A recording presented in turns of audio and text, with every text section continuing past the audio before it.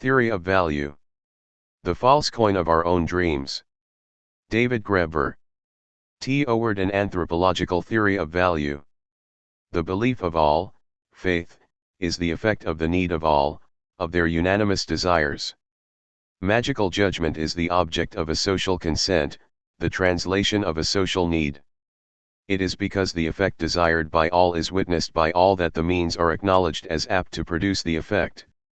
It is because they desired the healing of the feverish patients that sprinklings of cold water and sympathetic contact with a frog seemed to the Hindus who called on the Brahmins of the Atharvaveda sufficient antagonists to third or fourth degree fever.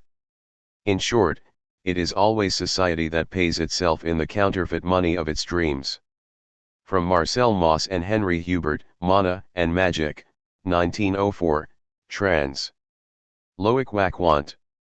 Acknowledgements. T feels a little silly writing acknowledgements for a book like this, an intellectual project at least 15 years in the making. The logical thing would perhaps be to thank everyone I've ever known, because you never know where your ideas really came from. There are two names though that I really ought to mention: my oldest friend, Stuart Rockefeller, an intellectual companion since high school, and New TLE, whose mind for the last 6 has touched everything mine has. Any idea you read in here might very well actually have been invented by one of them. In many cases, perhaps most, they are really joint projects that all 3 of us, and probably others, are equally responsible for. Except for the parts that are just dumb, I had nothing to do with those. Aside from that, I must acknowledge the professors and staff and students of the anthropology department of the University of Chicago when I was there, who produced an environment that actually encouraged people to think for themselves and experiment with ideas, something surprisingly rare in academia. My fellow workers at Graeber, my colleagues and students at Haverford, NYU, and Yale, and my comrades in the direct action movement here and abroad who give me hope for humanity, and with whom I have spent so many pleasant hours tearing down walls. Oh, and my parents, who made me who I am. And my brother Eric. And Christy Long, the best editor who ever lived, and everyone at Palgrave, except whoever it was who made me switch around the title. This page intentionally left blank.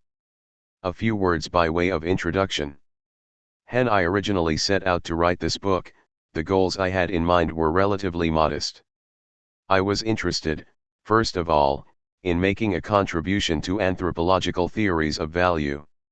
Many anthropologists have long felt we really should have a theory of value, that is, one that seeks to move from understanding how different cultures define the world in radically different ways, which anthropologists have always been good at describing, to how, at the same time, they define what is beautiful or worthwhile or important about it.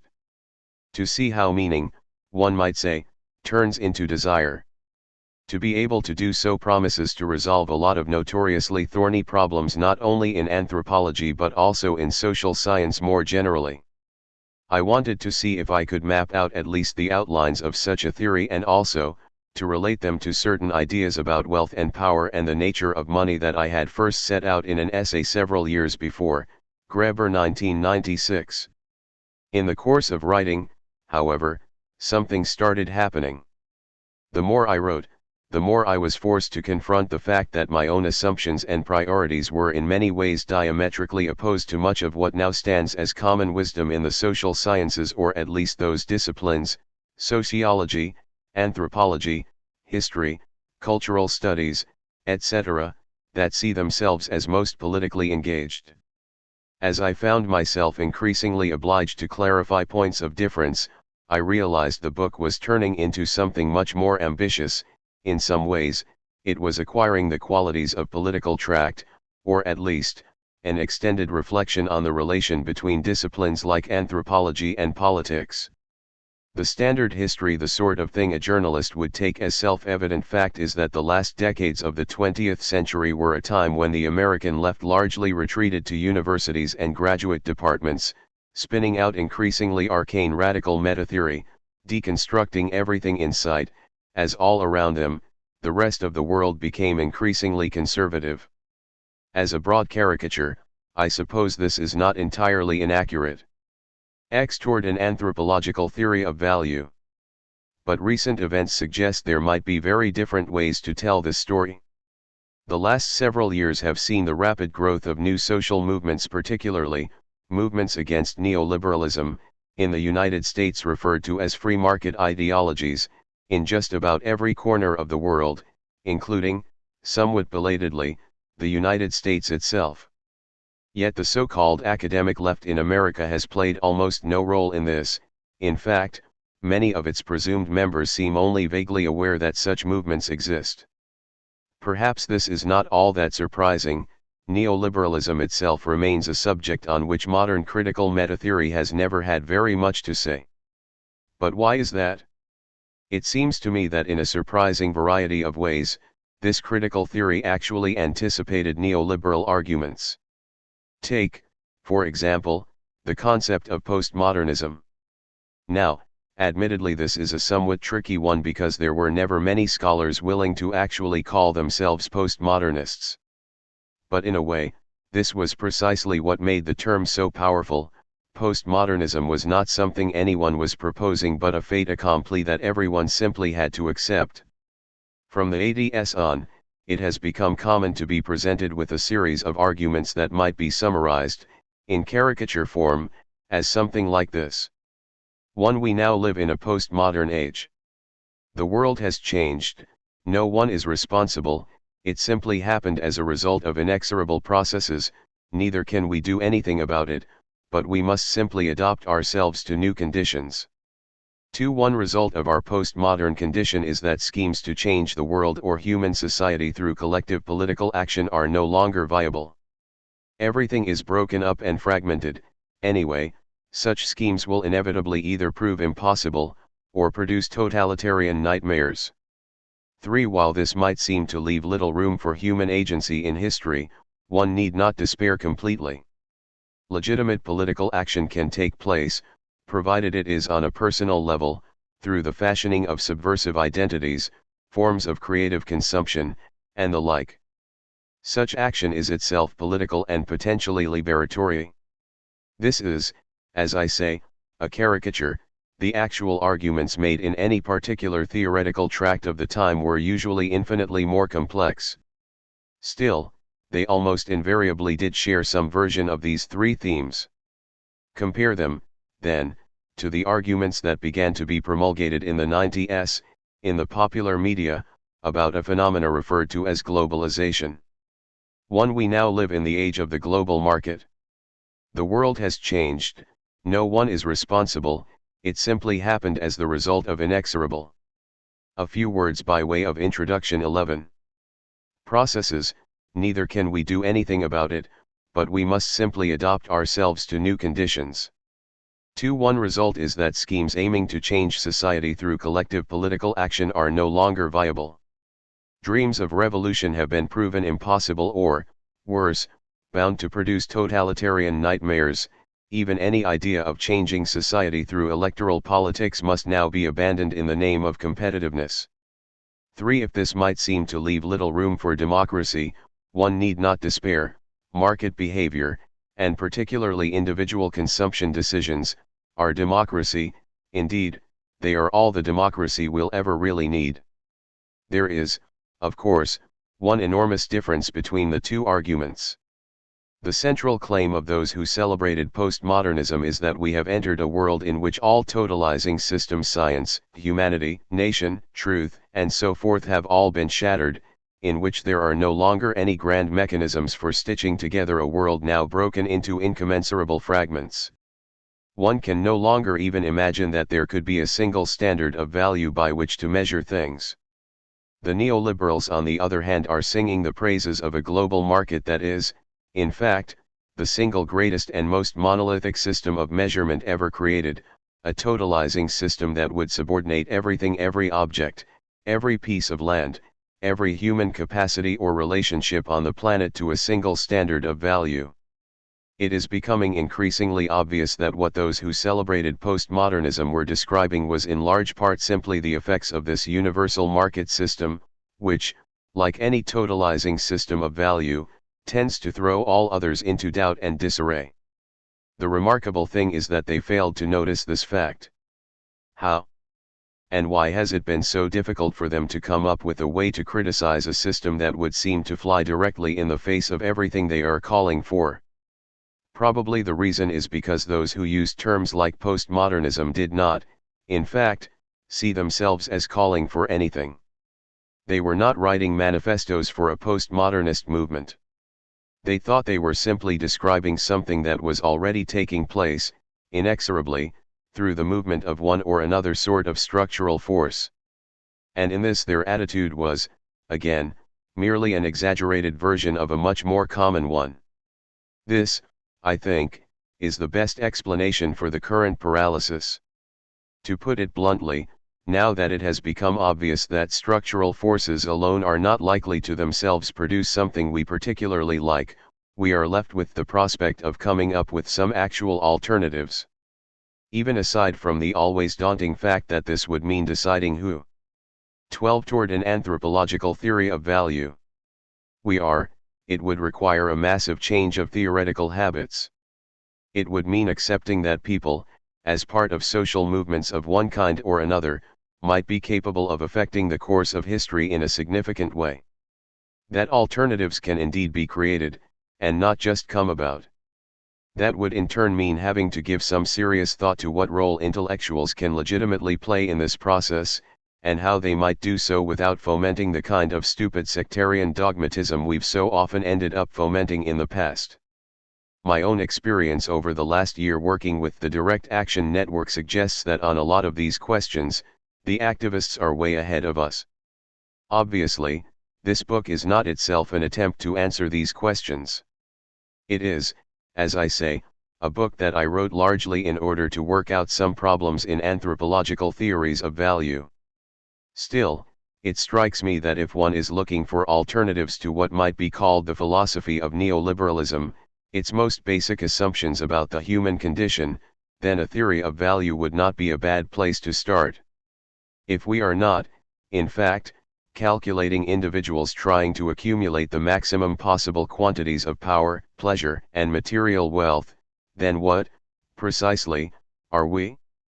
The first 3 chapters of the book are an effort to survey how social theorists have dealt with such questions in the past, the dead ends that they have tended to run into, and also, how many of most apparently innovative recent theorists have tended to recycle these same old dilemmas without, for the most part, realizing they were doing so. It ends with a suggestion for one possible way out, starting from what I call the Heraclitean tradition, one that sees what seem to us to be fixed objects as patterns of motion, and what seem to be fixed social structures as patternings of action. Value, I'll suggest, can best be seen in this light as the way in which actions become meaningful to the actor by being incorporated in some larger, social totality, even if in many cases the totality in question exists primarily in the actor's imagination. This argument turns on a rather idiosyncratic reading of the ideas of Karl Marx. The second half of the book focuses more on 2 themes, exchange and social creativity. It begins with an essay originally entitled Beads and Money, Notes Toward a Theory of Wealth and Power, Graeber 1996, which asks why it is that objects chosen as currencies, beads, shells, gold, silver, etc., so often consisted of things that were otherwise used only as objects of adornment. It goes on to explore several detailed ethnographic case studies, ranging from a chapter on wampum in the 17th century American Northeast, to a return to the French anthropologist Marcel Mauss. Famous examples of Trobriand, Maori, and Kwakiutl gift economies, and finally, some material drawn from my own work on magic and royal ritual in the Merina Kingdom in Madagascar. Over the course of it I try to tease out and further develop some of Mauss' less well-known ideas, and in Par. Introduction 13. Particular his belief in the role anthropology could play in the development of revolutionary theory. In many ways, Mauss serves as a perfect complement to Marx. While one dedicated himself to a thorough critique of capitalism, the other was ultimately interested in bringing the fruits of comparative ethnography, the only discipline capable of addressing the full range of human possibilities, to bear on envisioning possible alternatives to it. Each approach has its dangers if taken too far. If one takes up the Mausschian project with too much uncritical enthusiasm, one ends up with a naive relativism utterly blind to power. But if one is too rigorous and single-minded about one's critical project, one can easily slip into a view of social reality so cynical, of a world so utterly creased with power and domination, that it becomes impossible to imagine how anything could really change. And this is, I argue, precisely what began to happen when critical theory was pushed too far in the 70s and 80s, and opened the way for the neoliberal backlash to be found in so many strains of postmodernism. I did not write this book just for anthropologists. I like to think that it might be of some interest to social theorists in general, and in particular those currently struggling, like me, with how to relate theory to a sense of political engagement. In the final analysis, it is a plea, as the Zapatistas like to say, for humanity, and against neoliberalism, an attempt at least to begin to imagine what a humanistic social science, one that does not, in so doing, abandon everything that is genuinely valuable in the notion of science, might actually be like. This page intentionally left blank. Chapter 1z 3 Ways of Talking About Value. If one reads a lot of anthropology, it is hard to escape the impression that theories of value are all the rage of late. One certainly sees references to value and theories of value all the time, usually thrown out in such a way as to suggest there is a vast and probably very complicated literature lying behind them. Point 1 If one tries to track this literature down, however, one quickly runs into problems. In fact, it is extremely difficult to find a systematic theory of value anywhere in the recent literature, and it usually turns out to be very difficult to figure out what body of theory, if any, that any particular author who uses the term value is drawing on. Sometimes, one suspects it is this very ambiguity that makes the term so attractive. What I'd like to do in this chapter is offer some suggestions as to how this situation came about. I think it has something to do with the fact that anthropology has been caught in a kind of theoretical limbo. The great theoretical dilemmas of 20 years ago or so have never really been resolved, it's more like they were shrugged off. There is a general feeling that a theory of value would have been just the thing to resolve most of those dilemmas, but such a theory never really materialized, hence, perhaps, the habit of so many scholars acting as if one actually did exist. It will become easier to see why a theory of value should have seemed to hold such promise if one looks at the way the word value has been used in social theory in the past. There are, one might say, three large streams of thought that converge in the present term. These are: 1. Values in the sociological sense, conceptions of what is ultimately good, proper, or desirable in human life. 2. Value in the economic sense, the degree to which objects are desired, particularly, as measured by how much others are willing to give up to get them. 3. Value in the linguistic sense, which goes back to the structural linguistics of Ferdinand de Saussure, 1966, and might be most simply glossed as meaningful difference. When anthropologists nowadays speak of value, particularly, when they refer to value in the singular when one writing 20 years ago would have spoken of values in the plural, they are at the very least implying that the fact that all these things should be called by the same word is no coincidence. That ultimately, these are all refractions of the same thing. But if one reflects on it at all, this is a very challenging notion. It would mean, for instance, that when we talk about the meaning of a word, and when we talk about the meaning of life, we are not talking about utterly different things. And that both have something in common with the sale price of a refrigerator. Now, putting things this way raises obvious objections. A skeptic might reply, it may well be that all these concepts do have something in common, but if so, that something would have to be so utterly abstract and vague that pointing it out is simply meaningless. In which case the ambiguity really is the point. But I don't think this is so. In fact, If one looks back over the history of anthropological thought on each of the three sorts of value mentioned above, one finds that in almost every case, scholars trying to come up with a coherent theory of any one of them have ended up falling into terrible problems for lack of sufficient consideration of the other ones. Let me give a brief sketch of these histories, one at a time. Clyde Kluckhohn's Value Project. The theoretical analysis of values or systems of values is largely confined to philosophy, where it is called axiology, and sociology, where it is what one is free from when one is value-free. It is not as if anthropologists haven't always used the term. One can pick up a work of anthropology from almost any period and, if one flips through long enough, be almost certain to find at least one or two casual references to values. But anthropologists rarely made much of an effort to define it, let alone to make the analysis of values a part of anthropological theory. The one great exception was during the late 1940s and early 50s, when Clyde Kluckhohn and a team of allied scholars at Harvard embarked on a major effort to place the issue of values at the center of anthropology. Kluckhohn's project, in fact, was to redefine anthropology itself as the comparative study of values.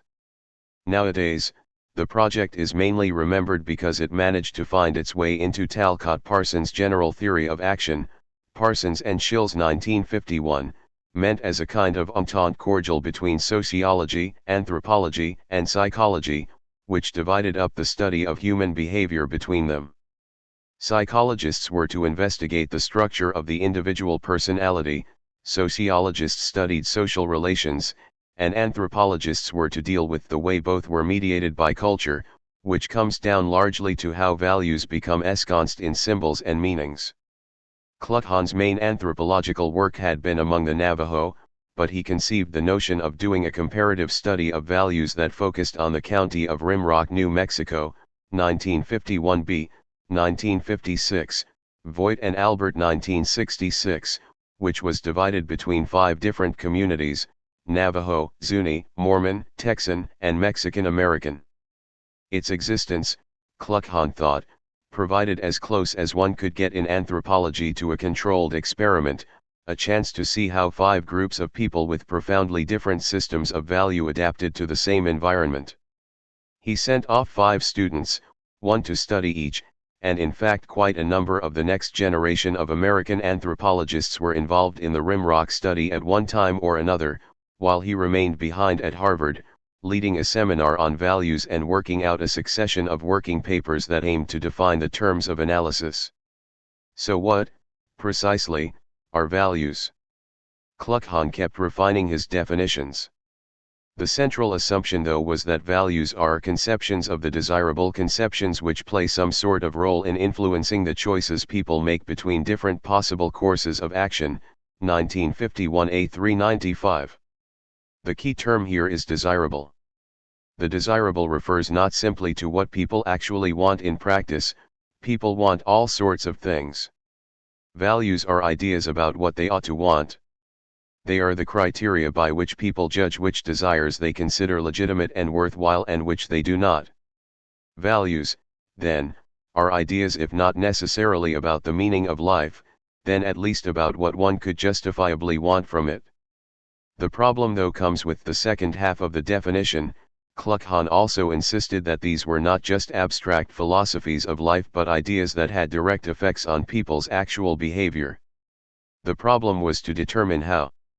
Of course, when one speaks of values in the traditional sense, this is not so difficult. By this I mean, in the sense in which one might say that the Navajo community in Rimrock places a high value on something it calls harmony, or the Texan, on something it calls success. Normally value analysis, such as it is, consists of identifying such terms and interpreting them, figuring out precisely what harmony or success means to the people in question, and placing these definitions in a larger cultural context. The problem though is that such terms tend to be highly idiosyncratic. Kluckhohn was interested in the systematic comparison of values. In order to compare such concepts, Kluckhohn and his disciples ended up having to create a second, less abstract level of what he called value orientations. These were assumptions about the ends and purposes of human existence, the nature of knowledge, what human beings have a right to expect from each other and the gods, about what constitutes fulfillment and frustration, Kluckhohn 1949:358, 59. In other words, value orientations mixed ideas of the desirable with assumptions about the nature of the world in which one had to act. The next step was to establish a basic list of existential questions, that presumably every culture had to answer in some way. Are human beings good or evil? Should their relations with nature be based on harmony, mastery, or subjugation? Should one's ultimate loyalties be to oneself, to a larger group, or to other individuals? Kluckhohn did come up with such a list, but he and his students found it very difficult to move from this super-refined level to the more mundane details of why people prefer to grow potatoes rather than rice or prefer to marry their cross cousins, the sort of everyday matters with which anthropologists normally concern themselves. At this point the story takes on something of the color of tragedy. Almost everyone involved felt that the Rimrock study was a failure. In writing up their conclusions, the field workers found it almost impossible to develop common terms. Even while Kluckhohn's disciples, notably philosopher Edith Albert, were continuing to pour out essays gushing with scientific confidence in the late 50s and early 60s, Kluckhohn himself seems to have spent the last years of his life plagued by a sense of frustration, an inability to find the breakthrough that would make a real, systematic comparative study of values possible, or anyway, to relate it properly to action. Albert 1956, 1968, Kluckhohn 1951a, 1961, F. Kluckhohn and Strodbeck 1961. It was all the more frustrating because Kluckhohn saw his project in many ways a last-ditch effort to rescue American anthropology from what almost everyone perceived as the theoretical doldrums. Where British anthropologists had always conceived their discipline as a branch of sociology, the North American school founded by Franz Boas had drawn on German culture theory to compare societies not primarily as ways of organizing relations between people but equally, as structures of thought and feeling. The assumption was always that there was, at the core of a culture, certain key patterns or symbols or themes that held everything together and that couldn't be reduced to pure individual psychology. The problem, to define precisely what this was and how one could get at it. One is left with a strange, rather contradictory picture, since this was also the time when Bayesian anthropology was at the height of its popular influence and academic authority, flush with Cold War money, at a time when their books were often read by ordinary Americans, but at the same time, was burdened with a growing feeling of intellectual bankruptcy. Kluckhohn's effort to reframe anthropology as the study of values could be seen as a last-ditch effort to salvage the Bayesian project. It is nowadays seen as yet another dead end. The consensus of those who even bother to talk about the episode, Edmondson 1973, Dumont 1982, though, is that there was nothing inherently wrong with the project itself, rather, it failed for the lack of an adequate theory of structure. Kluckhohn wanted to compare systems of ideas, but he had no theoretical model of how ideas fitted together as systems. In his last few years he became increasingly interested in the idea of borrowing models from linguistics, but the tools then available were simply not up to the challenge. His critics seem to imply that if he or his project had lasted a few more years, until structuralist models burst on the scene in the late 60s, everything might have been different.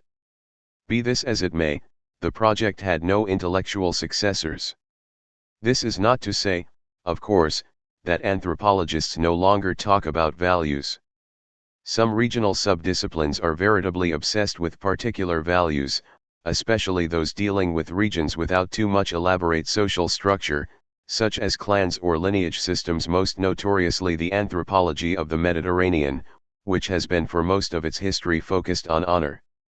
But there has been next to nothing on values in general. This is true even of scholars working in Kluckhohn's own intellectual tradition.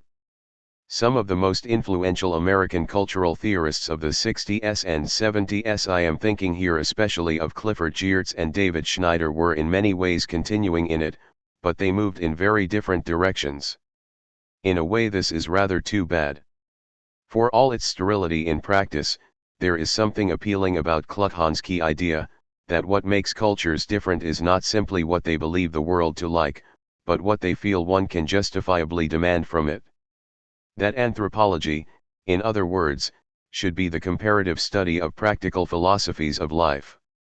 Actually, the closest parallel to it in the social sciences was probably Max Weber's comparative study of world religions, which also was concerned with delineating a limited number of possible ways for thinking about the meaning of human existence and then trying to understand the implications for social action of each. It's possible that his work may even be due for something of a revival. There have been some recent efforts, for example by Charles Knuckles, 1999, to integrate such value analysis with psychological approaches in anthropology. But for present purposes, the important thing is that the first great effort to come up with an anthropological theory of values ran most definitively aground, and that anthropological concerns with such issues started developing, in the 60s, in two opposite directions, one that looked to economics, the other, to linguistics. 2. The maximizing individual. Practically from the beginnings of modern anthropology, there have been efforts to apply the tools of microeconomics to the study of non-Western societies. There are several reasons it seemed an obvious thing to do. First, because, apart from linguistics, economics has always been the social science that could make the most plausible claim that what it was doing was anything like a natural science.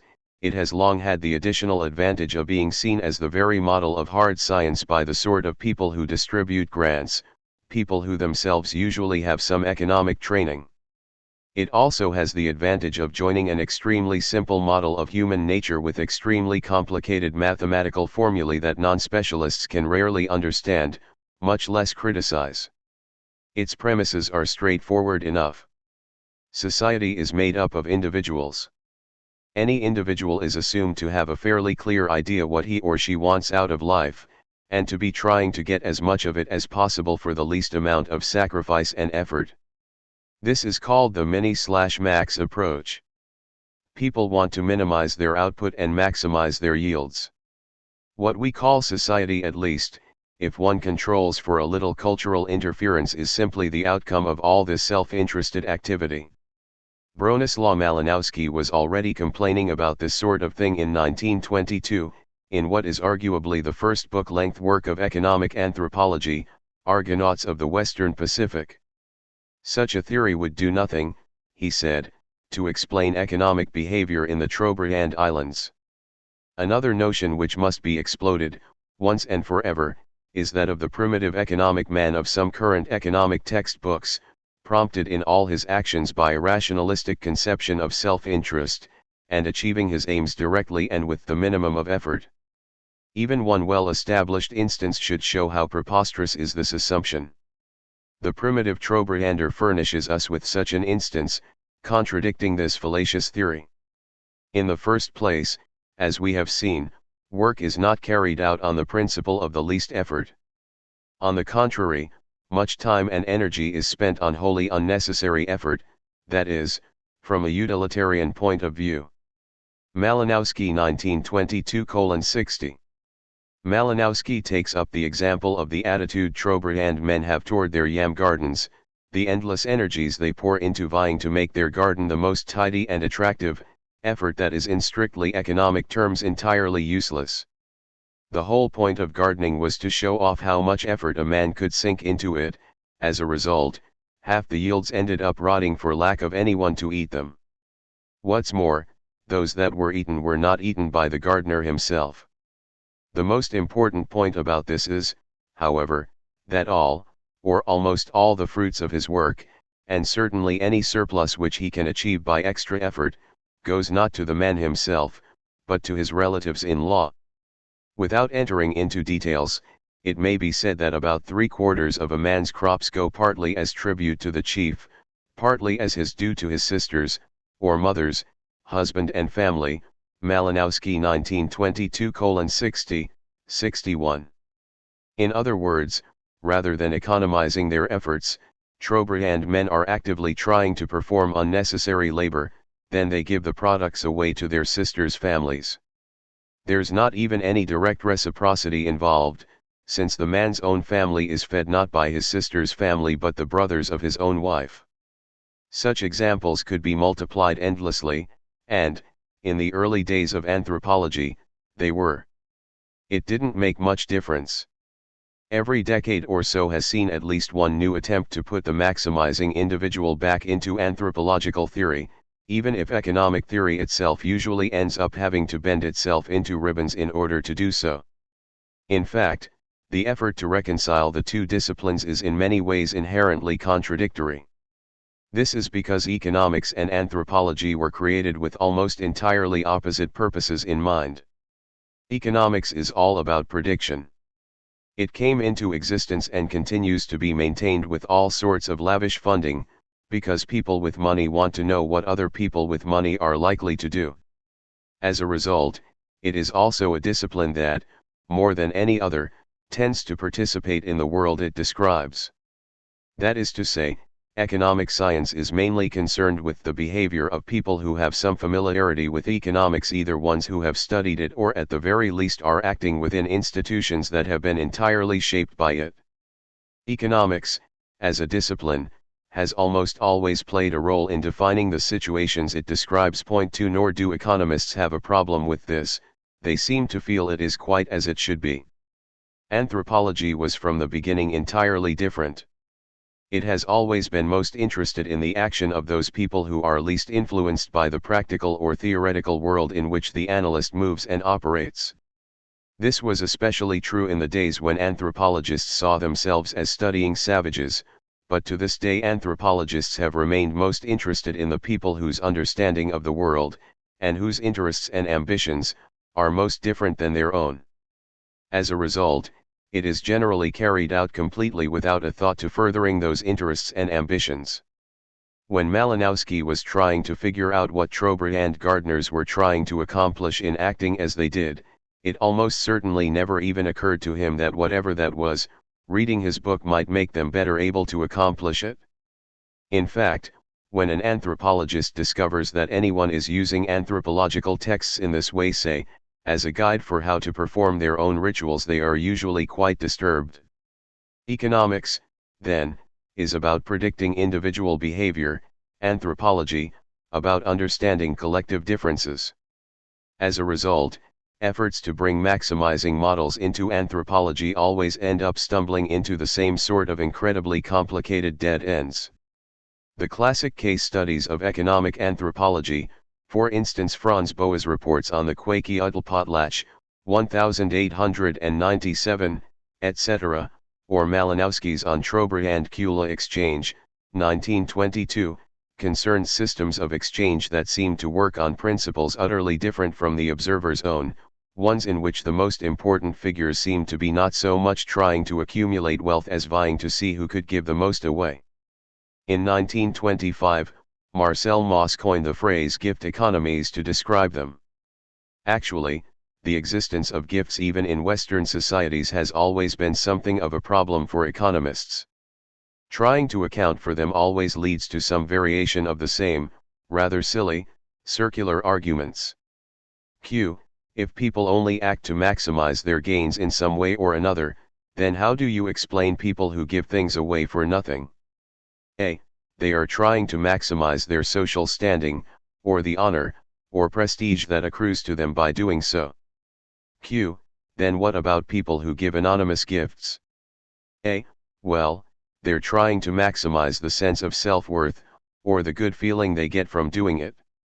And so on. If you are sufficiently determined, you can always identify something that people are trying to maximize. But if all maximizing models are really arguing is that people will always seek to maximize something, then they obviously can't predict anything, which means employing them can hardly be said to make anthropology more scientific. All they really add to analysis is a set of assumptions about human nature. The assumption, most of all, that no one ever does anything primarily out of concern for others, that whatever one does, one is only trying to get something out of it for oneself. In common English, there is a word for this attitude. It's called cynicism. Most of us try to avoid people who take it too much to heart. In economics, apparently, they call it science 3. Still, all these dead ends did produce one interesting side effect. In order to carry out such an economic analysis, one almost always ends up having to map out a series of values of something like the traditional sociological sense: power, prestige, moral purity, etc., and to define them as being on some level fundamentally similar to economic ones. This means that economic anthropologists do have to talk about values. But it also means they have to talk about them in a rather peculiar way. When one says that a person is choosing between having more money, more possessions, or more prestige, what one is really doing is taking an abstraction, prestige, and refying it, treating it as an object not fundamentally different in kind from jars of spaghetti sauce or ingots of pig iron. This is a peculiar operation, because in fact prestige is not an object that one can dispose of as one will, or even, really, consume. It is rather an attitude that exists in the minds of other people, for it can exist only within a web of social relations. Of course, one might argue that property is a social relation as well, reified in exactly the same way. When one buys a car, one is not really purchasing the right to use it so much as the right to prevent others from using it, or, to be even more precise, one is purchasing their recognition that one has a right to do so.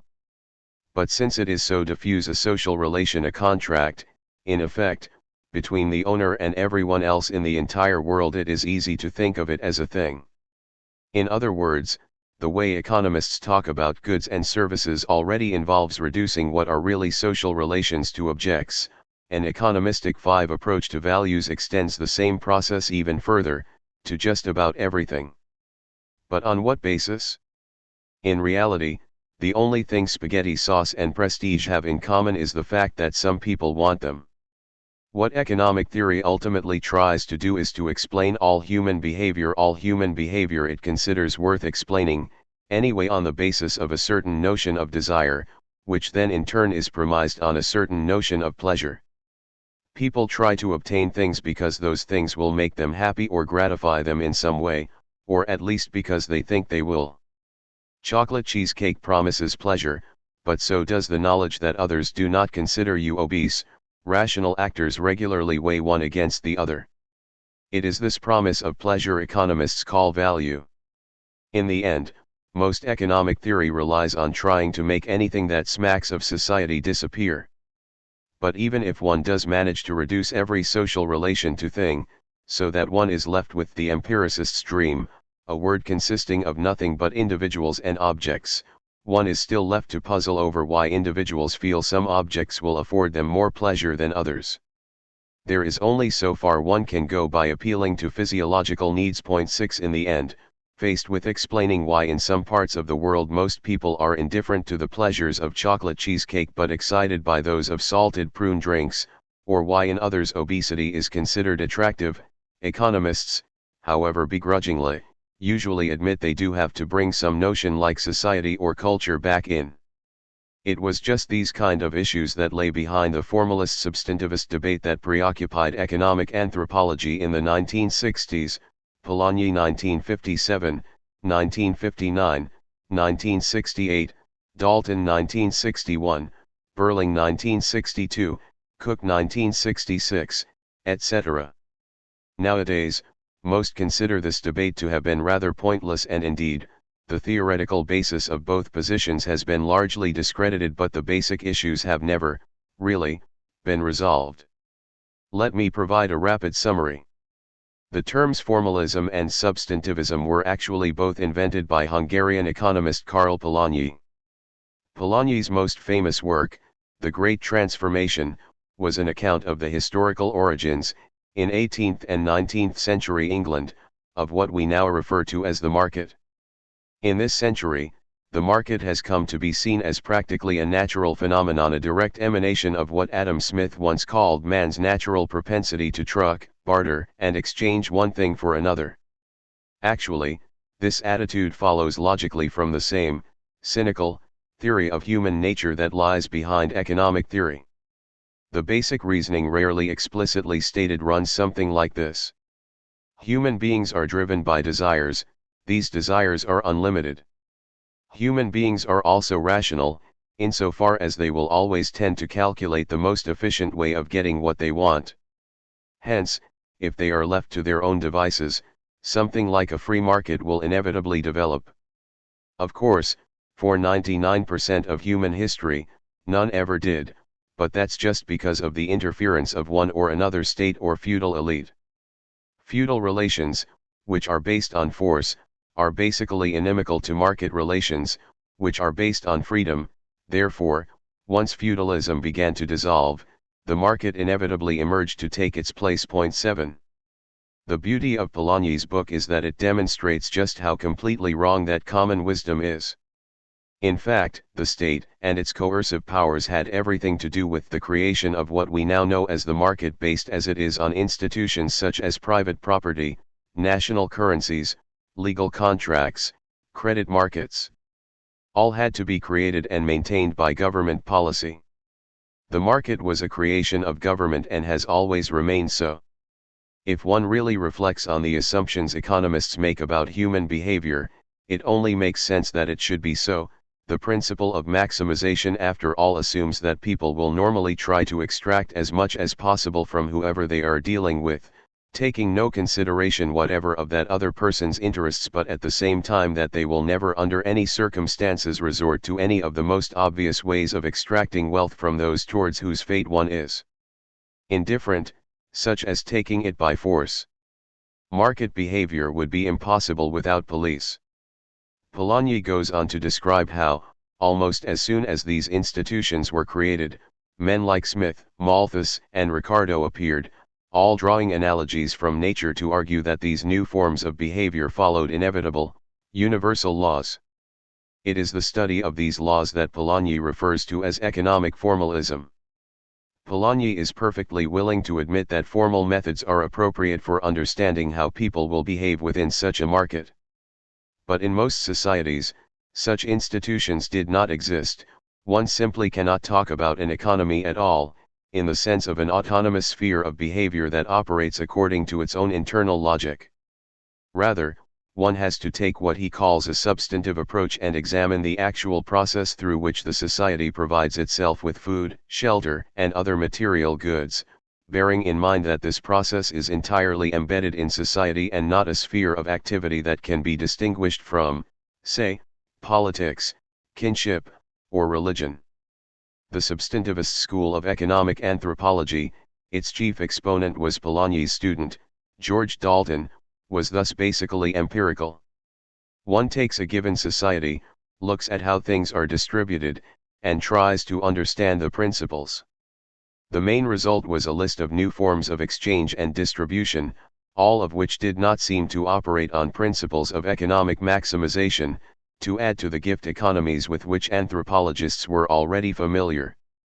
These included the notion of redistributive economies, the phenomena of ports of trade, neutral enclaves in which merchants of different countries could do business according to pre-established exchange rates, Polanyi, Arensberg, and Pearson 1957, the notion of spheres of exchange, Firth 1959, Bohannon 1955, 1959, Bohannon and Bohannon 1968, and Marshall Sahlins' spheres of sociability, Sahlins 1972.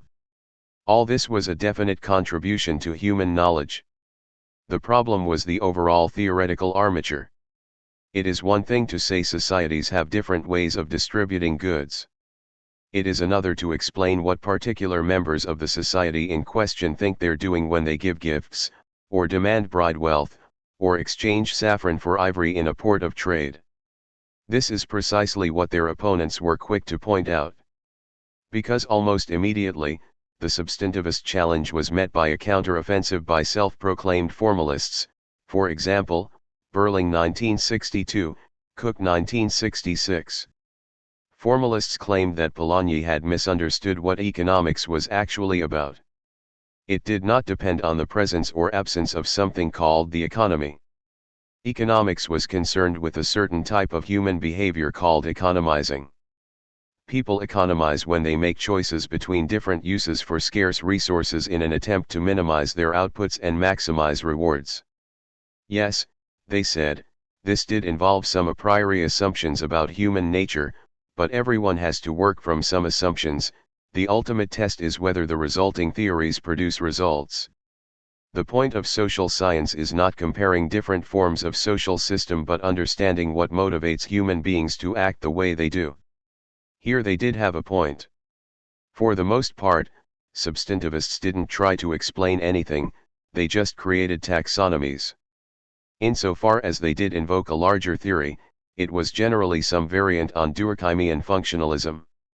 Where economists saw the shape of society largely as the outcome of individual decisions, functionalists represented society as an active force in its own right, even as something close to a conscious, purposive agent, though its only purpose seems to be a sort of animalistic self-preservation. For a Durkheimian, economic institutions can be seen as a means of social integration, one of the ways society creates a network of moral ties between what would otherwise be a chaotic mass of individuals, or, if not that, then at least the means by which society allocates resources. The obvious question is how society motivates people to do this. Without some theory of motivation, one is left with a picture of automatons mindlessly following whatever rules society lays down for them, which at the very least makes it difficult to understand how society could ever change. Of course, the formalists, as I have already noted, could not do much better. They were working with tools originally designed to predict individual behavior in a market setting. By twisting them around, they could sometimes predict the behavior of individuals in other cultures but not the values that motivated them, or, for that matter, the shape of society as a whole. At their most ambitious, a formalist might try to demonstrate how, if one starts with a collection of people living in, say, Baluchistan, and a scattershot collection of values, food, sex, prestige, not being tortured in hell for all eternity, etc., one could then show how the existing shape of Baluchi society emerged as the result of the strategies people adopted to secure them. This is pretty much what Frederick Barth proposed anthropologists should do, calling his approach transactionalism, 1966, cf. Kapferer 1976. Transactionalism was probably the most ambitious attempt to apply the principles of formal economics to anthropology, and it caused something of a stir in the late 1960s. The obvious question, though, was even if it was possible to create a model that would thus generate the entire Baluchi lineage system or the structure of a West African kingdom from the right collection of values, what would be the point? What would one then know that one had not known before one started? The result would not even be an historical reconstruction, but a purely logical model that need have nothing to do with the actual historical origins of the societies in question. Most anthropologists nowadays would wonder what the point is in even going into all this. The substantivist-formalist debate is considered definitively passé. But there is a point. It seems to me that these basic issues have never been resolved. Those who start by looking at society as a whole are left, like the substantivists, trying to explain how people are motivated to reproduce society. Those who start by looking at individual desires end up, like the formalists, unable to explain why people chose to maximize some things and not others, or otherwise to account for questions of meaning.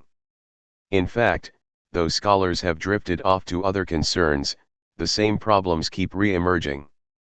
As we shall see, a lot of what passes for the newest and most refreshing post-structural theory nowadays is largely warmed over transactionalism, minus the fancy economic formulae, with some even fancier linguistic formulae pasted on instead. 3. Structuralism and linguistic value. Linguists have long been in the habit of speaking of the meaning of a word as its value. From quite early in the history of anthropology, there have been efforts to connect this usage to other sorts of value. One of the most interesting can be found in Evans Pritchard's The Newer, 1940:135, 38, a discussion of the value of the word "sien," or home. For a newer, Evans Pritchard notes, the value of this word varies with context. A speaker can use it to refer to one's house, one's village, one's territory, even, when speaking to a foreigner, Newerland as a whole. But it is more than a word. The notion of home, on any of these levels, also carries a certain emotional load. It implies a sense of loyalty, and that can translate into political action. Home is the place one defends against outsiders. So we are talking about value in the sociological, values sense as well. Values, Evans Pritchard says, are embodied in words through which they influence behavior, 135. Or, alternatively, the notion of home, when it serves to determine who one considers a friend, and who an enemy, in the case of potential blood feuds, becomes a political value as well. Note here how value slips back and from meaning to something more like importance. One's home is essential to one's sense of oneself, one's allegiances, what one cares about most in life. This was a fascinating start, but it never really went anywhere. When a contemporary anthropologist speaks of the value of words, instead, they are almost invariably referring back to the ideas of Ferdinand de Saussure, founder of modern, structural linguistics. In his course of General Linguistics, 1916-1966, Saussure argued that one could indeed speak of any word as having a value, but that this value was essentially negative. By this he meant that words take on meaning only by contrast with other words in the same language. Take for example the word red. One cannot define its meaning, or value, in any given language, without knowing all the other color terms in the same language, that is, without knowing all the colors that it is not. We might translate a word in some African language as red, but its meaning, or value, would not be the same as the English red if, say, that other language does not have a word for brown. People in that language might then be in the habit of referring to trees as red. The most precise definition of the English red, then, would be, the color that is not blue, not yellow, not brown, etc.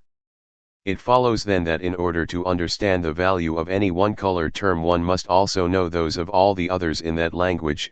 The meaning of a term is its place in the total system. 8 Saussure's arguments of course had an enormous impact on anthropology, and were the most important influence on the rise of structuralism, which took off from Saussure's suggestion that all systems of meaning are organized on the same principles as a language, so that technically, linguistics should be.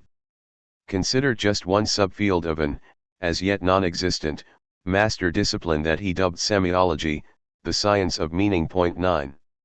As these examples suggest, Saussure's approach was more about vocabulary than grammar, more about nouns and adjectives than verbs. It was concerned with the objects of human action more than with the actions themselves. Not surprising, then, that those who tried to follow Saussure's lead and actually create this non-existent science tended to be most successful when exploring the meaning of physical objects. Barthes 1967, Baudrillard 1968, Solons 1976.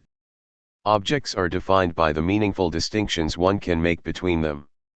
To understand the meaning, value, of an object, then, one must understand its place in a larger system. Just as the value of red is determined negatively, by all the other colors it is not, if one were to analyze the meaning of, say, a turtleneck worn underneath one's jacket, one must examine the full set of other things one person might be wearing. That is, wearing a turtleneck means that one is not wearing a shirt and tie beneath one's jacket, but that neither is one wearing a t-shirt, or nothing at all.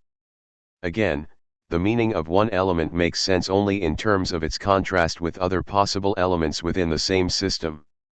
This is a crucial consideration, because it means nothing can be analyzed in isolation. In order to understand any one object, one must first identify some kind of total system. This became the trademark of structuralism. The point of analysis was always to discover the hidden code, or symbolic system, which, language-like, tied everything together.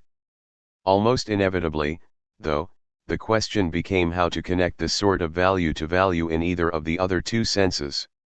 In the early days, when structuralism was a new idea that seemed to offer resolutions for almost any outstanding problem in social theory, it seemed self-evident that it should be possible to do so.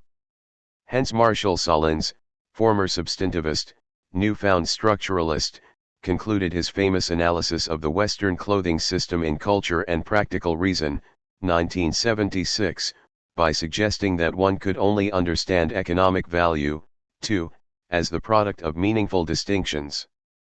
To understand why people want to buy things, he said, we have to understand the place that thing has in a larger code of meaning.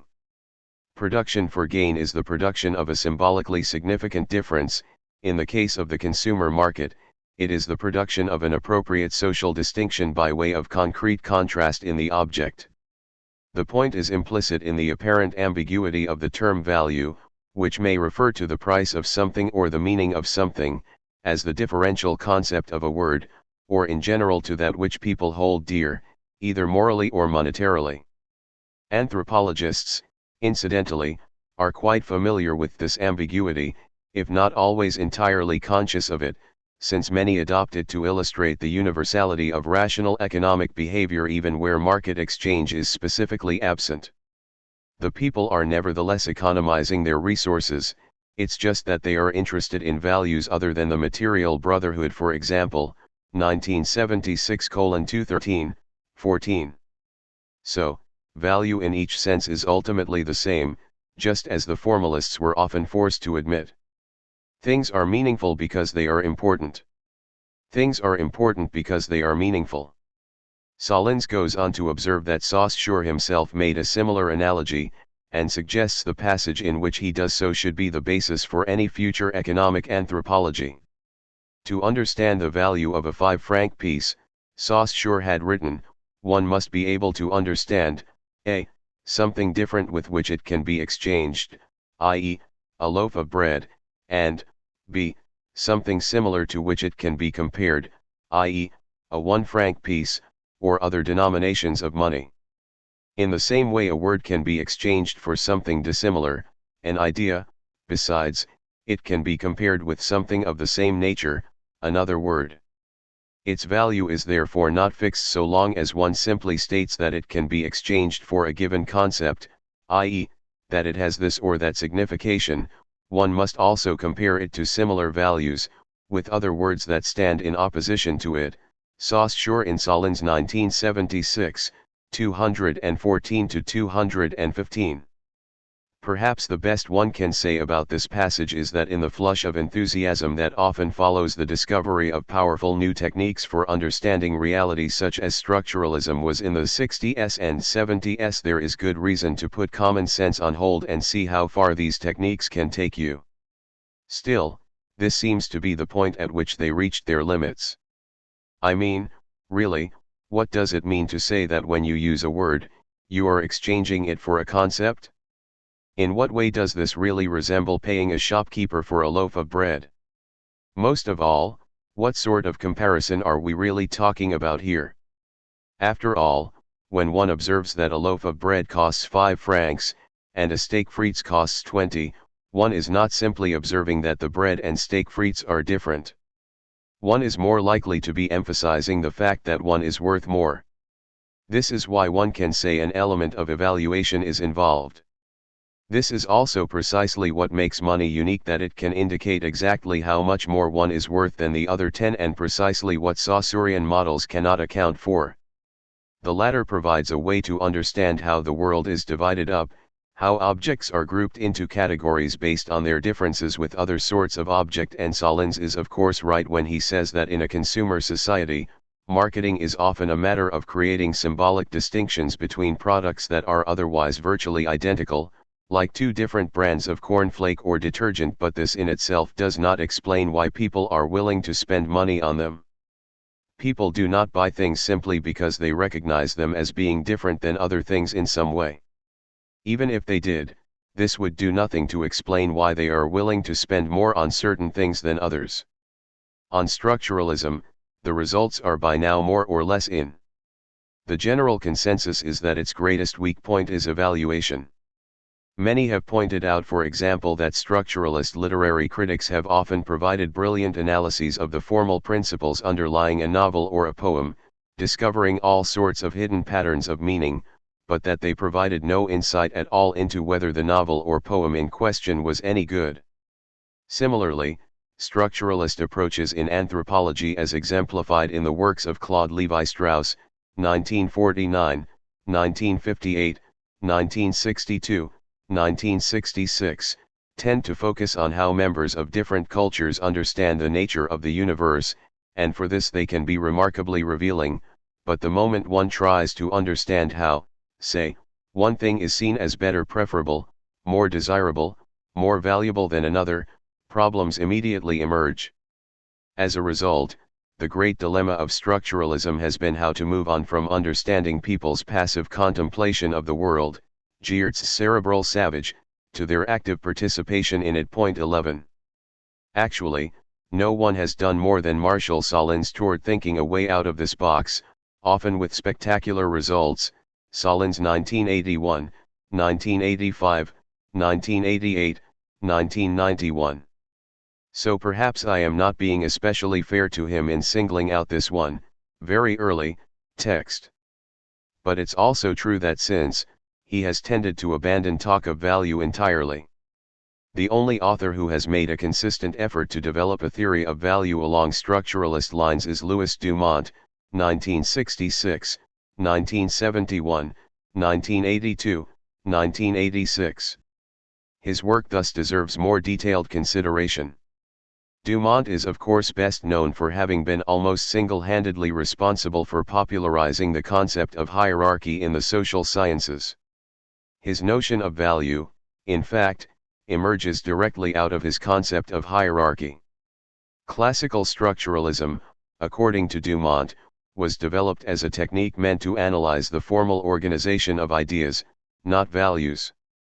Carrying out a structural analysis means, first, identifying certain key conceptual oppositions, raw/cooked, pure/impure, masculine/feminine, consanguinity/affinity, etc., and then mapping out how these relate to one another, say, within a series of myths or rituals, or perhaps an entire social system.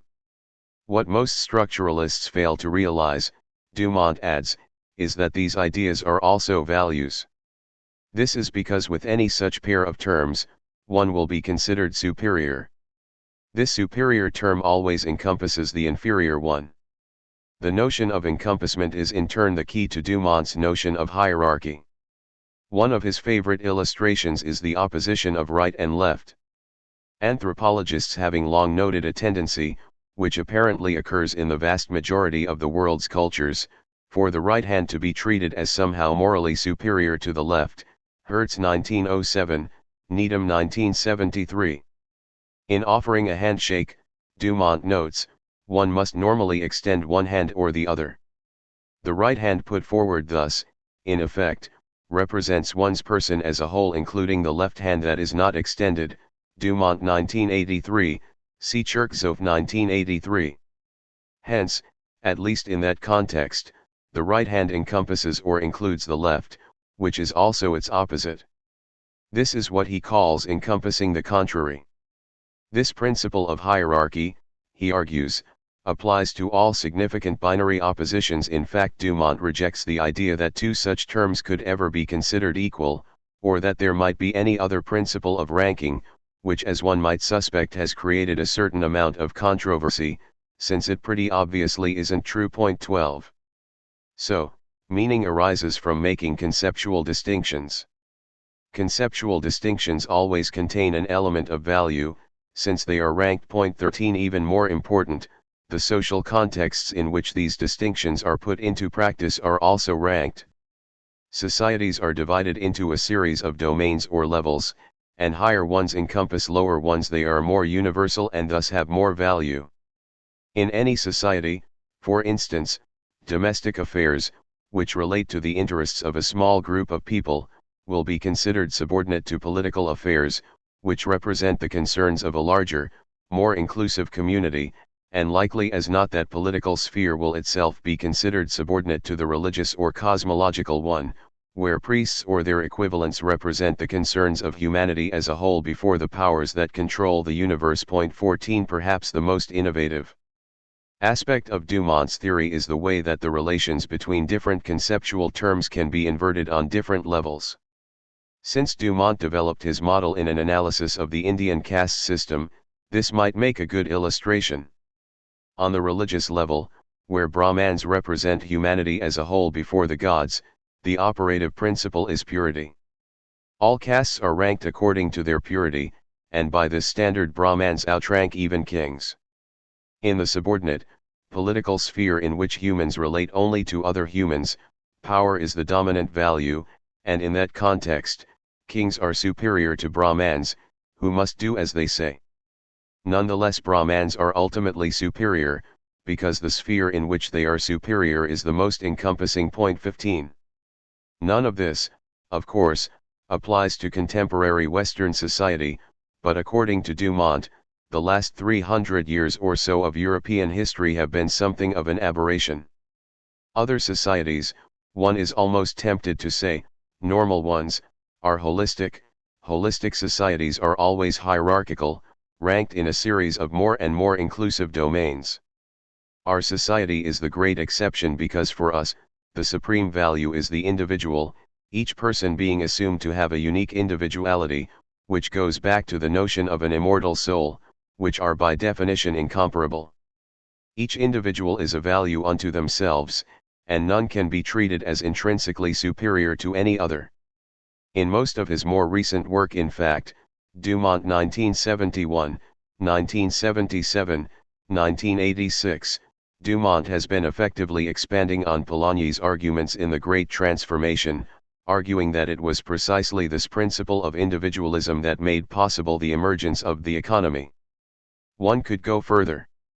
In France, there is by now a Dumontian school of anthropology, largely made up of his devoted students, and its approach to traditional, non-Western societies, normal, hierarchical ones that is in many aspects a new form of substantivism.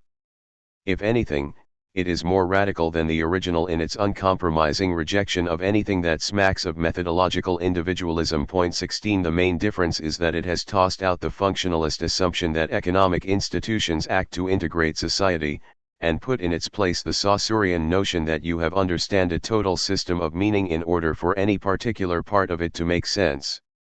Either way, it means that the first step in analysis is to identify some totality.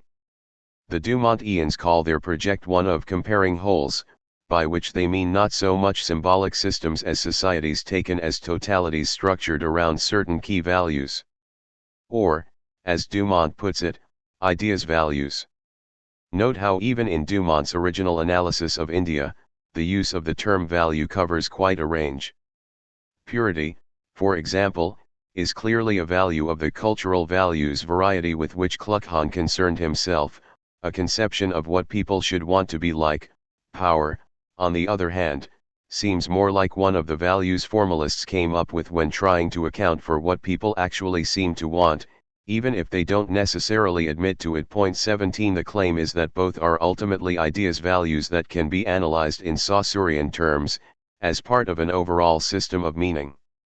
The best illustration of how all this works itself out in practice can be found in a book called Of Relations and the Dead, 1994, co-written by four of Dumont's students, Daniel de Coppet, who worked among the Aru in the Solomon Islands, 1969, 1970, 1982, 1985, 1992, Cecile Barad in the Moluccan village of Tainbaravof, 1979, Andre Itianu among the Orokiva of Papua New Guinea, 1983a, 1983b, 1990, and Robert Jamis among the Berbers of the Moroccan Rif. The idea of the book is to compare each society as a total system. In every case, the societies turn out to be structured around two or three key values. The highest is the one that defines its members' place in the cosmos as a whole. So among Jamis Berbers, while important men spend much of their time defending and increasing their honor through various forms of aggressive exchange, ranging from dramatic gift-giving to the exchange of violence in blood feuds, honor is not the highest value. The highest is baraka, which can roughly be translated divine grace and is immanent in the holy men who resolve feuds and generally mediate human relations with God. In Barad's Moluccan village, life is taken up in a series of marital exchanges, but this takes place on what is ultimately a lower level of value called heritage roughly, island society in relation to its own divine ancestors, while the most important level is that of lore, or law, in which the society of both living and dead is bound to other societies. The two Melanesian cases are even more complicated, since the values are not named. The authors make the interesting, and profoundly structuralist, suggestion that key values receive names only when a society is aware that other societies with different values exist. When it does not, members of that society will not distinguish the nature of their social order from the nature of the cosmos as a whole, and the values are seen as inhering in the very fabric of reality. Among the Aru, for example, the three key values are embodied in three basic constituents of every human being: body, breath, and ancestral image. The last is the only element to survive a person's death. These in turn correspond to the three most important objects of exchange: taro, pork, and shell money. According to de Coppet, Aru ritual life is largely made up of an intricate web of exchanges, in which taro, pork, and shell money change hands as a way of building up and breaking down human personae, creating new ones with marriages or dissolving them in funerals, and, on the highest level, reproducing the relations between human beings and their ancestors.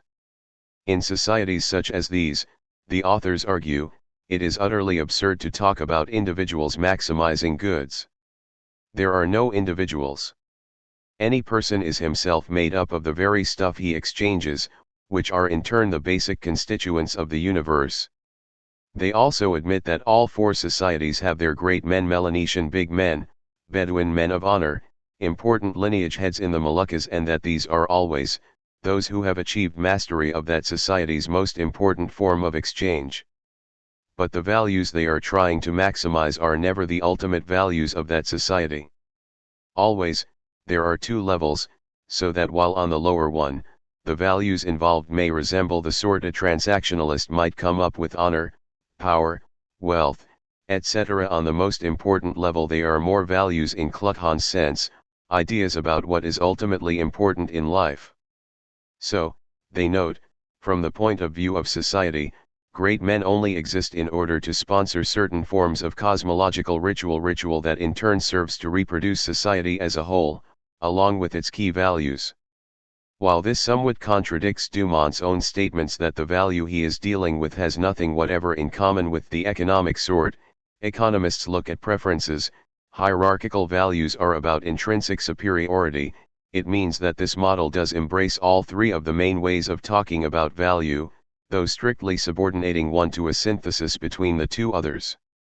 As for why great men perform these rituals, well, this is not for the purpose of self-aggrandizement, but simply because they believe it is the right thing to do. More than any other approach, the Dumontians provide the promise of a grand synthesis of theories of value in their case, through a sort of supercharged substantivism. The question, at what cost? In order to do so, they have had to make a strict division between modern societies, in which people are individuals and seek economic values, and holistic ones, in which they do not. Hence there is a fundamental break between the sort of society in which most anthropologists live and the sort they study. Second, they reintroduce all the notorious problems of functionalism. For example, to speak of societies as wholes does seem to imply there are clear borders between them, and they exist in relative isolation. Point 18. Examining history shows this is very rarely the case. Even more, it becomes almost impossible to see how these societies can ever change. In fact, one of Dumont's most notorious arguments is that the Indian caste system cannot, by definition, change.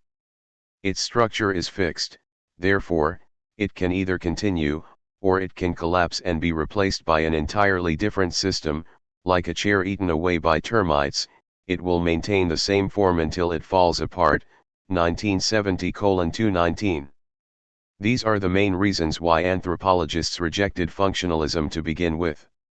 Conclusions.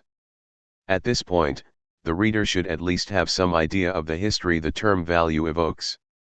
It is a term that suggests the possibility of resolving ongoing theoretical dilemmas, particularly of overcoming the difference between what one might call top-down and bottom-up perspectives, between theories that start from a certain notion of social structure, or social order, or some other totalizing notion, and theories that start from individual motivation.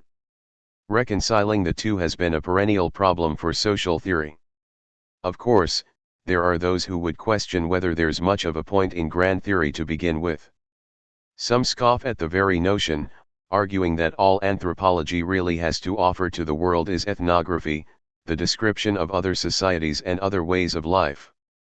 There is no doubt that this is a very important part of what we do, keeping a record, one might say, of cultural and social differences, a compendium of what being human has meant, in different times and places, and hence, perhaps of human possibilities. It is hard to deny that if anyone is reading our books, say, 200 years from now, this is what they're most likely to be looking for. The conventional reply is that every ethnography always implies a theory. Since even the most apparently bland and factual descriptions turn out to be based on all sorts of a priori assumptions about what is important and relevant, and these, on what human beings, or human society, are fundamentally about, the real choice then is between thinking about such questions explicitly, or leaving them implicit, in which case, one will inevitably end up drawing on one's own culture's unstated folk beliefs. The usual result is one or another sort of economism. And the more one deals with human motivations, the more of a problem this becomes. A more recent variant of this attitude, that it's the grand part of grand theory that's objectionable, has, as we'll see in the next chapter, resulted in much the same problems. Economics, of course, has a very clear notion of what it is trying to do, and of what constitutes a successful analysis. Does it or does it not predict what happens? One way to look at the history of anthropological theory is to ask the same question. What is it anthropologists in any given period were trying to figure out? The discipline has clearly gone through stages in this regard. At all stages one gathered data. But for a 19th century evolutionist, for instance, the point of gathering the data about a particular society was to determine where it stands in a grand historical series, and to discover how its existence might reveal something about the universal history of mankind. For a functionalist, it was a matter of showing how a given practice or institution contributed to social stability, which did carry with it the tacit but rarely stated assumption that without such institutions society would collapse into some kind of Hobbesian chaos. For a structuralist, the point of analysis was to show how social forms were made up of symbolic elements that hang together as a total system of meaning. For all, however, the ultimate point was the same, to delineate some kind of logically coherent system, which meant moving away from individual action and, in doing so, left the empty space into which economistic theories were always trying to crawl. By the early ADS, there was a general consensus that this was the great problem of the day, how to come up with a dynamic theory of structuralism, one that could account for the vagaries of human action, creativity, and change. The way it was usually phrased was as a matter of moving from langue to parole, from language, the code of meaning, however conceived, to speech. It was at this point that value really came to the forefront of intellectual debate. For reasons that should be obvious by now, a theory of value seemed to be just what was needed to bridge the gap, to bring together society and human purposes, to move from meaning to desire. It is interesting that in these arguments, virtually no one mentioned the legacy of Kluckhohn. His work was considered definitively outdated. If anything, this shows the extent to which structuralism really has come to set the terms of debate. However primitive the models Kluckhohn actually produced, he did at least open up the possibility of looking at cultures as not just different ways of perceiving the world, but as different ways of imagining what life ought to be like, as moral projects, one might say. This was so far from the approaches most theorists were starting from that it seemed utterly irrelevant. Anyway, all this perhaps provides an explanation for both the continued popularity of the term value, and the lack of a concrete theory behind it. Anthropology didn't really resolve the dilemmas of the early ADS. For the most part, it just skipped over them. The discipline moved on to other issues, concerning the politics of ethnographic fieldwork, memory, the body, transnationalism, and so forth. Structuralism faded out of prominence, then gradually came to seem ridiculous. Theories that concentrated on power, Foucault, or practice, Bourdieu, largely replaced it. There was, and is, a general feeling that the debate was over. Hence, the tendency to act as if such a theory does, in fact, exist. As we will see in the next chapter, though, most of the new theories that seem to have made the old arguments irrelevant are, at least in many of their aspects, little more than retooled versions of the same old thing. Nor do I think that ignoring the problem is necessarily the best way to make it go away. Chapter 2: Current Directions in Exchange Theory. So far, I've described how the term value held out the promise of resolving some of the outstanding theoretical problems in anthropology, notably the clash between functionalism and economism, which took its clearest and most vitriolic form in the arguments between formalists and substantivists in the 1960s. I've also suggested that, common wisdom to the contrary, these issues are not really all that dead. At the same time that Dumont's school has been leading an explicit effort to revive something along the lines of Polanyi's substantivism, many post-structuralists, usually much less explicitly, have ended up reproducing most of the same assumptions about the world as economic formalism. A brief survey of the current state of exchange theories should help make clear how much the same old dilemmas keep spinning endlessly around. In this chapter, then, I'm going to take that history up to the present, and provide at least a brief summary of the main existing theories of value. I'll start with a brief account of the rise of Marxism and critical theory, then consider the return of economizing models. My main examples will be Pierre Bourdieu and Arjun Apaturi, and, after a glance at the work of Margaret Wiener, a more detailed consideration of an alternative approach, which I'll call neo-Mauchian, which has come to its most brilliant fruition in the works of Marilyn Strathern, but which in many ways is simply a revival of the Saussurean approach. The Marxist moment and its aftermath. If in the 1960s the most spectacular arguments were between formalists and substantivists, by the 70s, the great debate was between structuralists and Marxists. Since both sides introduced some radically different perspectives into anthropology, it is perhaps not all that surprising that both sides assumed older debates were simply irrelevant. For most of this century, there was no such thing as Marxist anthropology. This was because if one wanted to be an orthodox Marxist, one had to stick to the evolutionary scheme developed by Morgan and Engels in the middle of the 19th century, which held that all societies must pass through a fixed series of stages, from primitive matriarchy to patriarchy, slavery, feudalism, and so on, in strict order of succession. Since it soon became apparent that this was not true, anthropologists with Marxist sympathies were left with the choice of either violating the party line, or writing nonsense. Most avoided introducing Marxist theory into their work at all, usually a good idea anyway in pre-war Western universities, where Marxists were often persecuted. The real break only came in the 1960s, when Louis Althusser, in France, developed an even more important, managed to legitimate a more flexible set of terms, centering on the idea of a mode of production. Marxist anthropology suddenly became possible. 1. The groundwork was laid by French anthropologists like Claude Malissou and Maurice Godelier, but their ideas soon spread to England and America as well. The most important thing Marxist approaches introduced was a focus on production. From a Marxist perspective, both formalists and substantivists had entirely missed the point, because all their debates had been about distribution and exchange.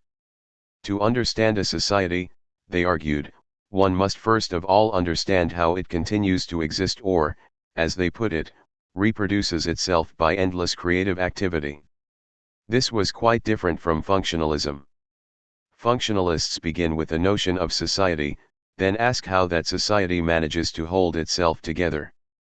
Marxists start by asking how what we call society is continually being recreated through various sorts of productive action, and how a society's most basic forms of exploitation and inequality are thus rooted in the social relations through which people do so. This has obvious advantages.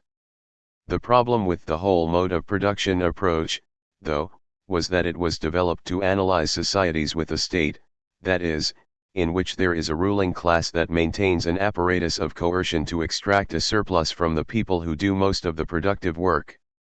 Most of the real triumphs of the MOP approach I am thinking, for example, of Perry Anderson's magisterial passages from Antiquity to Feudalism, 1974a, and Lineages of the Absolutist State, 1974b, deal with outlining the history of different modes of production, many of which can coexist in a given society, the way in which the dominant one provides the basis for a ruling class whose interests are protected by the state, the way that modes of production contain fundamental contradictions. That will, at least in most cases, ultimately drive them to turn into something else. Once one turns to societies without a state, it's not clear how any of these concepts are to be applied. One thing Marxism did introduce was a series of powerful analytical terms: exploitation, fetishism, appropriation, reproduction. That everyone agreed Marx himself had used brilliantly in his analysis of capitalism, but that no one was quite sure how to apply outside it. Different scholars would use these terms in very different ways and then would often end up quarreling, quoting canonical texts at each other, arguing over what Marx had really meant in them. This tendency, and the specialized jargon itself, quickly gave Marxism a somewhat hermetic quality that played a large part in limiting its appeal to outsiders. After a fairly brief spurt of interest in the 70s, Marxism in anthropology, at least in the English-speaking world, too soon found its place mainly as a technique for understanding capitalism itself and the different ways in which indigenous people have come into relation with it. All this might make it seem that Marxism has not had an enormous impact on anthropology. But this is true only in the most superficial, institutional sense. In a deeper one, its influence was overwhelming. This is because Marxism in many ways became the inspiration for a whole series of new approaches. I'll refer to them, for shorthand purposes, as critical theory, that beginning in the 1960s transformed most anthropologists' ideas about what their discipline was ultimately about. For most of this century, anthropology has been determinately relativistic. Since the time of Boas, it had become almost an item of faith that moral judgments had no place in it. Since cultural standards were ultimately arbitrary, who were we to apply Western standards to people who did not share them? Marxism was obviously nothing if not critical, but it also took those very Western cultural standards as the ground of everything it wished to criticize. It had been developed as a technique for exposing the workings of a system of inequality and injustice within the analyst's own society, so as to contribute to the dissolution of that society, and the creation of a radically different one.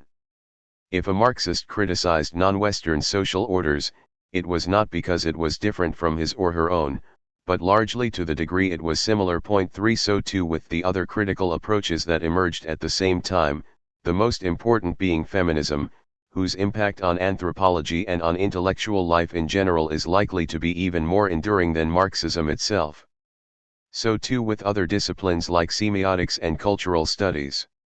All were part of a broad left turn in academic life that probably peaked in the late 70s, just before politics everywhere started veering to the right, but that permanently altered the basic terms of intellectual debate, ensuring that most academics now think of themselves as political radicals, even if as time has gone on it has reduced many to producing what seem like ever more fervent position papers for a broader political movement that does not, in fact, exist.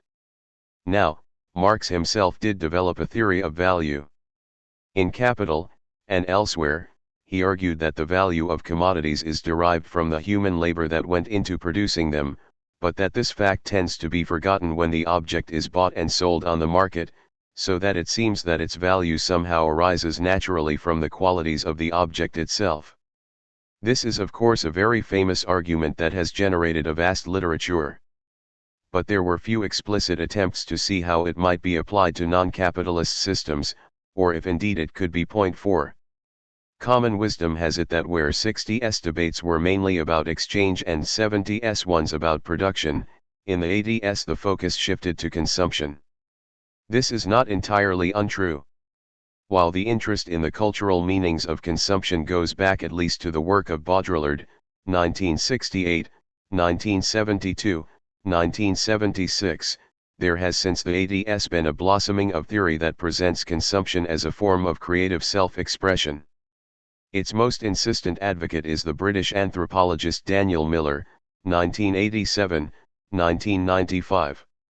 Actually, Salin's work on commodities stands at the beginnings of the same tradition, and insofar as such people deal with value as an issue, they do so largely in the same sense of a Saussurean code. But this same period has also seen the emergence of at least two approaches to exchange, both, in their own ways, rising in reaction to Marxism. The one that generally accompanies the creative consumption literature is a kind of curious revival of economic formalism, though now, with pretensions to science largely stripped away.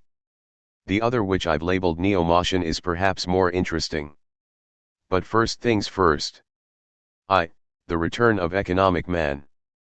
This is hardly the place to launch into a history of post-structuralism, but there are a few points that I should probably have to cover in order to ensure that what follows makes any sort of sense. It's actually rather difficult to pick out any single theme uniting the works of the various authors, Foucault, Derrida, Bourdieu, Deleuze, and Guattari, Lyotard, normally brought together under this rubric. But if there is one, it is the urge to shatter totalities, whatever these may be, whether society, symbolic order, language, the psyche, or anything else. Instead, post-structuralism tends to see reality as a heterogeneous multiplicity of fields, machines, discourses, language games, or any of a dozen other cross-cutting planes, plateaus, and what have you, which, and this is crucial, do not form any sort of overarching structure or hierarchy. Rather than contexts encompassing one another, as in Dumont, one has a mosaic of broken surfaces, and on each surface, a completely different game played by a different set of rules. Moreover, post-structuralists usually insist that one cannot even talk about individuals moving back and forth between these surfaces, rather, the players, or subjects, are constructs of the game itself, effects of discourse, and our sense that we have a consistent self, largely an illusion. Ultimately, language speaks us. Where previous debates asked whether one should begin with society or the individual, here both society and the individual shatter into fragments. We seem to have left such debates as formalism versus substantivism altogether in the dust. But here appearances turn out to be a bit deceptive. Within each plane, or game, or field, the picture usually looks strikingly familiar. There are a bunch of individual players, or, occasionally, collective ones, competing with or otherwise attempting to dominate or impose their will on the others. There's no room here to go case by case, but it might be useful to start with an example from Pierre Bourdieu. This is for two reasons. First, because Bourdieu is the theorist considered to have gone the furthest in actually reconciling structuralism and theories of human action. His notion of habitus, of symbolic systems that can be absorbed and endlessly reproduced without the actor ever being aware she is doing so, is justly famous. Second, because his approach to economic action is so explicitly formalist. Consider his reinterpretation of Mauss' essay on the gift. On the first page of this essay, Mauss defines gifts as prestations which are in theory voluntary, disinterested, and spontaneous, but are in fact obligatory and interested, 1927:1. Just as in our own society, there is often a pretense of pure generosity when one first gives a gift, though in reality the receiver is expected to return something of equal or greater value later on. Hence a gift can often be a challenge, and the recipient, profoundly humiliated if he cannot produce a suitably generous response. Nonetheless, Mauss' ultimate point is that the interest involved need have nothing to do with making a profit or even scoring a moral victory at anyone's expense. Gifts act as a way of creating social relations. They create alliances and obligations between individuals or groups who might otherwise have nothing to do with one another. Functionalist theorists, Polanyi himself, among others, immediately swept up this notion because it corresponded so perfectly to their assumptions. Exchange was first and foremost a way of achieving social integration. For some, it became the very glue that held society together. 5 If anything, this held even more for structuralists. Claude Lévi-Strauss, 1949, extended the argument further by suggesting that the institution of marriage, in any society, should be considered the exchange of women between groups of men, which again functioned to create a network of alliances. Bourdieu, in his ethnographic study of the Kabyle of Algeria, 1977, manages to take a radically different turn on the gift by returning to the pretense of generosity. Often, he notes, all that makes gift exchange different from simple barter is the lapse of time between gift and counter-gift. It's this delay that makes it possible to pretend each is simply an act of generosity, of denying any element of self-interested calculation. This sort of subterfuge, he suggests, is typical of traditional societies, which unlike ours do not recognize an explicit field of economic activity. A rational contract would telescope into an instant a transaction which gift exchange disguises, by stretching it out in time, and because of this, gift exchange is, if not the only mode of commodity circulation practiced, at least the only mode to be fully recognized, in societies which, because they deny the true soil of their own life, as Lukács puts it, have an economy in itself and not for itself. Everything takes place as if the essence of the archaic economy lay in the fact that economic activity cannot explicitly acknowledge the economic ends in relation to which it is objectively oriented, the idolatry of nature which makes it impossible to think of nature as a raw material or, consequently, to see human activity as labor, i.e., as man's struggle against nature, tends, together with the systematic emphasis on the symbolic aspect of the activities and relations of production, to prevent the economy from being grasped as an economy, i.e., as a system governed by the laws of interested calculation, competition, or exploitation. Bourdieu 1977:171, 72. Notice what is happening here. Bourdieu starts with an argument reminiscent of Karl Polanyi. In traditional societies like the Kabyle, the economy is not a sphere unto itself, rather, it is embedded in social relations. 6 But where Polanyi's economy was just a society's way of providing itself with food and other necessities, Bourdieu's definition is strictly formalist. It is a matter of self-interested calculation, making rational decisions about the allocation of scarce resources with the aim of getting as much as possible for oneself. In real, objective terms, he argues, economizing or something very much like it is always going on. It's just that where there is no market, everyone goes to enormous lengths to disguise this fact. This endless labor of camouflage is such a burden, often it takes up as much time as that invested in economic activity itself, that it tends to dissolve away immediately as soon as a market economy is introduced, whereon the hidden reality of calculated self-interest is openly revealed.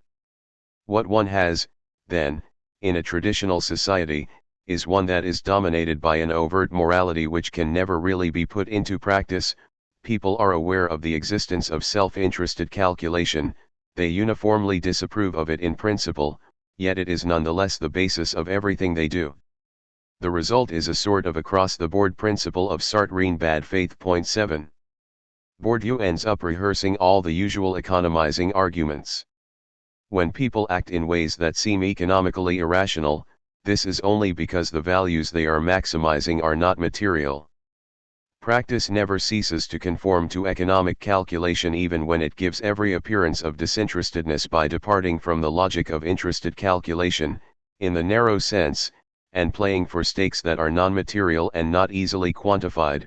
1977:177, Therefore we must extend economic calculation to all the goods, material and symbolic, without distinction, that present themselves as rare and worthy of being sought after in a particular social formation, which may be fair words or smiles, handshakes or shrugs, compliments or attention, challenges or insults, honor or honors, powers or pleasures, gossip or scientific information, distinction or distinctions, etc. 1977:178.8. In Kabyle society, though, these ultimately boil down to two forms of capital, as Bourdieu calls it, economic capital, land, domestic animals, and symbolic capital, family honor and prestige. In a society without a self-regulating market, it's the latter that's more generally useful, because one can use honor to get wealth much more easily than the other way around. On some level, what Bourdieu is saying is undeniably true. There is no area of human life, anywhere, where one cannot find self-interested calculation. But neither is there anywhere one cannot find kindness or adherence to idealistic principles.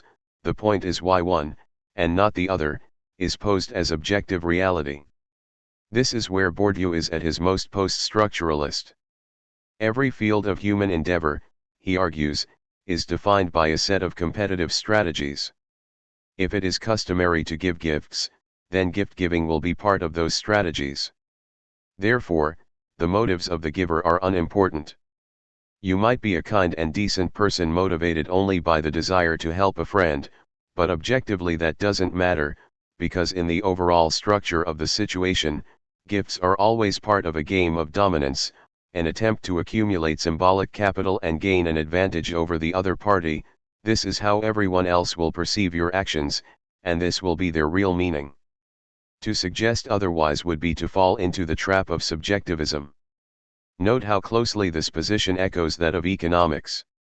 There, too, the assumption is that objective or scientific analysis means trying to cut through to the level on which you can say people are being selfish, and that when one has discovered this, one's job is done. Now, it's one thing to find this attitude among conservative economists, quite another to find it at the heart of critical theory. Even more in Pierre Bourdieu, a social theorist who has, more than any I can think of, dedicated himself to exposing structures of privilege and exploitation even within the academic world, at no little personal cost. No one could doubt his own integrity and good intentions. Why, then, his insistence on discounting the importance of integrity and good intentions in human affairs? I suspect it emerges from a flaw in the very project of critical theory. When Marxism, semiotics, and the rest burst on the academic scene in the 1960s and 70s, they were seen above all as ways to probe beneath the surface of reality. The idea was always to unmask the hidden structures of power, dominance, and exploitation that lay below even the most mundane and ordinary aspects of daily life. Certainly such things are there to be found. But if this is all one is looking for, one soon ends up with a rather jaundiced picture of social reality. The overall effect of reading through this literature is remarkably bleak. One is left with the almost Gnostic feeling of a fallen world, in which every aspect of human life is threaded with violence and domination. 9 Critical theory thus ended up sabotaging his own best intentions, making power and domination so fundamental to the very nature of social reality that it became impossible to imagine a world without it. Because if one can't, then criticism rather loses its point. Before long, one had figures like Foucault or Baudrillard arguing that resistance is futile, or at least, that organized political resistance is futile, that power is simply the basic constituent of everything, and often enough, that there is no way out of a totalizing system, and that we should just learn to accept it with a certain ironic detachment. And if everything is equally corrupt, then pretty much anything could be open for redemption. 10 Why not, say, those creative and slightly offbeat forms of mass consumption favored by upper-middle-class academics? Of course, I am describing intellectual trends now as if they existed in a vacuum. In reality, the story is probably more one of the dissolution of the vast social movements in the 60s, except for feminism, the political rout of the left beginning in the early 80s, and the global rise of neoliberal ideologies. Not that this existed in isolation from intellectual trends either. One might well argue that the rise of neoliberalism, essentially, the exact thing Polanyi was arguing against 50 years ago, has been made possible by the failure of the left to come up with plausible alternatives, but this would take the argument way beyond the scope of this book. For now, suffice it to say that post-structuralism opened up yet another space into which the maximizing individual could crawl. Finally, now, we can return to value. A Potteret's politics of value. If there is one essay that has the most influence on the way anthropologists nowadays talk about value, it is certainly Arjuna Pattaray's Commodities and the Politics of Value, 1986, the introduction to a volume called The Social Life of Things. Phrases from this essay: regimes of value, tournaments of value, the politics of value itself have been cited and repeated endlessly ever since. This makes it all the more important to ask exactly what sort of value Apaturi was talking about. The essay is well worth a second look. Apaturi begins by talking about the term commodity, which Marx, among others, applied to objects produced in order to be sold on a commercial market. This emphasis on production, he notes, arises from Marx's belief that value arises from human labor. The problem with this formulation, though, is that it makes commodities essentially a capitalist phenomena, typical of some societies and not others. Anthropologists would do better, he suggests, to forget Marx's approach entirely and look instead to those developed by George Simmel in The Philosophy of Money, 1907. Value, according to Simmel, is not rooted in human labor, nor does its existence depend on any larger social system. It arises from exchange. Hence, it is purely an effect of individual desire. The value of an object is the degree to which a buyer wants it. It is measured by how much that person is willing to give up in order to get it. Like Marx, Simmel was thinking mainly of how things work in a market economy. But Apaturi insists that, unlike Marx's, his model can easily be applied even where formal markets don't exist. In every society, there is at least some form of exchange. Therefore there's no reason to think of commoditization as a purely capitalist phenomena.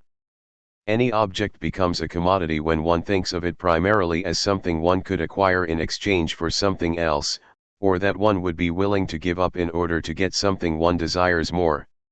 This means looking at the commodity potential of all things rather than searching fruitlessly for the magic distinction between commodities and other sorts of things. It also means breaking significantly with the production-dominated Marxian view of the commodity and focusing on the total trajectory from production, through exchange/distribution, to consumption, 1986:13. Now, it must be admitted that this approach does have its advantages. These are the usual advantages of a formalist approach. It allows the analyst to skip past the problem of social totalities, structures of meaning, and the like and focus on individual actors and their motivations. Alternatively, as Apaturi suggested, we could look at the history of an individual object, to follow its life history as it moves back and forth between different regimes of value, 1986:5, 14-15. This latter was one of the most bold and exciting proposals in the essay, and it has been endlessly cited ever since, as has the phrase regimes of value itself. The latter is certainly evocative. But given Apaturi's endorsement of Simmel, it is hard to see what he could actually mean by it. What does it mean to say an object passes back and forth between regimes of value? Could we be talking about the way the same object, say, a rocking chair, might be sold as merchandise in a retail outlet, then gradually acquire sentimental value as a family heirloom, and then, after many years, end up for sale once again? Apparently not. If value is simply the measure of someone else's desire to acquire the chair, sentimental value is ruled out. It's true that, in a companion essay, Igor Kopytov, 1986, C.F. Bloch and Perry 1989:12, 16, does argue that there are two sorts of value. Objects can be valued either as commodities, which can be compared to other objects, or as unique objects that cannot. This would seem to include unique heirlooms, but it's hard to see how a regime of value could arise out of a system that does not allow comparison of any kind. What, then? Perhaps one might be talking about different kinds of exchange. Say, the chair might be at one point given as a gift, at another, sold at auction? No again, because Apaturi argues it is wrong to make any strict distinction between gifts and other sorts of commodity. Here, he refers to Bourdieu's analysis, noting that what anthropologists have referred to as gift exchange is not simply generosity but, like commodity exchange, a matter of self-interested calculation, 1986:12, cf. also Carrier 1990, 1991. Actually, Apatory takes the argument much further than Bourdieu ever did. The classic distinction between commodities and gifts is that while commodity exchange is concerned with establishing equivalencies between the value of objects, gifts are primarily about relations between people. Bourdieu, despite one reference to gift-giving as a mode of commodity circulation, never really contradicts this. When he writes about the exchange of gifts between Algerian peasants, he treats it not primarily as a way of acquiring things but as a way of accumulating symbolic capital, of establishing one's honor, or generosity, or of putting a rival to shame. Apatory, on the other hand, ends up writing as if all exchanges are simply about things and have nothing to do with making, maintaining, or severing social relationships. Point 11 Insofar as goods affect relations between people, insofar as society and culture come in at all, he is left only with the domain of consumption, and indeed much of the essay is concerned with how consuming of goods involves sending and receiving social messages. Hence, Apatory's politics of value largely comes down to the story of how various elites try to control and limit exchange and consumption, while others, almost always popular forces, try to expand it, and with the social struggles that result. Regimes of value, in turn, are the outcome of such struggles. The degree to which these elites have succeeded in channeling the free flow of exchange, or, alternately, to which existing cultural standards limit the possibilities of what can be exchanged for what. The rejection of Marx, the emphasis on self-interested strategies, the glorification of consumption as creative self-expression, all this was entirely in keeping with the intellectual trends of the mid-80s.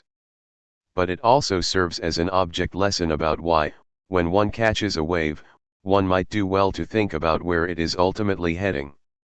Because the end result is anthropology as it might have been written by Milton Friedman. As James Ferguson, 1988, has pointed out, there is a reason why Simmel is the darling of modern-day free-market neoliberals. Apatory leaves one with an image of commerce, self-interested, acquisitive calculation, as a universal human urge, almost a libidinal, democratic force, always trying to subvert the powers of the state, aristocratic hierarchies, or cultural elites whose role always seems to be to try to inhibit, channel, or control it. 12 It all rather makes one wish one still had Karl Polanyi, 1944, around to remind us how much state power has created the very terms of what is now considered normal commercial life. One could, of course, argue that all this is beside the point. The real importance of Apatory's essay was the liberating effect it had on other scholars, Thomas 1991:28, providing a charter, as it were, to examine how objects can move back and forth between different cultural worlds, and thus to ask a whole new series of questions about colonialism, tourism, collecting, trade, and so on. There is certainly something to this. Many, perhaps most of the anthropologists who have borrowed Apatory's terminology drop the blatantly economistic elements anyway. When someone like Brad Weiss, 1996, refers to regimes of value, he obviously means something very different than Apatory himself. In this way, Apatory clearly has done us all a service. But theory does make a difference. Let me take one example. Both Apatory's essay and Kopitov's emphasize the possibility of writing the social biography of a thing, but both also define their terms in such a way that it becomes impossible to consider that an object's biography could itself contribute to its value. Point 13 The result is a purely methodological suggestion, and while there's undoubtedly a certain charm to the fantasy that one could reconstruct, say, the entire history of a well-traveled cassette or handgun or pair of tweezers, it would be a little like producing a list of everyone who's ever sat on a certain park bench.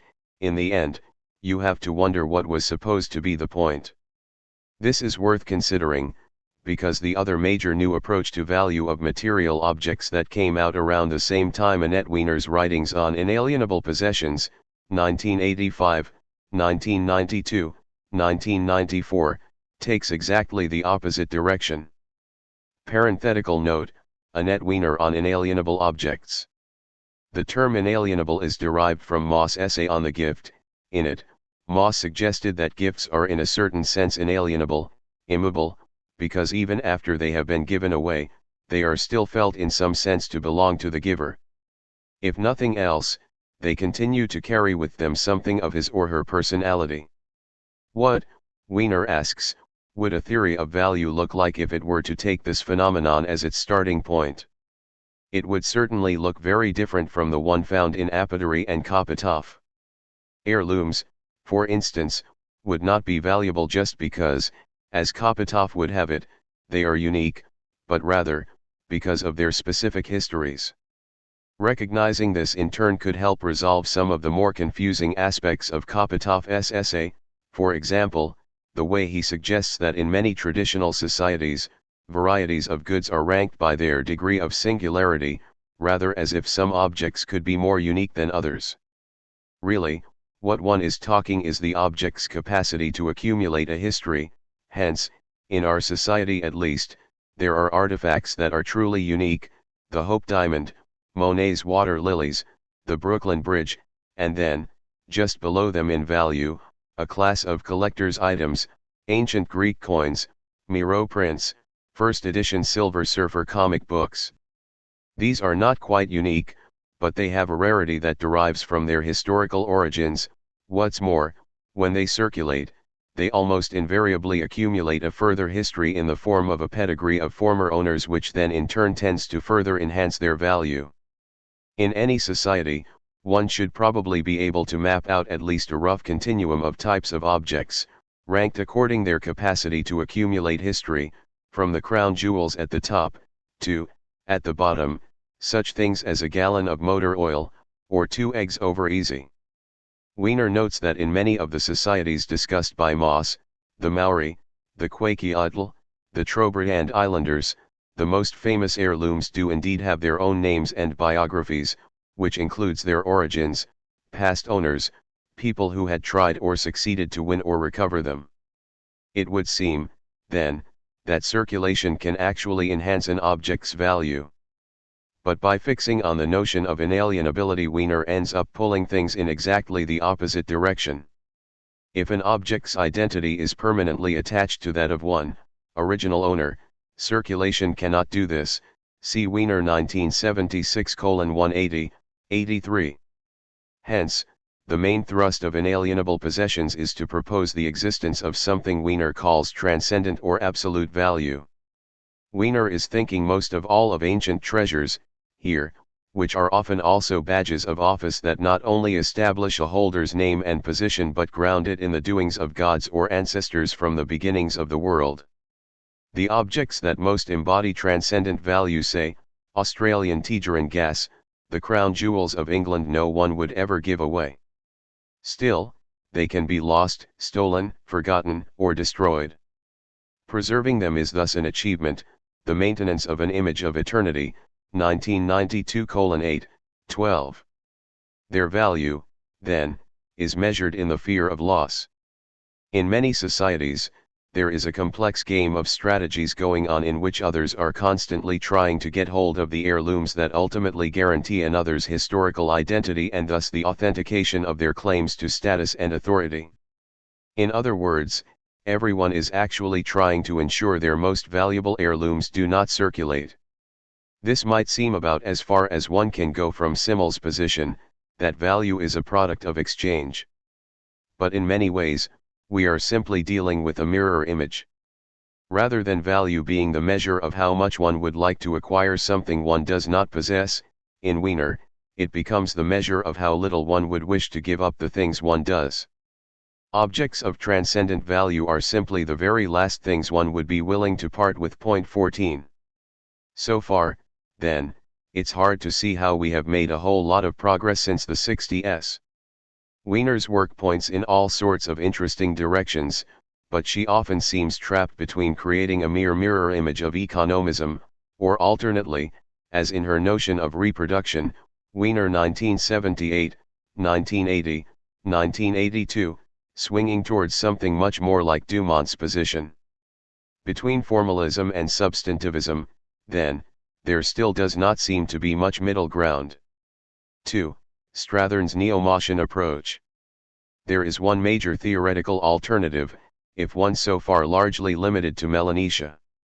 I'll call it neo-Moschian, since its genealogy can be traced from Moss through the work of Christopher Gregory, 1980, 1982, to that of Marilyn Strathern, 1981, 1984a, 1984b, 1987, 1988, 1992.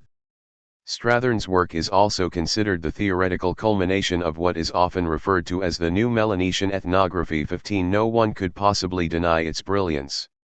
Some of her key notions, like that of the partible person, have already had a great deal of influence even outside Melanesia, in fact, even outside anthropology. Perhaps the main thing that has limited her work's appeal is that most of it is written in an incredibly difficult language, largely of her own invention, one which seems to have an endless capacity to slip away almost as soon as a reader thinks she's grasped it. It can be very frustrating to read. I'll begin with Moss. The main question asked in his essay on the gift is, what is it about giving a gift that makes the recipient feel compelled to return a counter-gift of roughly equal value? His answer, which actually harks back to Emerson, 1844, is that a gift is always seen to contain something of the giver. Hence, Moss notes, objects given as gifts often take on human qualities.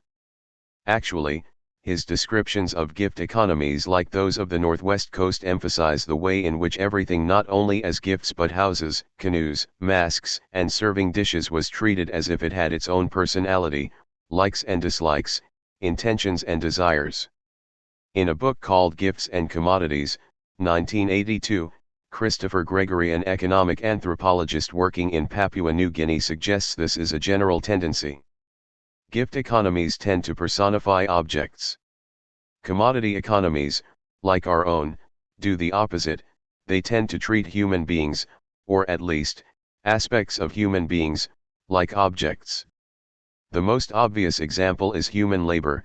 In modern economics we talk of goods and services as if human activity itself were something analogous to an object, which can be bought or sold in the same way as cheese, or tire irons. Gregory lays out a tidy set of oppositions. Gifts are transactions that are meant to create or effect qualitative relations between persons. They take place within a pre-existing web of personal relations, therefore, even the objects involved have a tendency to take on the qualities of people. Commodity exchange, on the other hand, is meant to establish a quantitative equivalence of value between objects. It should ideally be done quite impersonally, therefore, there is a tendency to treat even the human beings involved like things. Giving someone a gift usually puts that person in your debt, hence, success in gift exchange becomes a matter of giving away as much wealth as possible, so as to gain a social advantage. In a commodity system, it's the things that are important, therefore, people try to accumulate as much wealth as they can. Obviously, a system as tidy as this has got to be a bit of an abstraction. No pure gift, or pure commodity, economy actually exists. Actually, Gregory himself was suggesting nothing of the sort.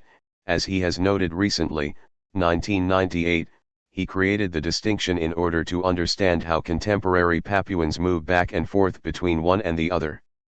Nonetheless, such abstractions can be useful. Most of all, they can be used as the basis of making further generalizations. If the logic of a gift economy really is so different from our own, for instance, might it not also imply a different conception of the very nature of human beings or social relations? This is the direction Strathern takes Gregory's ideas, combining them with observations culled from her own experience among the Melpa-speaking inhabitants of Mount Hagen, in Papua New Guinea. The result is a kind of grand comparison of Melanesian and Western social theories. Strathern has come into a great deal of criticism for essentializing difference. I don't think such criticisms are entirely fair, because Strathern never claims that all Melanesians think one way, or all Westerners another. Rather, it seems to me her work is meant as a kind of thought experiment. Western social theory is founded on certain everyday common sense, one that assumes that the most important thing about people is that they are all unique individuals. Theory therefore also tends to start with individuals and tries to understand how they form relations with one another, thus producing something we call society. People in Mount Hagen did not share these assumptions. With no concept of either society or unique individuals, they assumed the relationships came first. What, then, would a social theory be like that was founded on Melpa common sense? It's at this point she brings in Gregory's distinction between gift economies and commodity economies, and the other ethnographers elsewhere in Melanesia who might be said to have contributed to the groundwork of such a theory. 16. Marxian critique, Maussian rejoinder. What Strathern is probably most famous for, however, is her ongoing dialogue with critical and especially feminist theory. Her best-known book, The Gender of the Gift, 1988, consists largely of a series of rejoinders to feminist, or feminist-inspired, analyses of one or another aspect of Melanesian society. Now, considering this is a part of the world notorious for extreme inequality of the sexes, this makes reading the book a rather surrealistic experience. Strathern is an avowed feminist, but she spends the book systematically knocking down almost every argument ever made that might justify the notion that Melanesian women are oppressed. It is not, actually, that Strathern means to deny that Melanesian men dominate women, she does in fact, acknowledge they do. 17 Rather, she wants to expose the cultural assumptions underlying the ways most such arguments are framed. Consider, for example, her reply to Lisette Josephides' analysis of Melanesian exchange systems, Strathern 1988:144, 59. Josephides provides what has actually become the classic Marxist critique of the Maussian tradition, 1982, see also 1983, 1985, Block 1991:172. It runs like this: by focusing on the gift, the moment when objects change hands, one is looking only at the moment the society itself places under its spotlight, the moment when two important men, it almost always seems to be men, confront one another in dramatic public acts of generosity or display. But spotlights do not only draw attention to some things, by doing so, they also draw attention away from others. Should one not also ask what is being left in the shadows here? Most obviously, someone must have made these things. There is a whole cycle of production and assembly of goods that has to go on before the exchange takes place, and usually another cycle afterwards. Rather than be seduced by the spotlight, we should investigate its operation. Josephides, 1985, takes the example of Melpa pigs. Melpa political and ceremonial life centers on dramatic rituals, called mocha, in which clans assemble to give gifts to one another.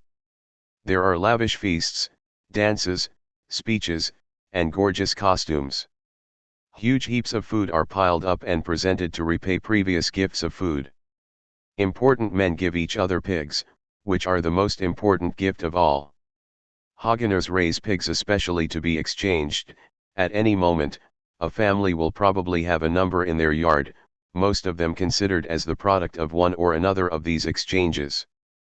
But who does the gardening, and who actually raises these pigs? Mainly women. Married couples cooperate to raise pigs, the wife contributes the largest share of labor, nonetheless, only the husbands can exchange them in public, thus acquiring a name. Only men can translate pigs into fame and political reputation. The whole process, Josephides suggests, can be thought of as a kind of fetishization, because it ends up making it seem as if the pigs are produced by acts of exchange rather than by the human labor that went into tending them, fattening them, and growing crops with which to do so, just as someone like Simmel would say that the value of commodities comes from the fact that someone is willing to buy them rather than from the thought and energy that went into producing something a buyer would desire to buy. Strathern objects. To make such an argument, one is already assuming that a person has some kind of rights in whatever they produce. We assume that, but does everyone? If you examine talk of rights in our own society, she observes, you quickly discover a whole series of assumptions about private property. We assume that society is made up of individuals, and most of our conceptions of human rights are based on the idea that individuals own themselves. Hence, they have the right to prevent others from intruding on their bodies, their houses, or their minds. C.F. Macpherson 1962. Marxists simply go further by arguing that this includes their powers of creativity, and therefore, that individuals have a right to the products of their labor. Now, this argument might be useful, Strathern admits, as an outside perspective, as grounds to declare Hegel society fundamentally unjust, but certainly we cannot go on to say that exchange serves as a way of disguising this reality unless we have some reason to believe Hageners would have reason to see it in the first place. Thus far the argument is straightforward enough. Strathern continues. A vocabulary, which turns on the deprivation of rights, must entail premises about a specific form of property. To assert rights against others implies a type of legal ownership. Does the right to determine the value of one's product belong naturally to the producer? 1988:142, emphasis mine. The first two sentences are remarkable enough apparently, there are no rights that do not go back to property. But the third is crucial. We're not just talking about the right of ownership, the right to determine who has access to one's product. We are also talking about the right to determine its meaning or importance. And of course, the moment an anthropologist uses a term like natural, we all know where the argument is heading. It is we who assume the producer should always have this right. We are wrong to believe that this is universal. The Marxist notion of alienation, she writes, assumes that work has a value in the first instance for the self. It is the person's own appropriation of his or her activity that gives it value, insofar as the person is a microcosm of the social process by which exogenous appropriation by others, by the system, also gives it value. 1988:142, 43. This is a difficult passage, and it turns on a rather particular use of the term appropriation. But it is decipherable. Ordinary Western common sense takes it for granted that objects like individuals already exist in nature, that the ultimate constituents of the world, as Gilbert Ryle used to put it, are blokes and things. Human action is therefore thought to consist mainly of taking those objects and appropriating them socially, that is, ascribing meaning to them by placing them within some larger system of categories. By the system, Strathern seems to have in mind some sort of Saussurean code, or alternately, a system of private property, which similarly divides things up. It is this meaning that Strathern seems to be referring to when she speaks of value. Value, then, is the meaning or importance society ascribes to an object. Marxists imply that individuals who produce objects should have the right to determine their meaning. In Mount Hagen, she objects, people do not see things in this way, since they do not see objects as having been produced by individuals. They see them as the outcome of relationships. Here we come to the core of Strathern's argument.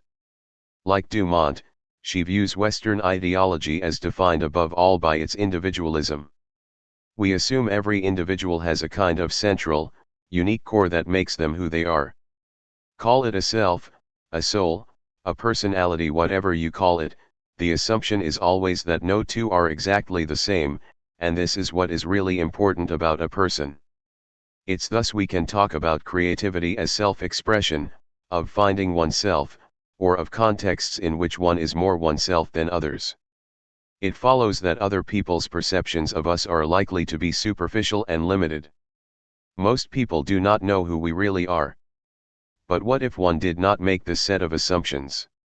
Melanesians, according to Strathern, either do not recognize such a unique core, or if they do not attach much importance to it. 18 Therefore they assume that we are, before we are anything else, what we are perceived to be by others. One might object that this would mean we are many different things, since different people are likely to have very different impressions of us, or see us differently in different contexts. But that is precisely what Strathern is arguing.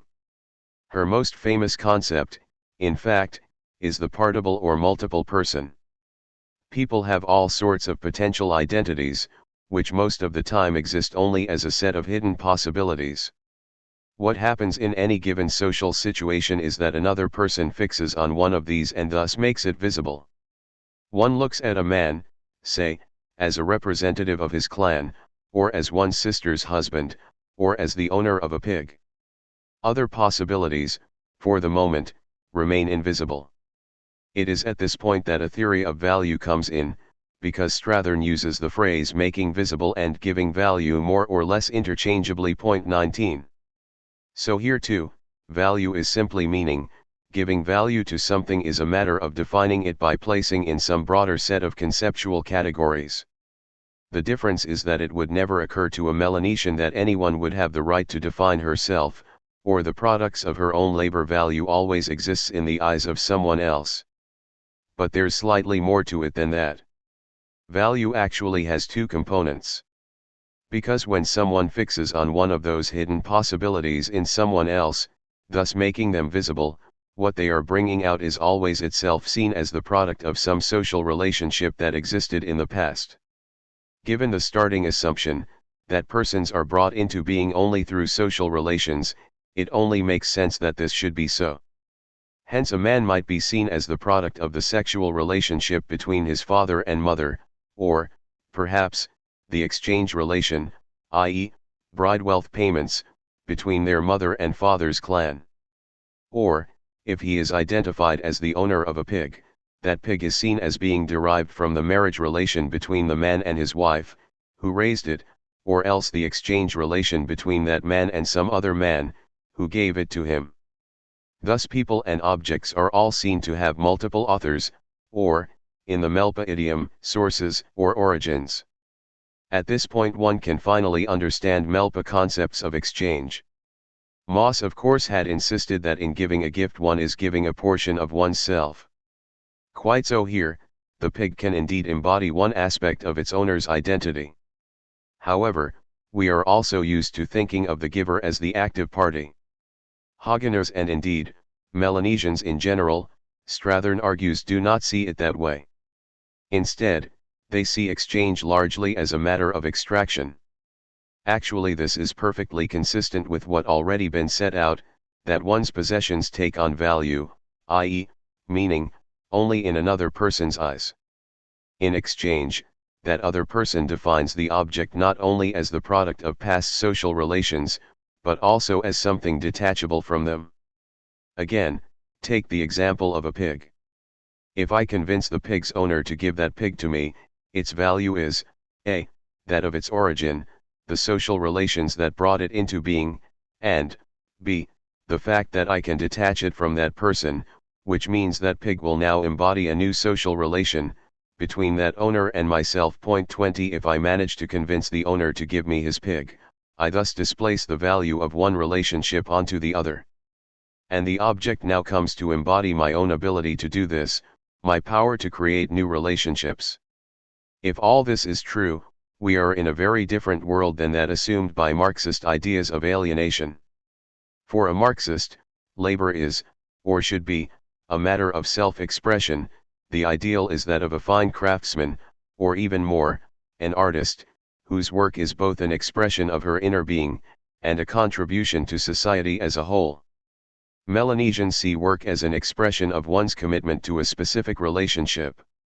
Wives, like husbands, help raise pigs to show their commitment to their marriage. Point 21. The pig is an embodiment of that relation until it leaves the domestic sphere and enters the public sphere of male ceremonial exchange, where its value shifts, and it comes to embody the importance of relations between men.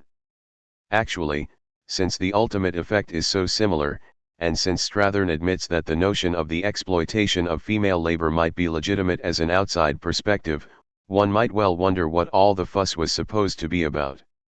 The Marxist could simply say, all right, so the mystification runs even deeper than I thought, and the Mauscheian would then have to either concede the point, or argue that no Melanesian could ever, under any circumstances, imagine a world in which they would be able to choose freely who or what they worked for. Toward a synthesis? Our main interest here, however, is clearly with Strathern's notion of value. I've already said that it seems, in essence, Saussurean, the value of an object, or a person, is the meaning they take on by being assigned a place in some larger system of categories. It's interesting that this is one of the few points where Strathern decisively breaks with Gregory. Gregory, 1982:47, 51, preferred to limit the term value to exchange value, in the sense used by economists. Therefore, he concluded, in a gift economy one cannot talk about value at all. Objects of gift exchange are, instead, ranked. Among the Mayanga, for example, Magid 1971, there are 6 different ranks of objects. The most exalted category includes only 2 sorts of things, live pigs and cassowary birds. One can exchange a pig for a cassowary, or 2 pigs, or 2 cassowaries for each other, but one cannot exchange a pig or cassowary for objects of any other category. The next category includes pearl shell pendants, plume head dresses, and stone axes, which again can only be exchanged for each other, and not for anything higher or lower, and so on, down to the lowest sphere, which consists of ordinary foodstuffs. Thus, while one could perhaps say in the abstract that pigs are worth more than axes, this is all one can say. To speak of value, one would have to be able to say how much more, to establish just how many axes it would take to reach the value of one pig, and in the absence of exchange, such comparisons simply do not take place. Now, this clearly has a bearing on some of the issues discussed earlier in the chapter, particularly the way that objects can be arranged along a continuum from relatively durable, particular items to relative perishable and generic ones, and therefore, by their capacity to retain a history.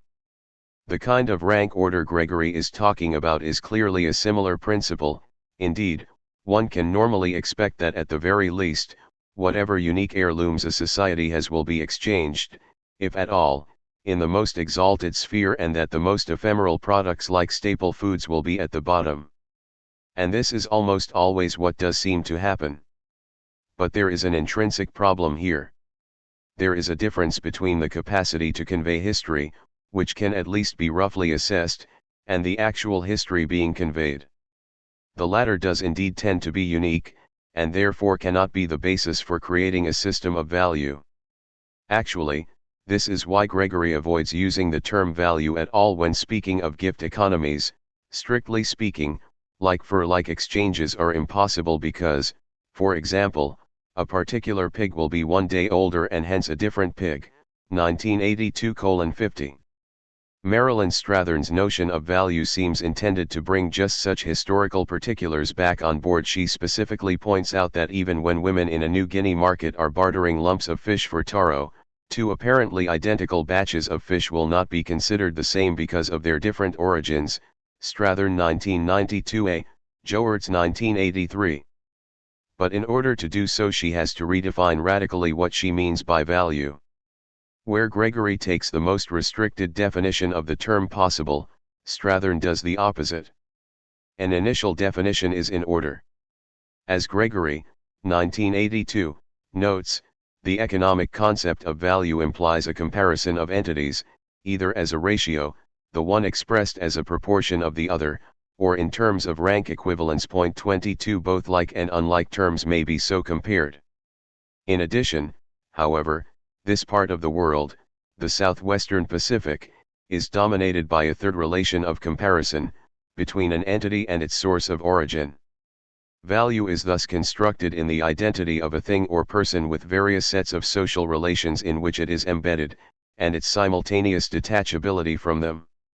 Here lies much of the significance of gift exchange. 1987:286. Let me take the argument step by step.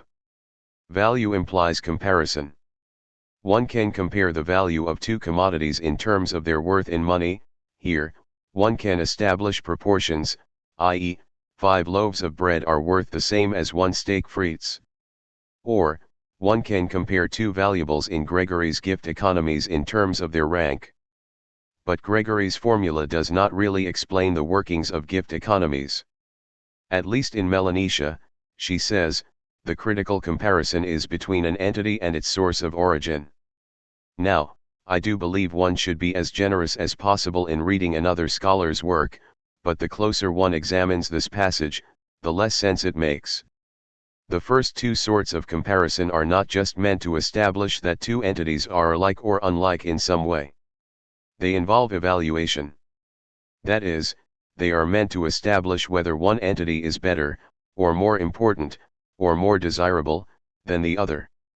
Clearly, comparing an entity and its source of origin does not do this. One is not saying an entity is better than or preferable to its source of origin. One is simply observing that the two are similar in some ways and different in others. Point 23. As I have already observed, Strathern's definition of value is Saussurean. Value is simply meaningful difference, a matter of placing something in a set of categories. In fact, the passage above bears a remarkable resemblance to Solon's invocation of Saussure cited in Chapter 1. It also suffers from all the same problems. If one defines value simply as difference, then the concept loses most of the explanatory power that has made it attractive to begin with. It is one thing to say that women at a market in Papua New Guinea are likely to see two lumps of apparently identical fish as different. It's quite another to say why, as a result, a given woman will want one and not the other. In order to understand that, one would have to realize that actors are not just comparing entities with their origins but comparing the origins of different entities to each other. And it is this process of comparing unique histories on which, as I have said, it is extremely difficult to get a theoretical handle. Point 24. All of this is not meant to discount Strathern's contribution. Mainly it is meant to illustrate why it can be so frustrating to try to apply it outside the rather specific, usually polemical, contexts for which it was developed. When reading her description of gift relations, for example, it's hard to resist looking for parallels in our own society. But hers is explicitly not meant to be the basis of a general theory of gifts. It's not even meant to be a general theory of gift economies, since Strathern never makes clear how we would disentangle one from the specifically Melanesian or even specifically Melpa elements in her account. An obvious example, her insistence that gift exchange be seen as a process of extraction would hardly make sense in the Mediterranean tradition of agonistic exchange which Tom Beidelman, 1988, examined in ancient Greece, or Pierre Bourdieu in contemporary Algeria. Point 25. There the point of giving gifts is often to crush and humiliate a political adversary with an act of generosity so lavish and so magnificent that it could never be reciprocated. Does this mean one would need a completely different theory for Mediterranean gift economies? What would it be like? It is precisely the sort of question which Strathern seems to resist, leaving it to others to determine her work's broader implications. Mun, the value of actions. So far, then, it's hard to say whether exchange theory has advanced much or not since the 1960s. Or to be more precise, there have clearly been advances in many areas, but it's specifically around the question of value that the same conundrums show up again and again. It is still, basically, a choice between the kind of value proposed by economists and a Saussurean notion of meaningful difference. Other approaches, however, have been proposed. It might be useful to compare Strathern's perspective with that of another anthropologist of Melanesia, Nancy Munn, 1977, 1983, 1986. Munn's work concerns the island of Gawa, in the Massim region off the southeastern coast of New Guinea, which, like the Trobriands, to which it is closely culturally related, is part of the famous Kula chain. The chain itself is defined by the exchange of immensely valuable armshells and necklaces, forms of adornment that are rarely worn, but rather, exchanged as gifts between Kula partners. Much of the drama of Trobriand life revolve around Kula expeditions. Important men and their followers descend on distant villages in other islands to woo choice heirlooms from their Kula partners. Since an armshell can be exchanged only for a necklace, and vice versa, these heirlooms are constantly moving against each other, the armshells circling the islands in a clockwise direction, the necklaces counterclockwise. In Gawa or the Trobriands, there is very clearly a rank hierarchy of types of goods, and it does indeed correspond to an item's capacity to retain history. Perishable and generic substances like food are at the bottom, and unique imperishable valuables at the top. Even among Kula shells, there is an elaborate ranking system, with everyone trying to get their hands, at least temporarily, on the very most famous heirlooms, whose names are recognized by everyone in the Kula ring. Previous analysts have tended to look at such phenomena in terms of spheres of exchange, in which different sorts of valuable can circulate only among others of the same sort. This, however, implies one is looking for value primarily in objects. One instead refers to what others might label spheres as levels of value, since for those who attain them, they mean ever greater degrees of control over, and ability to extend their influence in time and space, or, as she puts it, intersubjective space-time. The basic Gawan value template is the act of giving food, 1986:11, 12, 49-73. If you eat too much, Gawans say, all you do is lie down and sleep. It means inaction and hence the contraction of one's control over space and time. Giving the same food to someone else, on the other hand, creates alliances and obligations. It thus implies extension of one's control over space and time.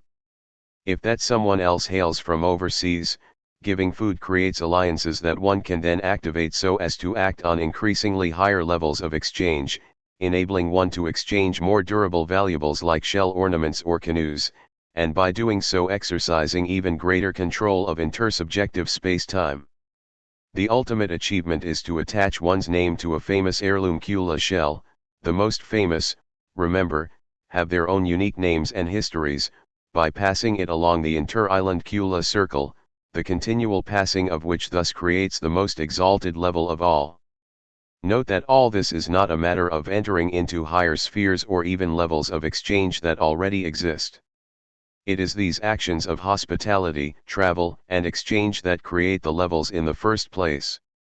And at their most basic this is all levels indeed. All such abstract structures are. They consist of human actions. Where Strathern starts her analysis from a web of social relationships, then, Munn starts from a notion of activity. Value 26 emerges in action. It is the process by which a person's invisible potency, their capacity to act, is transformed into concrete, perceptible forms. If one gives another person food and receives a shell in return, it is not the value of the food that returns to one in the form of the shell, but rather the value of the act of giving it. The food is simply the medium. Value, then, is the way people represent the importance of their own actions to themselves, though Munn also notes that we are not talking about something that could occur in isolation, in Kula exchange, at least, and by extension, in any social form of value. It can only happen through that importance being recognized by someone else. The highest level of control over space and time is concretized simply as fame, that is, the fact that others, even others one has never met, consider one's name important, one's actions significant. Munn's approach knits together a lot of the themes that have cropped up in this chapter, but it also introduces something radically new. Certainly, it breaks the gift/commodity dichotomy wide open. Rather than having to choose between the desirability of objects and the importance of human relations, one can now see both as refractions of the same thing. Commodities have to be produced, and yes, they also have to be moved around, exchanged, consumed. Social relations have to be created and maintained. All of this requires an investment of human time and energy, intelligence, concern. If one sees value as a matter of the relative distribution of that, then one has a common denominator. One invests one's energies in those things one considers most important, or most meaningful. One could even rework Annette Wiener's argument along the same lines. The value of objects of transcendent value would simply be an effect of all the efforts people have made to maintain, protect, and preserve them. Even if, from the point of view of the actors, the sequence seems as if it's precisely the other way around. Framing things this way of course evokes the specter of Marx, the very one that most of the other authors covered in this chapter preferred to banish. We are clearly dealing with something along the lines of a labor theory of value. But only if we define labor much more broadly than almost anyone working in the Marxist tradition ever has. By limiting themselves to talk of work or labor notions that are by no means cultural universals, most Marxists do lay themselves open to the sort of critique Strathern levels against them. But certainly, creative action exists everywhere, and one would be justified in being highly suspicious of anyone who claims that a given society completely fails to recognize this fact.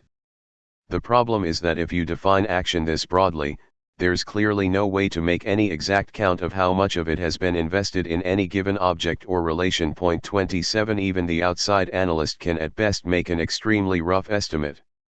Within the society in question, there are of course all sorts of ways of estimating value, but the one thing one can be sure of is that most of this history, sometimes all of it, will be effaced in people's eyes. Conclusions: why so little action? Munn's work, and particularly her theory of value, has been little taken up by other scholars. 28. Understandably, perhaps, considering it points in such a radically different direction than does most existing scholarship. I have been arguing over the course of this chapter that theories of value have, at least since the 60s, been swinging back between two equally unsatisfactory poles. On the one hand, a warmed-over economism that makes value simply the measure of individual desire, on the other, some variant of Saussurean meaningful difference. Comparing them to Munn's approach makes it easier to see one feature both approaches have in common. In either case, what's being evaluated is essentially static. Economism tends to refy everything in sight, reducing complex social relations between people, understandings about property rights, honor or social standing, into objects that individual actors can then seek to acquire. To turn something into a thing is, normally, to stop it in motion. Not surprising, then, that such approaches usually have little place for creativity or even, unless forced, production. Saussurean structuralism, on the other hand, ascribes value not to things but to abstract categories. These categories together make up a larger code of meaning. But Saussure himself insisted quite explicitly that this code had to be treated as if it existed outside of action, change, and time. Linguistics, he argued, draws its material from particular acts of speech, but its actual object of study is not speech but language, the rules of grammar, codes of meaning, and so on that make speech comprehensible. While speech, parole, exists in time and is always changing, language, langue, the code has to be treated as synchronic, as if it existed in a kind of transcendent moment outside it. Both approaches, then, end up having a difficult time accounting for ongoing processes of change and transformation. Economism tends to reduce all action to exchange. Saussurians have trouble dealing with action of any sort. Starting from hidden, generative powers of action creates an entirely different problematic. Value becomes, as I've said, the way people represent the importance of their own actions to themselves, normally, as reflected in one or another socially recognized form. But it is not the forms themselves that are the source of value. Compare, again, Strathern. Because of her Saussurian starting point, she sees value as a matter of making visible. Social relations take on value in the process of being recognized by someone else. According to Munn's approach, the value in question is ultimately the power to create social relations. The making visible is simply an act of recognition of a value that already exists in potentia. Hence, where Strathern stresses visibility, Munn's language is all about potencies, transformative potential, human capacities that are ultimately generic and invisible. Rather than value being the process of public recognition itself, already suspended in social relations, it is the way people who could do almost anything, including, in the right circumstances, creating entirely new sorts of social relation, assess the importance of what they do, in fact, do, as they are doing it. This is necessarily a social process, but it is always rooted in generic human capacities. This leads in an entirely different direction than that assumed by almost any of the theories that we've considered up to now. This page intentionally left blank. Chapter 3 Z-value as the importance of actions. W. Had if one did try to create a theory of value starting from the assumption that what is ultimately being evaluated are not things, but actions. What might a broader social theory that starts from this assumption look like? In this chapter, I'd like to explore this possibility in greater detail. I ended the last chapter with the work of Nancy Munn, one of the few anthropologists who has taken this direction. Munn is not quite the only one. Another is Terence Turner, who has developed some of the same ideas, not so much in the phenomenological tradition, but with an eye to adopting Marx's labor theory of value for anthropological use. Turner's work, however, has found even less broad an audience. There are many reasons for this. Many of his most important essays, 1980, 1984, 1987, 1988, remain unpublished, others are either scattered in obscure venues, 1979c, 1985a, etc., or written in a language so highly technical it is often very difficult for the non-adept to make head or tail of them. Consider, for example, 1979a 171 or 1985b 52.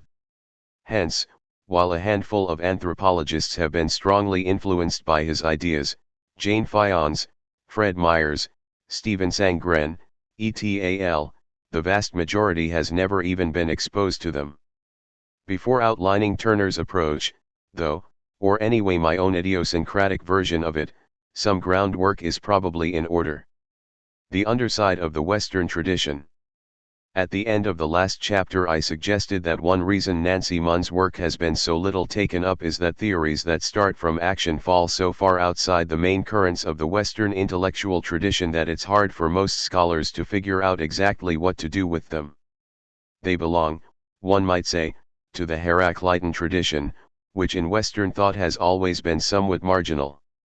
Western philosophy, after all, really begins with the quarrel between Heraclitus and Parmenides, a quarrel that Parmenides won. As a result, from almost the very start, the Western tradition marked itself by imagining objects that exist, as it were, outside of time and transformation. So much so that the obvious reality of change has always been something of a problem. It might be useful to review that quarrel, however, quickly. Heraclitus saw the apparent fixity of objects of ordinary perception as largely an illusion. Their ultimate reality was one of constant flux and transformation. What we assume to be objects are actually patterns of change. A river, this is his most famous example, is not simply a body of water. In fact, if one steps in the same river twice, the water flowing through it is likely to be entirely different. What endures over time is simply the pattern of its flow. 1 Parmenides on the other hand took precisely the opposite view. He held that it was change that was illusion. For objects to be comprehensible, they must exist to some degree outside of time and change. There is a level of reality, perhaps one that we humans can never fully perceive, at which forms are fixed and perfect. From Parmenides, of course, one can trace a direct line both to Pythagoras, and thus to Western math and science, and to Plato, with his ideal forms, and hence to just about any subsequent school of Western philosophy. Parmenides' position was obviously absurd, and indeed, science has since shown that Heraclitus was more right than he could possibly have known. The elements that make up solid objects are, in fact, in constant motion. 2 But a fairly strong case can be made that had Western philosophy not rejected his position for Parmenides' false one, we would never have been able to discover this. The problem with his dynamic approach is that while obviously true, it makes it impossible to draw precise borders and thus to make precise measurements. If objects are really processes, we no longer know their true dimensions, at least, if they still exist, because we don't know how long they will last. If objects are in constant flux, even precise spatial measures are impossible. One can take an object's measure at a particular moment and then treat that as representative, but even this is something of an imaginary construct, because such moments, in the sense of points in time, of no duration, infinitely small, do not really exist. They, too, are imaginary constructs. It has been precisely such imaginary constructs, models, that have made modern science possible. As Paul Ricoeur has noted, it is striking that Plato contributed to the construction of Euclidean geometry through his work of denominating such concepts as line, surface, equality, and the similarity of figures, etc., which strictly forbade all recourse and all allusion to manipulations, to physical transformation of figures. This asceticism of mathematical language, to which we owe, in the last analysis, all our machines since the dawn of the mechanical age, would have been impossible without the logical heroism of Parmenides denying the entirety of the world of becoming and of praxis in the name of the self-identity of significations. It is to this denial of movement and work that we owe the achievements of Euclid, of Galileo, modern mechanism, and all our devices and apparatus. Ricoeur 1970:201, 202, also in Solon's 1976:81, 82 n.21. There is obviously something very ironic about all this. What Ricoeur is suggesting is that we have been able to create a technology capable of giving us hitherto unimaginable power to transform the world, largely because we were first able to imagine a world without powers or transformations. It may well be true. The crucial thing, though, is that in doing so, we have also lost something. Because once one is accustomed to a basic apparatus for looking at the world that starts from an imaginary, static, Parmenidean world outside of it, connecting the two becomes an overwhelming problem. One might well say that the last couple thousand years of Western philosophy and social thought have been an endless series of ever more complicated attempts to deal with the consequences. Always you get same the assumption of fixed forms and the same failure to know where you actually find them. As a result, knowledge itself has become the great problem. Roy Bhaskar has been arguing for some years now that since Parmenides, Western philosophy has been suffering from what he calls an epistemic fallacy, a tendency to confuse the question of how we can know things with the question of whether those things exist. Point 3. At its most extreme, this tendency opens into positivism, the assumption that given sufficient time and sufficiently accurate instruments, it should be possible to make models and reality correspond entirely. According to its most extreme avatars, one should not only be able to produce a complete description of any object in the physical world, but given the predictable nature of physical laws be able to predict precisely what would happen to it under equally precisely understood conditions. Since no one has ever been able to do anything of the sort, the position has a tendency to generate its opposite, a kind of aggressive nihilism, nowadays most often identified with various species of post-structuralism, which at its most extreme argues that since one cannot come up with such perfect descriptions, it is impossible to talk about reality at all. All this is a fine illustration of why most of us ordinary mortals find philosophical debates so pointless. The logic is in direct contradiction with that of ordinary life experience. Most of us are accustomed to describe things as realities precisely because we can't completely understand them, can't completely control them, don't know exactly how they are going to affect us, but nonetheless can't just wish them away. It's what we don't know about them that brings home the fact that they are real. As I say, an alternative, Heraclitean strain has always existed, one that sees objects as processes, as defined by their potentials, and society as constituted primarily by actions. Its best known manifestation is no doubt the dialectical tradition of Hegel and Marx. But whatever form it takes, it has always been almost impossible to integrate with more conventional philosophy. It has tended to be seen as existing somewhat off to the side, as odd or somewhat mystical. Certainly, it has seemed that way in comparison with what seemed like the hard-headed realism of more positivist approaches, rather ironically, considering that if one manages to get past the often convoluted language, one usually finds perspectives a lot more in tune with common-sense perceptions of reality. Point 4.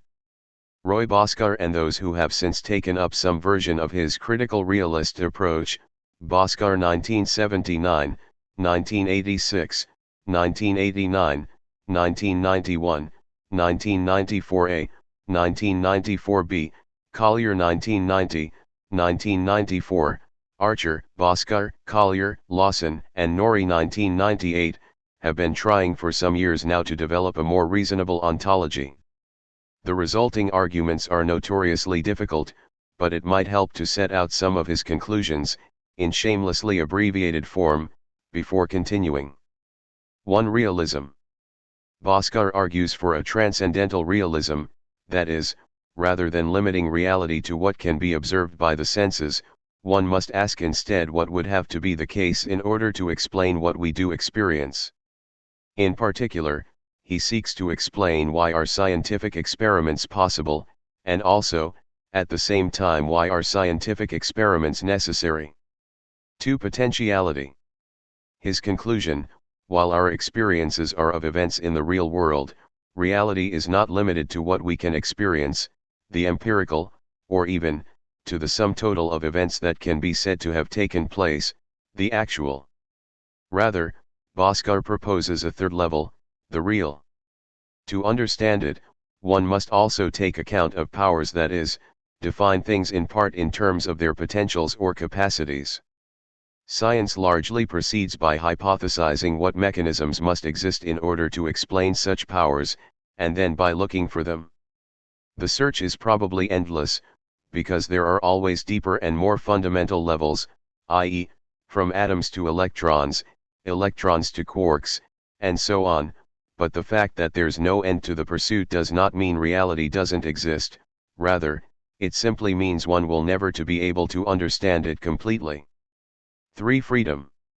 Reality can be divided into emergent stratum, just as chemistry presupposes but cannot be entirely reduced to physics, so biology presupposes but cannot be reduced to chemistry, or the human sciences to biology. Different sorts of mechanisms are operating on each. Each, furthermore, achieves a certain autonomy from those below. It would be impossible even to talk about human freedom were this not the case, since our actions would simply be determined by chemical or biological processes. 4. Open systems. Another element of indeterminacy comes from the fact that real-world events occur in open systems, that is, there are always different sorts of mechanisms, derived from different emergent strata of reality, at play in any one of them. As a result, one can never predict precisely how any real-world event will turn out. This is why scientific experiments are necessary. Experiment are ways of creating temporary closed systems in which the effects of all other mechanisms are, as far as possible, nullified, so that one can actually examine a single mechanism in action. 5. Tendencies. As a result, it is better not to refer to unbreakable scientific laws but rather of tendencies, which interact in unpredictable ways. Of course, the higher the emergent strata one is dealing with, the less predictable things become, the involvement of human beings of course being the most unpredictable factor of all. 5. For our purposes, the details are not as important as the overall thrust, that the Heraclitean position, which looks at things in terms of their dynamic potentials, is not a matter of abandoning science but is, rather, the only hope of giving science a solid ontological basis. But it also means that in order to do so, those who wish to make claims to science will have to abandon some of their most ambitious, one is tempted to say, totalitarian, paranoid dreams of absolute or total knowledge, and accept a certain degree of humility about what it is possible to know. Reality is what one can never know completely. If an object is real, any description we make of it will necessarily be partial and incomplete. That is, indeed, how we can tell it is real. The only things we can hope to know perfectly are ones that exist entirely in our imaginations. What is true of natural science is all the more true of social science. While Bhaskar has acquired a reputation mainly as a philosopher of science, his ultimate interest is social. He is trying to come up with the philosophical ground for a theory of human emancipation, a way of squaring scientific knowledge with the idea of human freedom.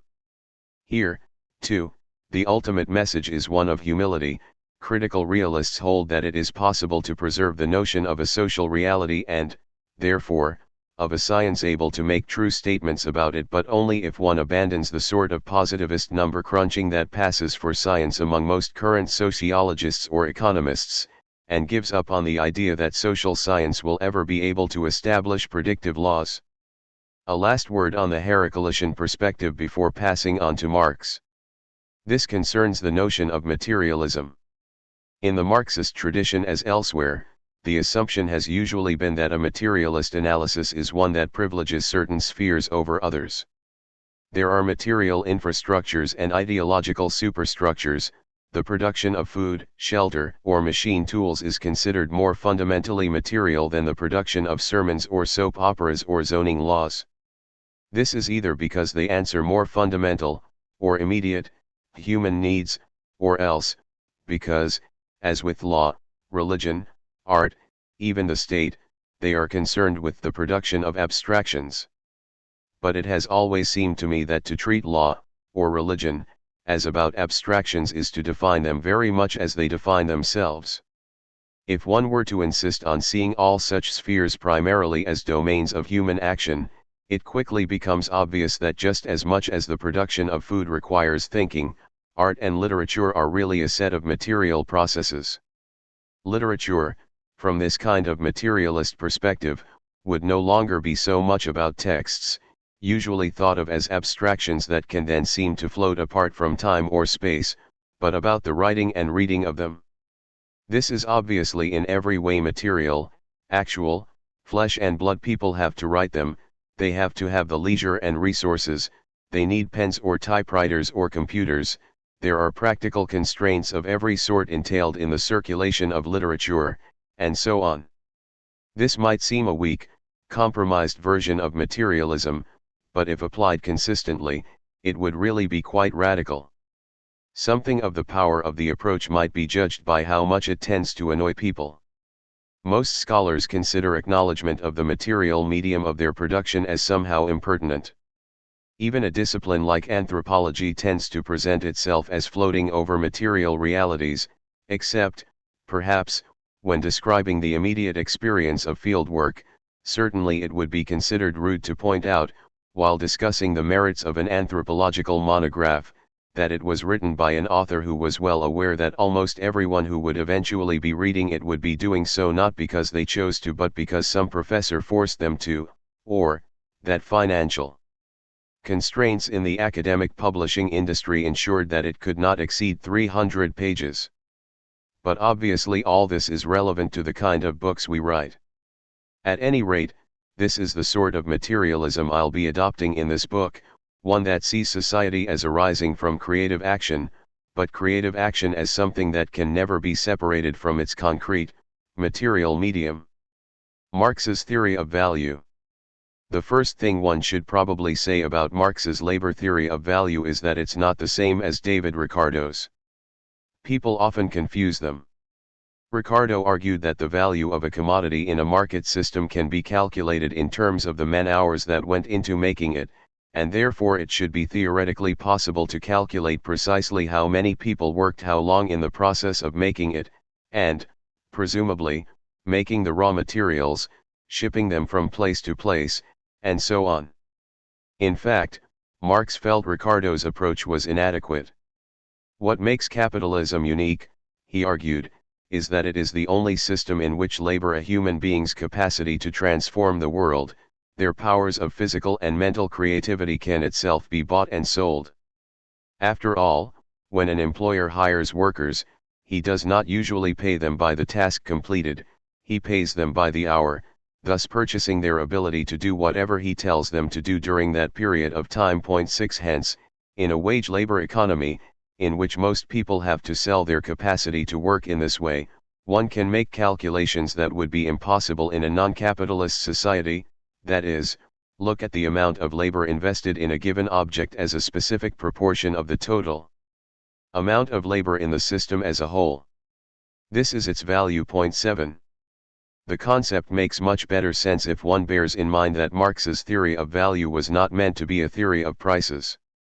Marx was not particularly interested in coming up with a model that would predict price fluctuations, understand pricing mechanisms, and so on. Almost all other economists have been, since they are ultimately trying to write something that would be of use to those operating within a market system. Marx was writing something that would be of use for those trying to overthrow such a system. Therefore, he by no means assumed that price paid for something was an accurate reflection of its worth. It might be better, then, to think of the word value as meaning something more like importance. Imagine a pie chart, representing the U.S. economy. If one were to determine that the U.S. economy devotes, say, 19% of its GDP to healthcare, 16% to the auto industry, 7% to TV and Hollywood, and 0.2% to the fine arts, one can say this is a measure of how important these areas are to us as a society. Marx is proposing we simply substitute labor as a better measure. If Americans spend 7% of their creative energies in a given year producing automobiles, this is the ultimate measure of how important it is to us to have cars. One can then extend the argument, if Americans have spent, say, 0.0000000007% or some similarly infinitesimal proportion of their creative energies in a given year on this car, then that represents its value.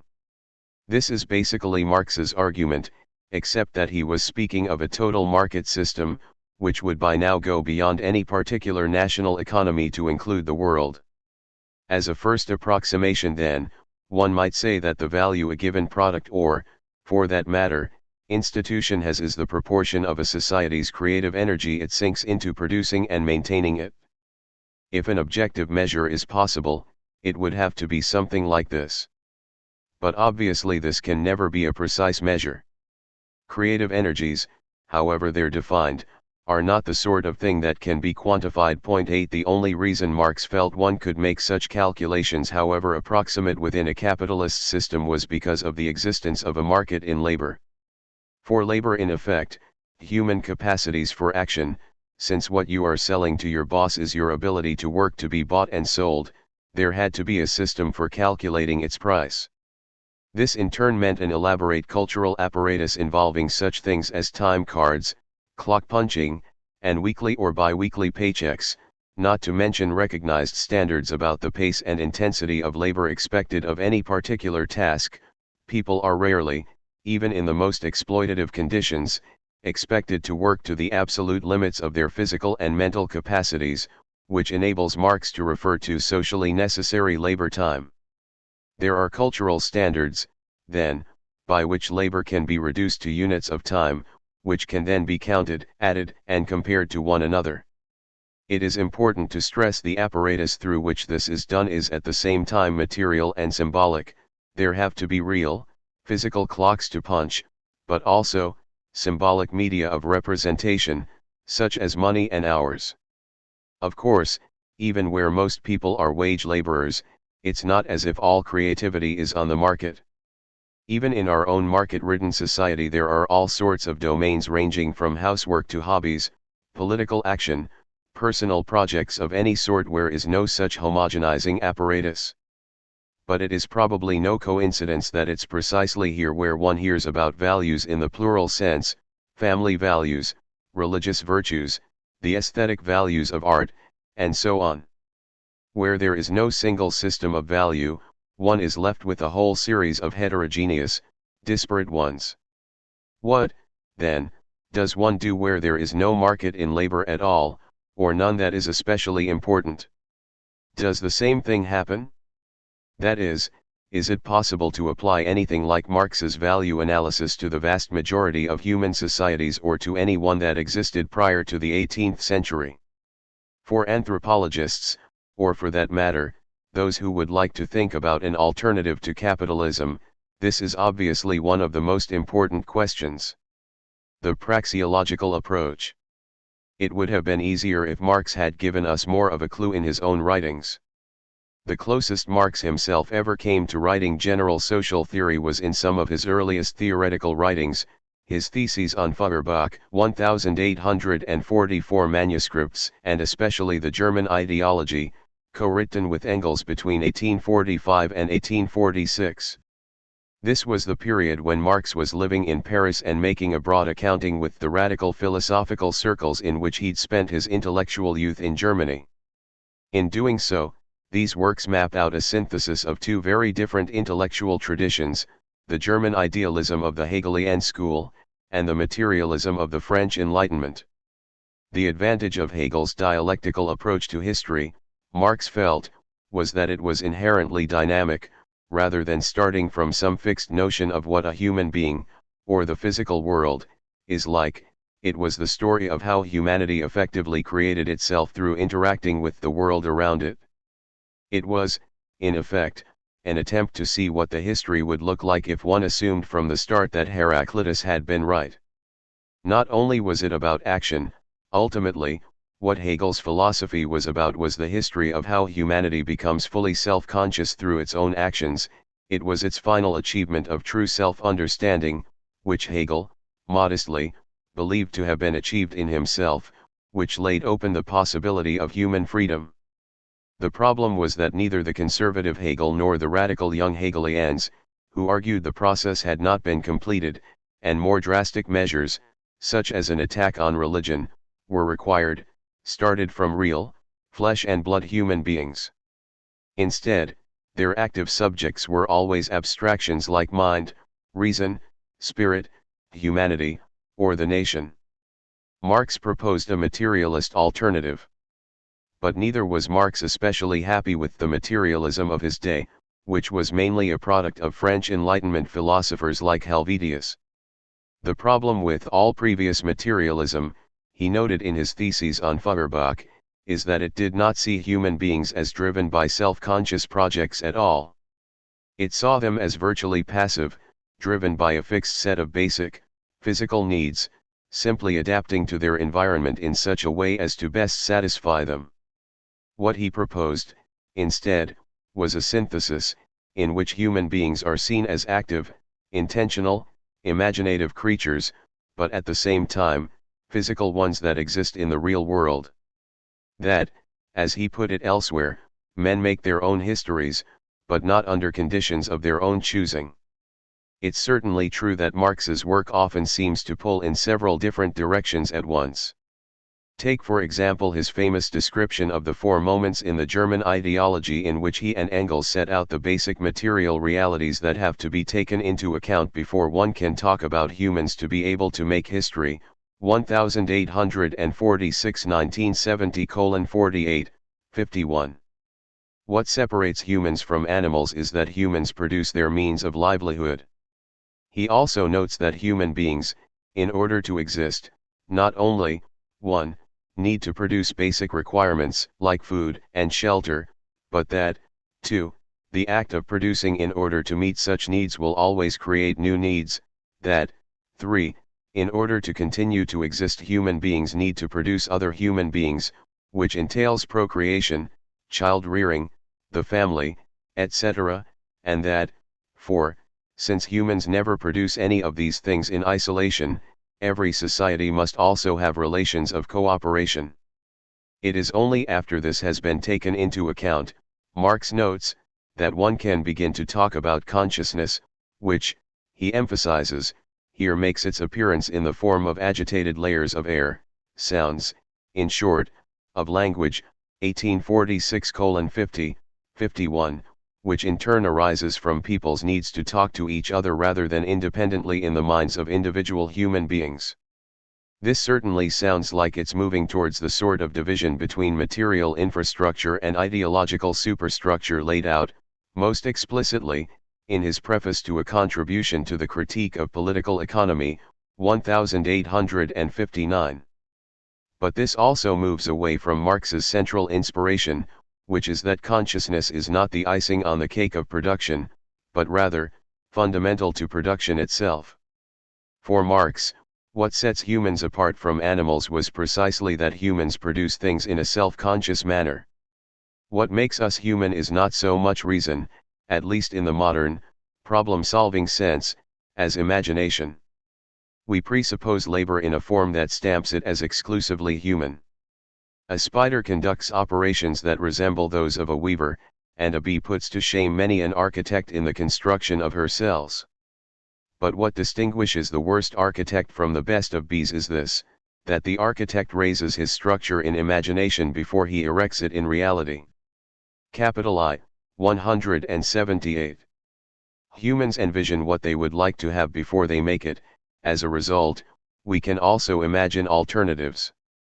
Human intelligence is thus inherently critical, which, in turn, is crucial to Marx's conception of history because this wished for the possibility of revolution. If one turns back to the original 4 moments with this in mind, however, one has the basis, with, perhaps, a tiny bit of refinement and rearrangement, for a very powerful theory of action.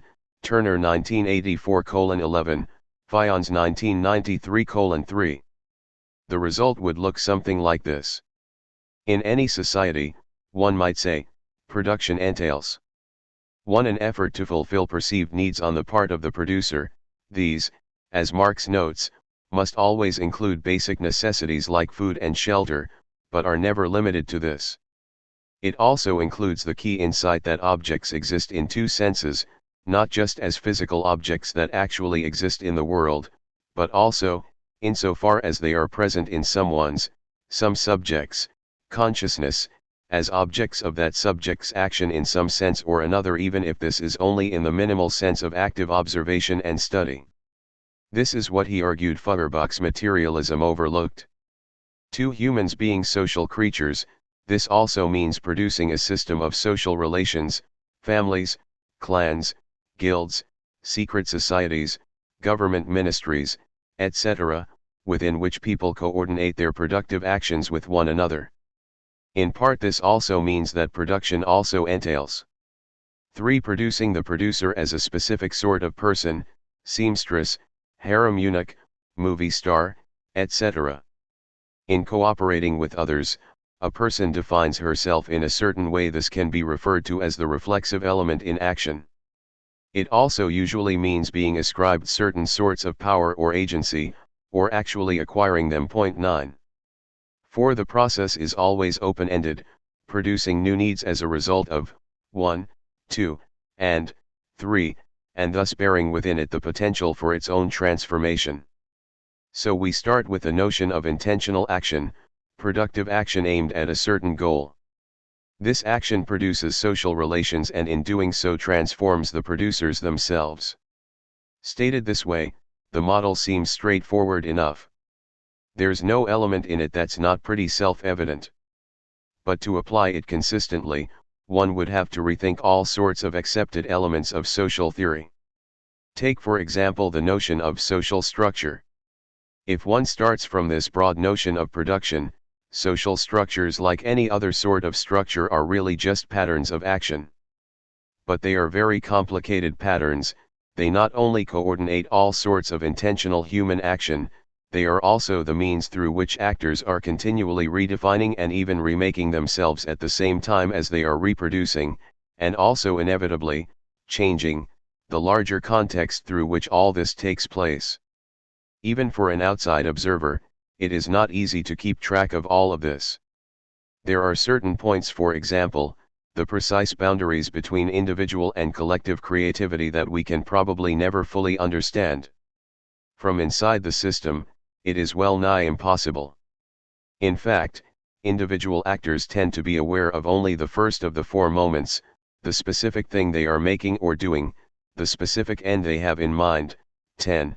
It is much harder to keep track of the other 3. One could well argue that all the great problems of social theory emerge from this single difficulty, whether it be Durkheim's famous observation that even though society is just a collection of individuals, every one of those individuals sees it as an alien force constraining them, or Marx's, about the way in which our own creations come to seem alien entities with power over us, cf. Taussig 1993. Imagination, then, may be essential to the nature of productive action, but imagination also has its limits. Or, to put it another way, human action is self-conscious by nature, but it is never entirely so. One might say there are 2 orders of critical theory. The first simply serves to demonstrate that our normal way of looking at the world or of some phenomena within it is flawed, incomplete or mistaken, and to explain how things really work. The second, more powerful, not only explains how things actually work, but does so in such a way as to account for why people did not perceive it that way to begin with. Marxist approaches hold out the promise of doing precisely that. Point 11. But if one considers the overall thrust of Marx's writings, from his earlier philosophical works to the theory of fetishism in Capital, one finds that what he produced was less a theory of false consciousness than a theory of partial consciousness. 12.1 In which actors find it almost impossible to distinguish their own particular vantage on a situation from the overall structure of the situation itself. Before setting it out, though, I must make a brief detour on the problem of structure. Dynamic structures. Anthropological ideas of structure, of course, largely came out of Saussurean linguistics. I have already described Saussure's conception of language as a system of signs that exists in a state of equilibrium, each element contributing to the definition of the others. Applying this to anthropology created notorious dilemmas. Where, exactly, was this abstract system to be found? How was one to relate langue and parole, synchrony and diachrony, the abstract system, seen as existing outside of time, and the real events, people speaking, writing, and so on, none of them fully aware of the principles that guide their own practice, even though their practice is the only way we have of getting at those principles in the first place. By now it should be apparent that this is just another variation of the same Parmenidean problem: how does one relate the models to reality? Anthropological wisdom to the contrary, however, Saussurean structuralism was never the only one around. There is a Heraclitan alternative, the structuralism developed by French psychologist Jean Piaget, see Piaget 1970, Turner 1973, which starts from action, and views structure as the coordination of activity. Point 13. Anthropologists, however, have rarely found much use for Piaget's structuralism. When they mention it at all, it's usually to dismiss it as lacking in cultural depth and sensitivity. Point 14. Applied to Piaget's own writings, this is certainly true. Saussure was interested in the different ways different languages define reality, Piaget, in the intellectual development of children. It's not hard to see why anthropologists were drawn to one and not the other. But it also seems to me the accusation is somewhat self-fulfilling. After all, if Piagetian models lack cultural depth, it's in part because anthropologists have never seen fit to develop them. Piaget's specific arguments about stages of child development are now considered outmoded.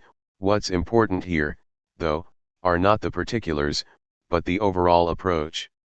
Above all, his premise, that it is always and everywhere the case that elementary forms of intelligence originate from action. 15. Children interact with their environment, they develop basic schemas of action, grabbing, pulling, etc., and ways of coordinating them.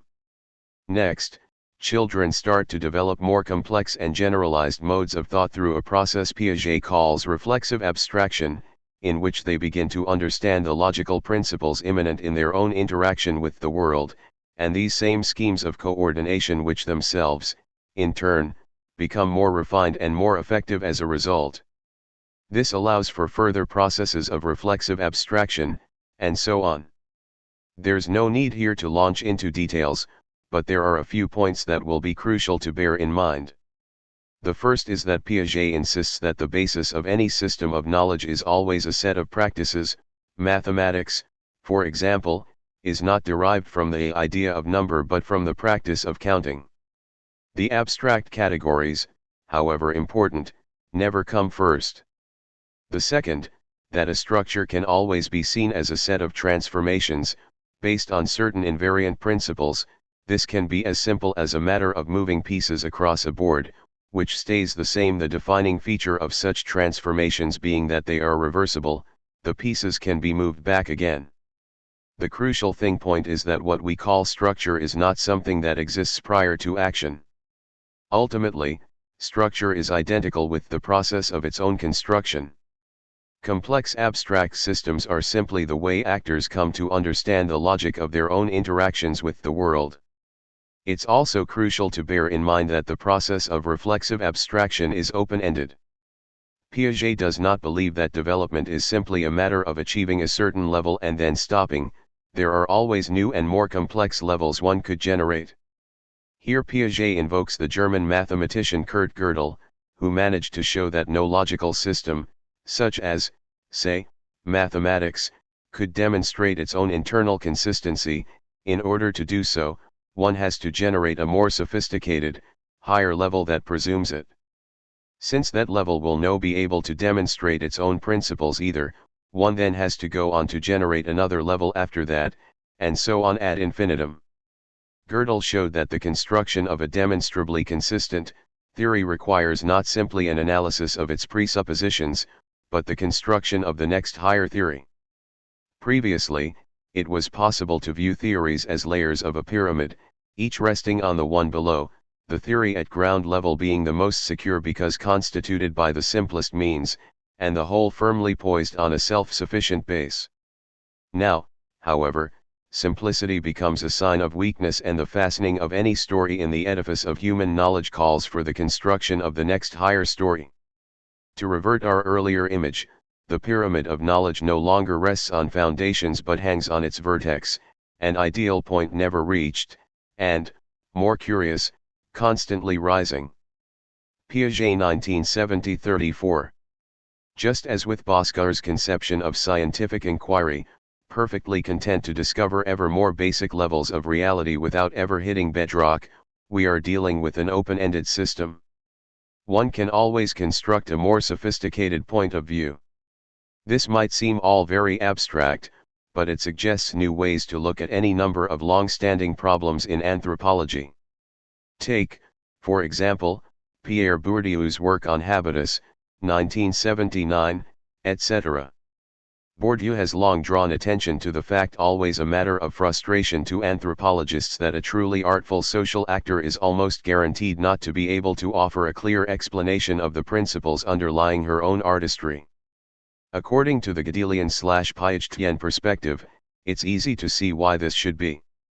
The logical level on which one is operating is always at least one level higher than that which one can explain or understand, what the Russian psychologist Vygotsky, 1978:79, 91, referred to as the proximal level of development. 16. In fact, one could argue this must necessarily be the case, since, explanation itself being a form of action, in order to explain or understand one's actions fully, one has to generate a more sophisticated, stronger, more encompassing level of operations, whose principles, in turn, one would not be fully able to explain, and in order to explain that one, yet another, and so on without end.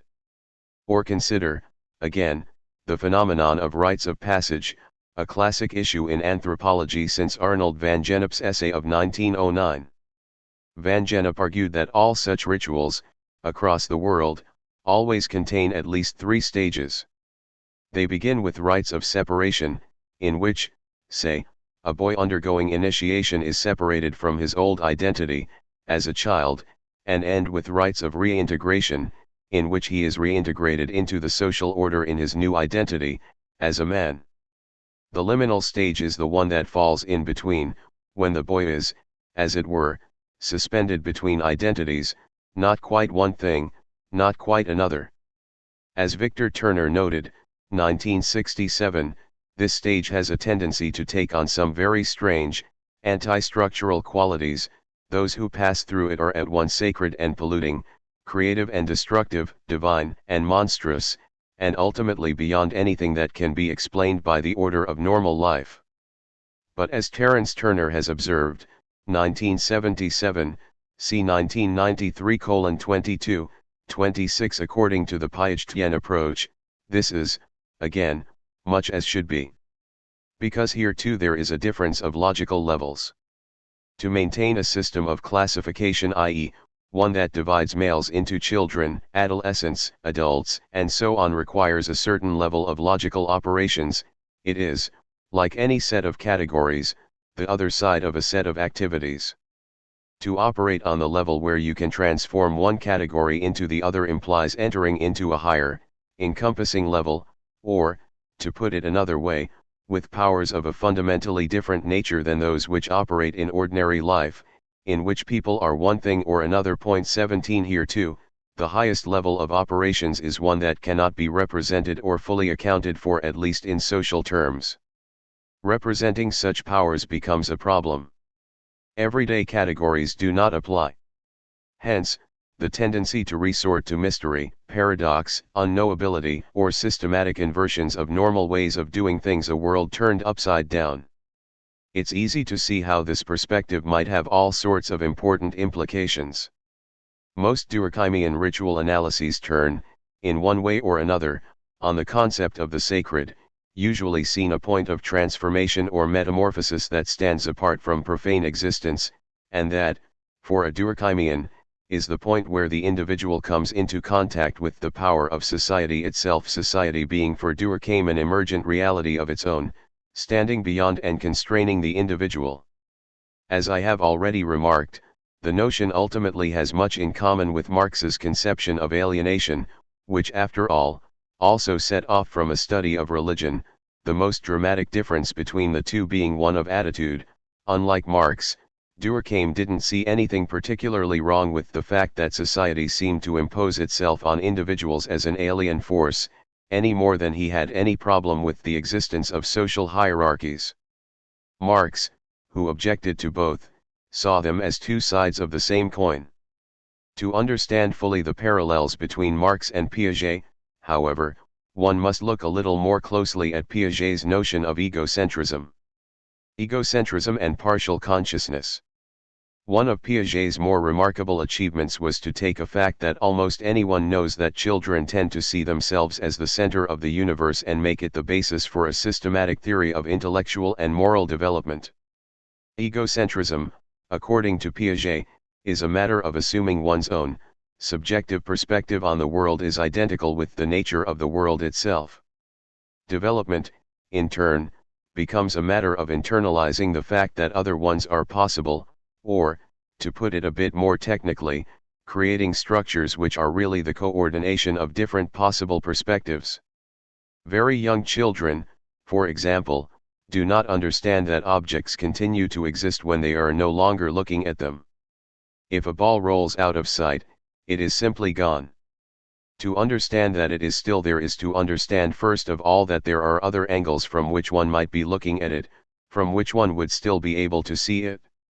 In older children, egocentrism might mean anything from a child's inability to imagine that others might not understand what she's telling them, to the difficulty, which often endures surprisingly late in life, in realizing that if I have a brother named Robert, then Robert also has a brother, who is me. Egocentrism, then, involves first and foremost an inability to see things from other points of view. Even if it's a matter of understanding the continual existence of objects, one is aware of them through potential perspectives. When one looks at a car, or a duck, or a mountain, the fact that there are other sides to it, other perspectives from which one could be looking at it, becomes internalized into the very nature of what one is perceiving.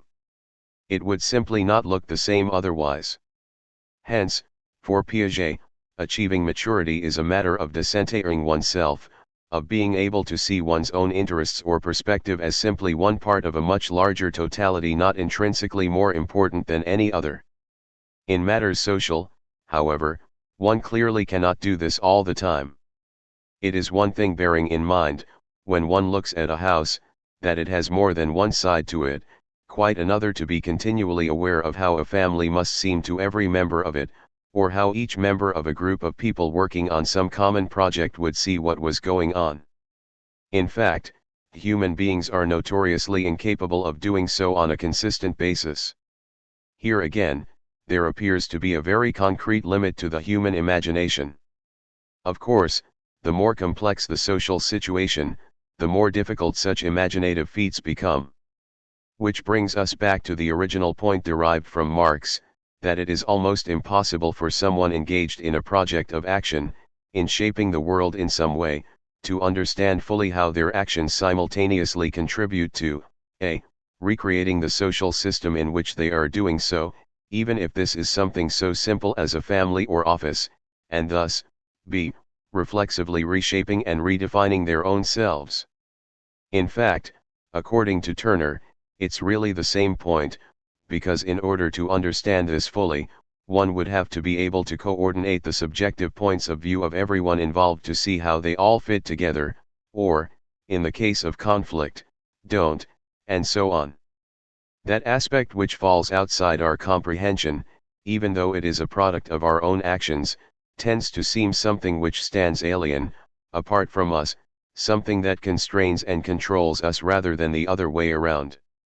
In early works like the German ideology, Marx emphasized the paradoxical nature of the division of labor in modern society, that while it created a genuine common interest on the level of society as a whole, since people need one another in order to survive, it does so by confining everyone to such limited interests and perspectives within it that none were really able to perceive it.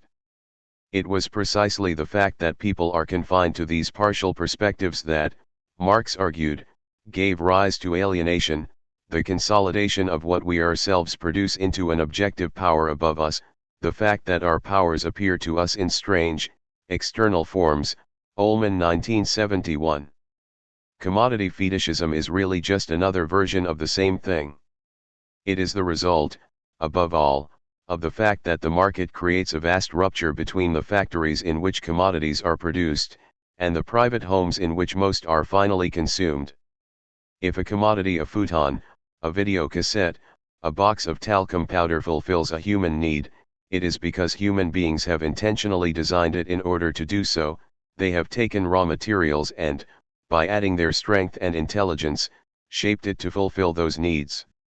The object, then, embodies human intentions. This is why consumers want to buy it. But because of the peculiar, anonymous nature of a market system, that whole history becomes invisible from the consumer's point of view. From her perspective, then, it looks as if the value of the object embodied in its ability to satisfy her wants is an aspect of the product itself. All those intentions seem to be absorbed into the physical form of the object itself, this being all that she can see.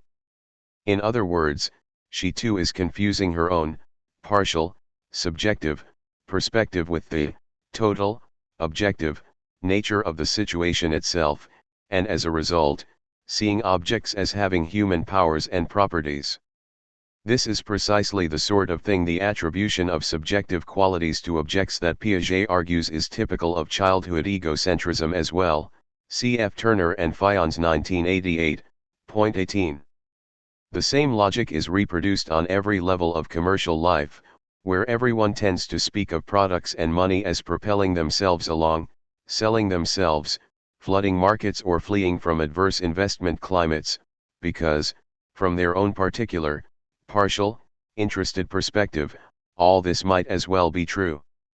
Which allows me to make a final observation about some of the most common objections to a Piagetian approach. Anthropologists tend to be extremely suspicious of any general theory that even holds out the potential of arguing that certain people are more sane, more intelligent, or more rational than others. They are very right to be suspicious. It does seem that the moment such models are given any intellectual legitimacy, they are immediately snatched up by racists and chauvinists of one kind or another and used to support the most obnoxious political positions. The Piagetian case was no exception. One team of researchers, for example, administered Piagetian tests to Arunda speakers in Australia, as a result of which they concluded that Arunda adults had not achieved operational levels of intelligence. See Piaget 1970:117, 19. The result was another attempt to revive the notion, largely abandoned since the days Lévi-Bruhl, of primitive mentality on Piagetian grounds, example Hall-Pike 1979. Of course, for the anthropologist, the idea of the Arunda being simple-minded is pretty startling. After all, these are the same people otherwise famous for maintaining one of the most complicated kinship systems known to anthropological science, including an 8-section prescriptive marriage system so intricate it took Western scholars decades to unravel it. To argue that such people are incapable of sophisticated thought seems obviously ridiculous, even if, like people everywhere, they are unlikely to fully grasp the principles underlying their own most sophisticated forms of action. Even when things are not this blatantly ethnocentric, the normal model for a mature, fully evolved individual is usually pretty culturally specific. It's much the same as the model Westerner. One is, at least implicitly, thinking of some 40-ish white guy in a suit, perhaps a banker or a stockbroker. The advantage of a Marxist take on Piaget, of course, is that said banker or stockbroker is no longer the model of someone who gets it right but of someone who gets it wrong. As he flips through the business section reading how gold is doing this and pork belly's doing that, he is engaging in the very paradigm of adult egocentrism. An Arunda speaker, one suspects, would be much less likely to be quite so naive. Das Kapital as symbolic analysis. The key to a broader Marxian theory of value, though, lies most of all in Marx's analysis of money. Economists of Marx's day, like economists now, tended to speak of money as a measure and a medium of value. It is a measure because one can use it to compare the value of different things, example to say that one steak frites is worth the same as 5 loaves of bread. In this capacity, the money can be a complete abstraction. There's no need for physical coins or bills to play a part at all.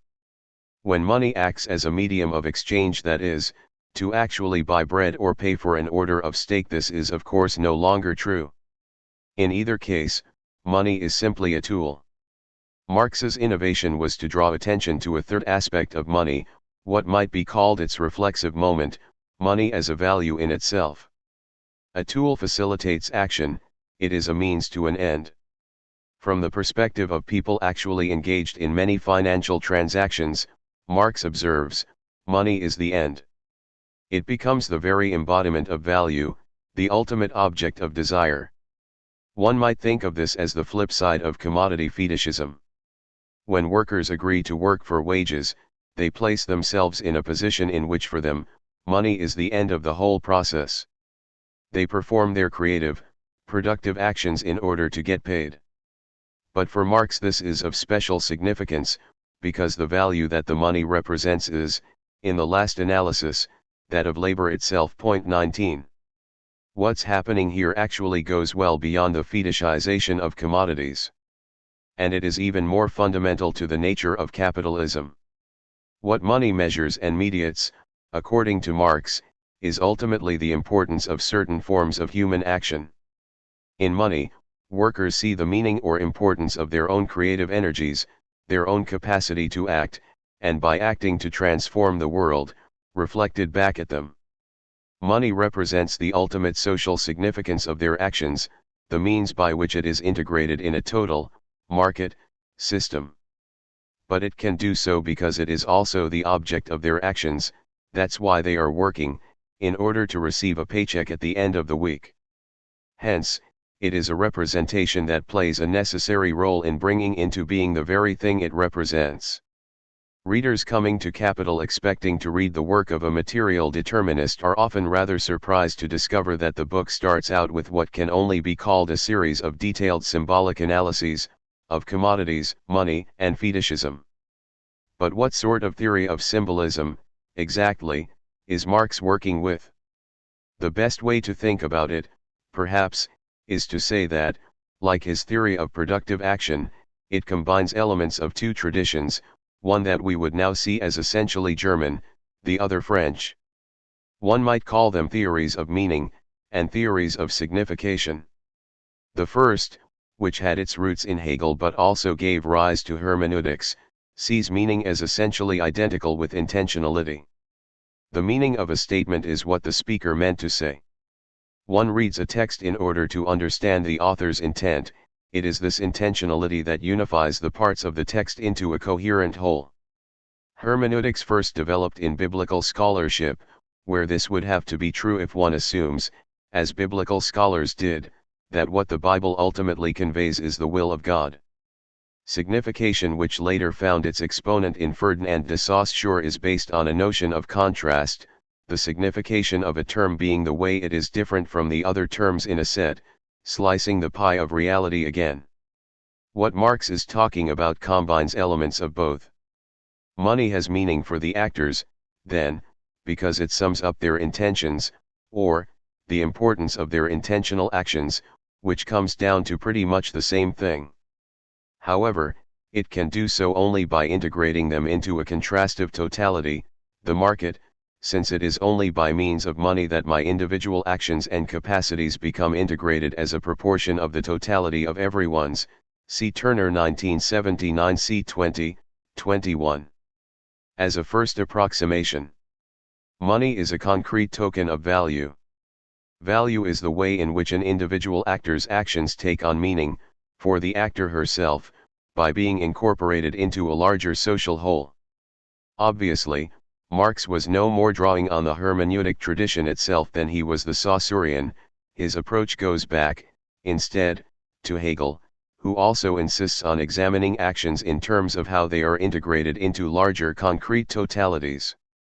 Any particular action, or process, becomes meaningful, in Hegelian language, takes on concrete, specific form, only by being integrated into some larger system of action, just as the parts of a watch, say, are coordinated in their motion by the overall structure of the whole, thus making the parts mere abstract content, and the watch, concrete form. Of course, there is no end to how long one can continue this sort of analysis. The watch itself might well be integrated into some larger process, say, a race, whereby it too becomes merely the abstract content to a larger concrete form, and so on. So here too, the system is ultimately open-ended. Marketless societies. At this point, armed with this Marxian view of structure, we can once again return to our original question, how to apply a Marxian theory of value to societies without a market. What Turner suggests, 1984, is that most Marxist anthropologists have ended up creating a slightly different version of substantivism. That is, they too have simply examined the way in which a society materially provisions itself, except that where Polanyi's followers mainly examined different modes of exchange, Marxists shifted the focus to production. Starting from value on the other hand would mean asking, is material production of this sort really what is most important to this social system? If we limit ourselves to stateless societies, the ones that have up until now proved the least amenable to Marxist styles of analysis, it quickly becomes obvious that the sort of activities we would define as economic, particularly subsistence activity, are by no means that on which they spend the greater part of their time, or creative energies however defined. Turner 1979 c. 1984. Most dedicate far more to what, broadly speaking, could be called socialization, at least if one defines the latter to include not only primary child care but all those other actions that go into shaping human beings. This would make socialization a continual process that does not simply stop with adolescence, or whatever arbitrary cut-off point most people implicitly impose. Over the course of one's life, people are almost always engaged in a constant process of changing their social position, roles, and statuses, and doing so having to learn how to behave in them. Life is thus a constant educational process. Myself, I suspect one of the main reasons for this neglect is simple sexism. Primary child care is almost everywhere seen as quintessential woman's work. Analysts tend to see socialization on the whole as being too close to nurture and too distant from the kind of strenuous and dramatic muscular activity burly men hammering away at glowing iron, sparks flying everywhere the term production brings most readily to mind. The model one would start from would have to be essentially feminine. But then, this only goes to underline that the most fundamental inequality in such societies is indeed that based on gender, something that in theory we already knew. How does one then go on to analyze this kind of production? Well, in fact, the materials already exist. There is a huge, voluminous anthropological literature on the study of kinship. True, it does not start off from the same premises, but it certainly provides plenty material from which to work. And even a more traditional Marxist anthropologist like Eric Wolf, 1983, has used the term kinship mode of production to describe such societies. While it is also true that Marxist anthropologists have usually insisted that kinship systems are ultimately determined by the production of material things, there's no reason one can't simply jettison this bit and keep as much as seems useful of the rest. The real point is how one would go about analyzing a kinship system, or some similar anthropological object, in the same way that Marx analyzed the market system in capitalism. So in what way do the actions of shaping people become embodied in value forms, that is, forms that reflect the meaning of my actions to myself in some tangible form as some object or action that I desire? And in what way does this process allow for fetishism to people failing to recognize the degree to which they themselves are producing value, and for exploitation a means by which some people appropriate the surplus value generated by others? The Baining.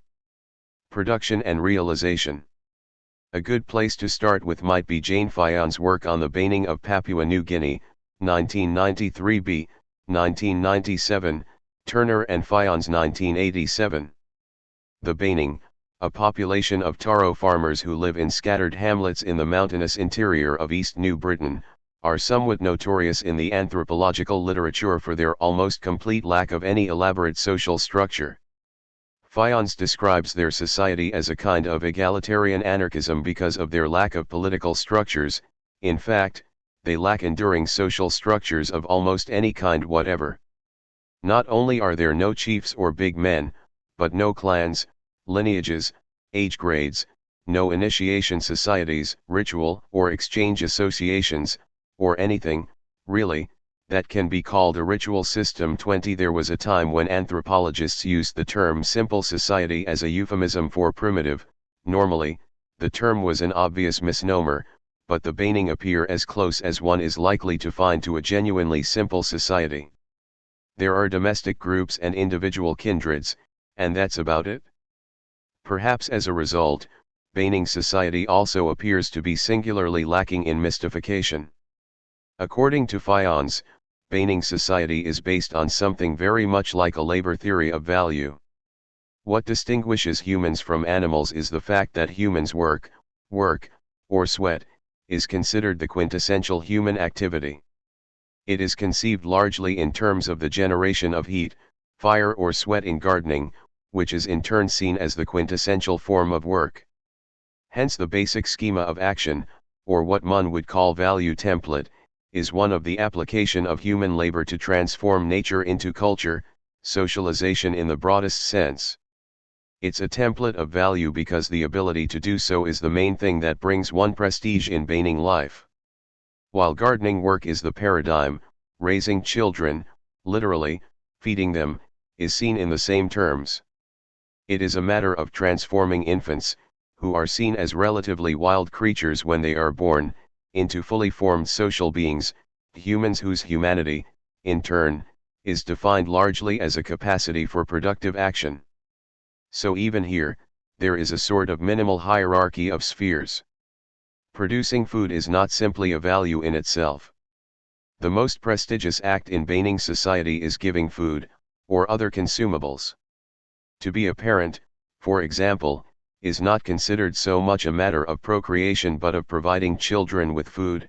Fayons 1993b, 1997:75, 78, 88-100, an attitude reinforced by the very widespread habit of fostering, which ensures that almost every household where food is cooked has at least one child to feed in it. Food giving takes a more communal form as well. While the Baining lack elaborate, ceremonial forms of exchange like mocha, people are in the constant habit of exchanging food, betel nut, and the like on a less formal basis. If two men meet each other on the road, for example, they will almost invariably both offer each other betel nut to chew, each then taking some of the others. Families often exchange food, here too almost always in egalitarian same-for-same transactions. For example, two neighbors will exchange equal amounts of taro with which to prepare their dinner. Hence, while giving food to children is seen as reproductive, in the sense of producing production, the apparently pointless habit of continually exchanging food is a matter of the continual production of society. In the absence of enduring institutional structures which can be seen as existing apart from individual human action, society itself has been recreated by individuals on a day-to-day basis. Yet that society has to be recreated, as it is the basis for the existence of any sorts of values at all.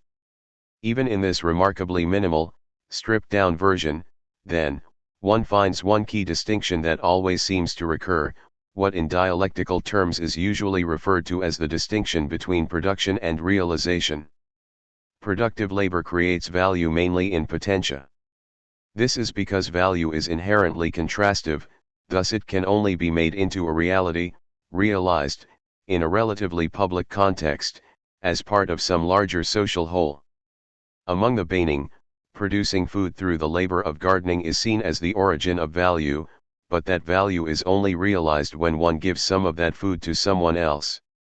Hence the most truly prestigious act is being a good provider to children, thereby turning them into social beings, but this in turn requires the existence of society. After all, without society, the socialization of children would not be prestigious, just as without the continual socialization of children as new producers, society itself would not continue to exist. The Kyapo. The domestic cycle and village structure. The Baining were, as I said, a useful place to start because they lack most of the institutions we normally associated with social structure. This is not so of the Kyapo of Brazil, the object of Turner's own researches for the last 30 years.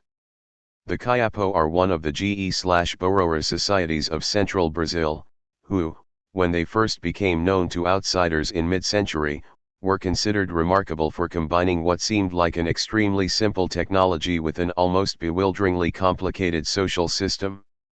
Their great circular villages often consisted of several hundred houses, all arranged around a central plaza, normally replete with collective men's houses and other communal buildings. While the communal structures took different forms in different central Brazilian societies, there was invariably some form of dual organization. The village was divided into two sides of the village, most often exogamous. There were two men's houses, identical in all respects, except that one was always for some reason considered superior. The life cycle was divided into elaborate systems of initiation grades carried out in the village center. In any structural analysis, and this includes any analysis of social structure, the key question is how to identify one's units of analysis. Here Turner again harkens back to the dialectical tradition 21, in which the basic principle is that the most elementary unit of any system is the smallest one that still contains within it all the basic relations which constitute the whole. Let me explain what I mean by this. Take the example of a kinship system, of the sort normally studied by anthropologists. The minimal unit would clearly have to be a domestic unit of some sort, of family or household. 22 Families of course can take a wide variety of forms in different societies, but whether one is talking about a suburban family in Cleveland, an Iroquois longhouse, or a Nayer matrilineal stirp, there are certain things one can always expect. One can always count on there being a recognized model of what a properly constituted household should look like. And that properly constituted household will always contain within itself all of those relationships, mother-daughter, husband-wife, brother-brother, mother's brother-daughter's husband, whatever these may be, that are reworked to create the larger system of which it forms a part. The larger systems are just based on extrapolating certain of these relations and principles on a grander scale. A system of patrilineal clans, for example, is based on taking just one of those critical relations, between fathers and sons, and making it a universal principle that can then become the basis for organizations that not only regulate relations between families, but above all, by control of bride wealth, establishment of rules of exogamy, and so forth, regulate the continual process through which new families form and old ones dissolve. This is really the same sort of relation of mutual dependence between levels that one finds in the Piagetian notion of structure. The higher, encompassing level is entirely presupposed by the lower, yet at the same time, the lower one is not viable without it, since real households are in constant flux, endlessly growing, declining, and dividing up to create new families, and it is the broader system that regulates the process. And here again one can, in principle at least, continually generate higher levels. In the case of the Kayapo, Turner 1979b, 1980, 1984, 1985a, 1987, the domestic unit is an Uksara local extended family, usually 3 generations in depth. In a properly constituted village, there could be hundreds of these, in houses arranged in a vast circle, all opening on a central village plaza that is considered the quintessential social space. The men's and women's societies that dominate the life of the plaza are divided into moieties, though in the Kayapo case these are not exogamous. Rather, a boy needs members of the opposite moiety to provide the unrelated substitute parents, Krabjuo, who will initiate him into public life by sponsoring his entry into the men's society. Boys are removed from their natal families to live in the men's house dormitory at about the age of 8, initiated to the next grade at about 14, and then, on the birth of their first child, move into their wives' households. They do so as very much junior partners. A husband is at first expected to be highly subservient to his wife's parents. There are all sorts of ritualized gestures of deference and near avoidance, during the period when he and his wife are raising their own children. At the same time they gradually move upward in the collective organizations of the village center according to the point they have reached in their own domestic cycle. Age grades include fathers of one child, fathers of many children, etc. There is a parallel structure for girls. Girls too are initiated into a series of age grades by substitute parents. However, they are never detached from their natal families in nearly so radical a way, are never dormed in the village center, and, while as elders they can achieve a dominant position alongside their husbands within their own extended families, never take on a dominant role in the plaza's political life. In what way, then, are these communal institutions constructed out of relations that exist within the domestic unit? Turner argues that relations within the family fall into 2 broad groups. The first, and most important, are the very hierarchical sorts of relation that exist between parents and children, and in marrying husbands and their wives' parents in particular. All these relations are marked by similar forms of deference. The subordinate party is ashamed in the presence of the dominant one, is obliged to refrain from any expression or often even reference to appetites for food or sex. The dominant party can express such appetites freely as well as generally telling the other what to do. The second set are the more solidary, comfortable relations of alliance that exist between, for example, grandparents and grandchildren, boys with their mother's brothers, or girls with their father's sisters. Each of these complementary axes of the structure of the family is the basis of recruitment for one of the 2 sets of communal organizations that dominate the village center. The first are the sets of men's and women's societies I have already partly described, societies which are themselves extremely hierarchical, as well being in principle divided into 2 ranked moieties. One might call this the political system. The second is the framework of Kayapo ceremonial organization, 1987:25, 28, which temporarily merges all such divisions together in collective dances and initiations, which culminate in the giving of beautiful names to certain privileged children, usually accompanied by certain pieces of heirloom jewelry called nekrech, the only real physical tokens of wealth that exist in traditional Kayapo society. Hence the 2 complementary axes of the structure of the family become the complementary axes of the structure of society as well. What's more, it is indeed through these larger, encompassing institutions that the minimal units are reproduced, regulating the dispersal of the children of old families and the creation of new ones in marriage.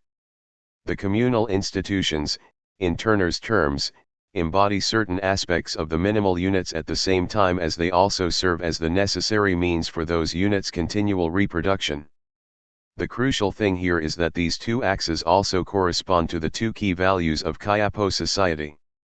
Turner refers to them as dominance and beauty. The first is not actually named in Kayapo, but it's exemplified in the sort of authority exerted by a father-in-law over his deferential sons-in-law, as well as that same sort of authority writ large within the age-graded institutions of the village center.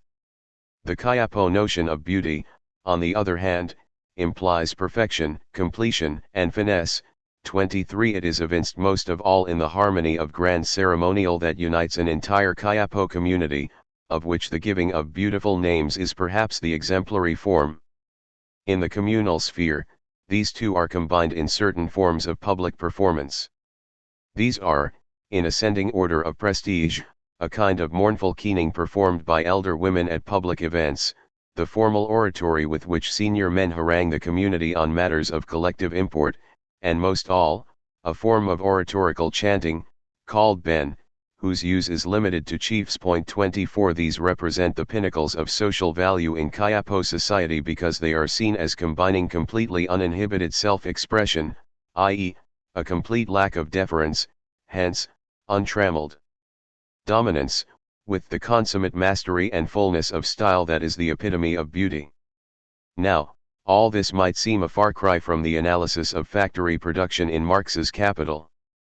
But Turner argues, 1984, that one can, in fact, carry out a similar value analysis because there is, indeed, a cultural system by which productive labor is divided up according to standardized units of time. This is the domestic cycle. One such cycle suffices to turn children into marriageable adults, i.e., to produce labor power, the capacity to reproduce the family; a second, to turn the former subordinated couple into the dominant heads of their own extended family.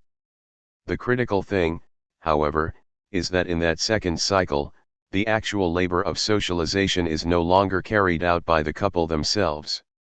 Instead, it is their daughters and daughters' husbands' work that effectively propels them forward into their new status. 25 Hence, their labor produces, in effect, a surplus. The surplus, however, is not appropriated on the domestic level or, better to say, not primarily so but on the level of the society as a whole. A male elder, for instance, can behave in a dominant fashion in his own household, but even if he has no daughters of his own and hence can never become the head of an extended family household, the collective labors of the younger generation nonetheless propel him through the age grades to the point where he can take on the role of an elder in public life, and accede to the most eminent tokens of value in Kayapo society. Value, then, is realized mainly in the public, communal sphere, in the forms of concrete circulating media of value in part, the ceremonial valuables and roles mentioned above, but mainly in the forms of access to the most prestigious forms of verbal performance in public, ritual and especially political, life, keening, formal oratory, chiefly chanting. These latter forms are refractions of the most basic forms of value created in the domestic sphere, at the same time as they are realized largely within institutions that are modeled on the key relations through which those forms of value are created. They are also realized in a distinctly unequal fashion, and that inequality is a direct result of the effective appropriation by some of the products of others' labor. The overall picture here is not all that entirely different than the sort of thing proposed by Dumont and his disciples. We have the same hierarchical arrangement of spheres, the same paired set of key values, one primarily concerned with individual assertion, the other, more encompassingly social, so power and purity in Dumont's Hinduism, honor and baraka among Jamis Berbers, and so forth. The same can be said of Fred Meyer's analysis of the values of relatedness and differentiation among the Pintupi, 1986, which is inspired mainly by Turner, but draws on certain Dumontian themes as well. The most obvious differences between Turner and Dumont though are the infinitely more sophisticated theoretical apparatus Turner provides, and the fact that, coming out of the Marxian rather than Durkheimian tradition, Turner does not assume that alienation and hierarchy are simply natural and inevitable features of human life. Tokens of value. Now, treating a form of chiefly chanting as a medium of value might seem to be stretching the analogy with Marx beyond all reason. What does a genre of public performance really have in common with a dollar bill? If one examines the matter more closely, one finds they have quite a number of things in common. Here is a list of the most important qualities shared by all such concrete media of circulation in Turner's terms. 1. They are measures of value, as they serve to mark a contrast between greater or lesser degrees of dominance, beauty, honor, prestige, or whatever the particular valued quality may be. This measurement can take any of three possible forms. A. Presence/absence. Even if one is dealing with unique and incommensurable values, there is still the difference between having them, or otherwise being identified with them, and not. Kyapo beautiful names and their associated regalia, for example, are not ranked each as a value only unto itself, but every name-giving ceremony is organized around the distinction between those with wealth, who have them, those with nothing, who do not, even if all other social distinctions are effectively dissolved. Turner 1987:28.26. B. Ranking, as with Gregory's hierarchy of types of gift. Kyapo performance genres are ranked as well. Men's oratory is ordinarily seen as superior to women's keening, chiefly chanting, as superior to both. See proportionality, as with money.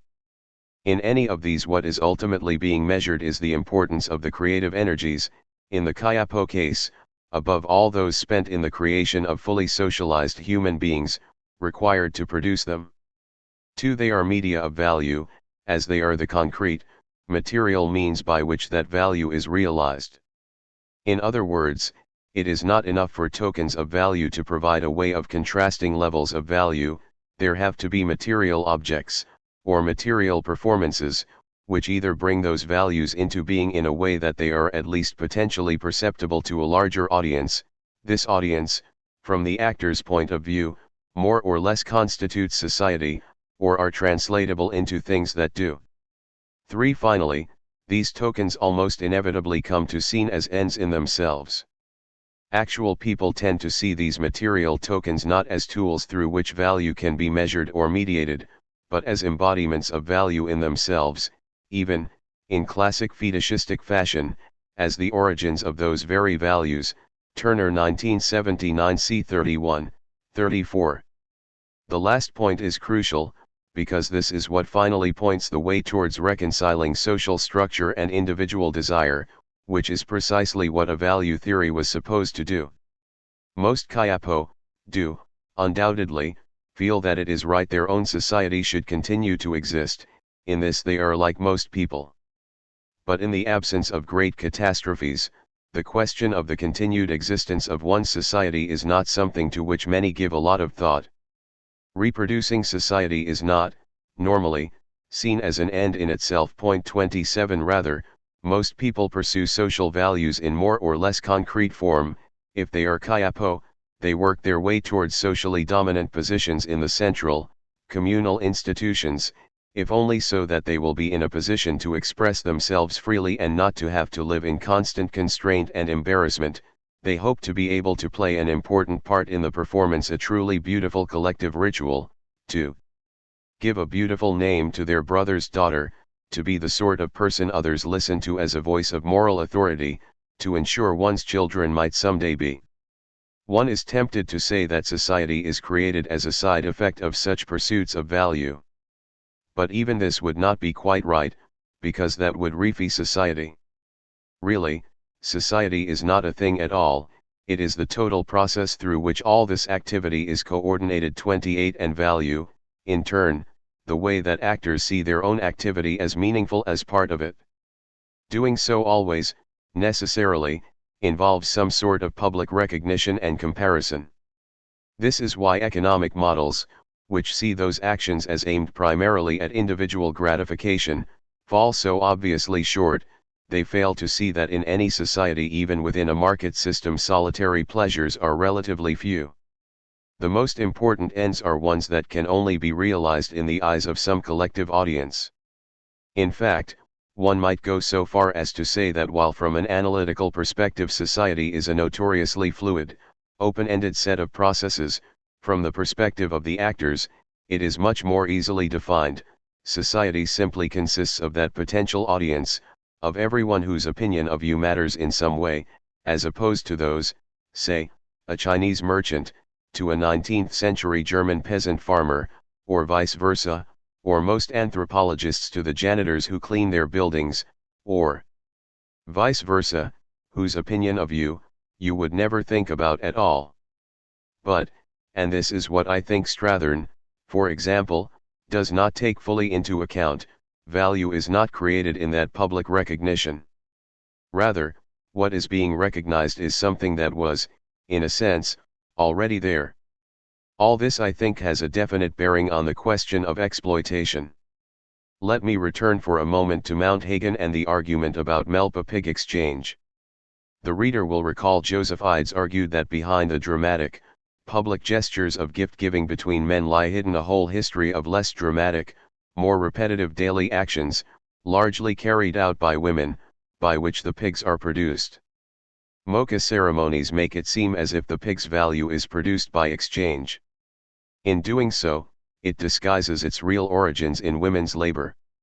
Strathern objects that such a notion presumes a certain attitude towards property, and the idea that carrying out productive labor should give one certain rights to the object produced, that Hageners just don't have. Hence it would never occur to them they are being exploited. But in fact, when Melpa women feed their pigs, they are not simply fattening animals. They are not even simply, as Strathern would have it, reproducing the relationship they have with their husbands. They are also contributing to reproducing a certain kind of social order, one organized, for example, around a distinction between the domestic sphere, in which pigs are raised, and the public one, in which they are exchanged, one that carries with it definitions of what a man is, what a woman is, what a family is, what a male reputation is, and why it is that the gift of a pig should be the most effective means by which the latter can be created. This social order is not some abstract set of categories that exists prior to action. Actions are what it is, what it primarily consists of. It is a process of constant creation. In this sense, it is not just the pigs but the male public sphere itself which is constructed in large part by female labor, even if it is also one from which women are largely excluded. 29. From this perspective one can indeed talk about exploitation. Strathern for example points out that if one claims that Melpa women are being exploited because men control the pigs they have helped produce, you would have to conclude that men are being exploited too, because women control the crops that men have contributed to producing. This sort of logic is inevitable, really, if one thinks of value only in terms of particular objects and particular transactions, refusing to consider any sort of larger social whole in which the production of both pigs and crops take on value in relation to one another. Now, there are good reasons why Strathern wants to avoid talking about society. First of all, like most current theorists, she wants to emphasize the degree to which what we are used to calling societies are not bounded wholes, but open-ended networks. Second, the concept is alien to the Melpa themselves. But by doing so ends up paradoxically depriving her Hageners of almost all social creativity. A constructivist approach such as I have been trying to develop might help overcome some of these dilemmas. Such an approach assumes there does have to be some kind of whole, 30, but it is almost always going to be a shifting, provisional one, because it is always in the process of construction by actors pursuing forms of value, if only because those forms of value can only be realized on some sort of larger stage. If for the actor, society is simply the audience one would like to impress, for the analyst, it is all those actions that have gone into making it possible for that actor to make that impression that have thus, in effect, produced the value realized in this way. Value and values, fetishism. At this point one can return to the question of value versus values, that is, economic price mechanisms versus the kind of conceptions of the desirable described by Kluckhohn, honor, purity, beauty, and the like. I've already noted that the latter tend to take on importance either in societies without a commercial market, example the Kayapo, or, as in ours, in those contexts, church, home, museum, etc., relatively insulated from it. According to Turner, 1984:56, 58, both really are refractions of the same thing. To understand the differences, one has first of all to consider what they are being refracted through.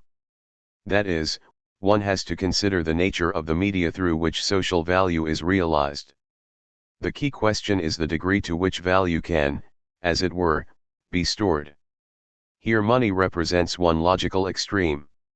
Money is a durable physical object that can be stored, moved about, kept on reserve, taken from one context to another. 31 At the other extreme, one has performances like chiefly chanting, the deferential behavior of subordinates, and so on.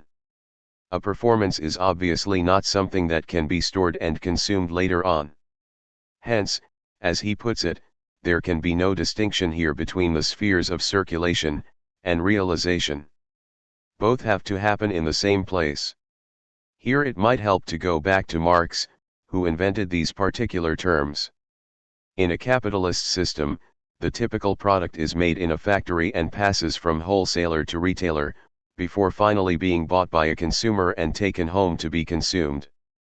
In Marx's terms, it passes from the sphere of production, to that of circulation, to that of realization, the latter by providing the consumer some pleasure, fulfilling some purpose, or adding to his or her prestige.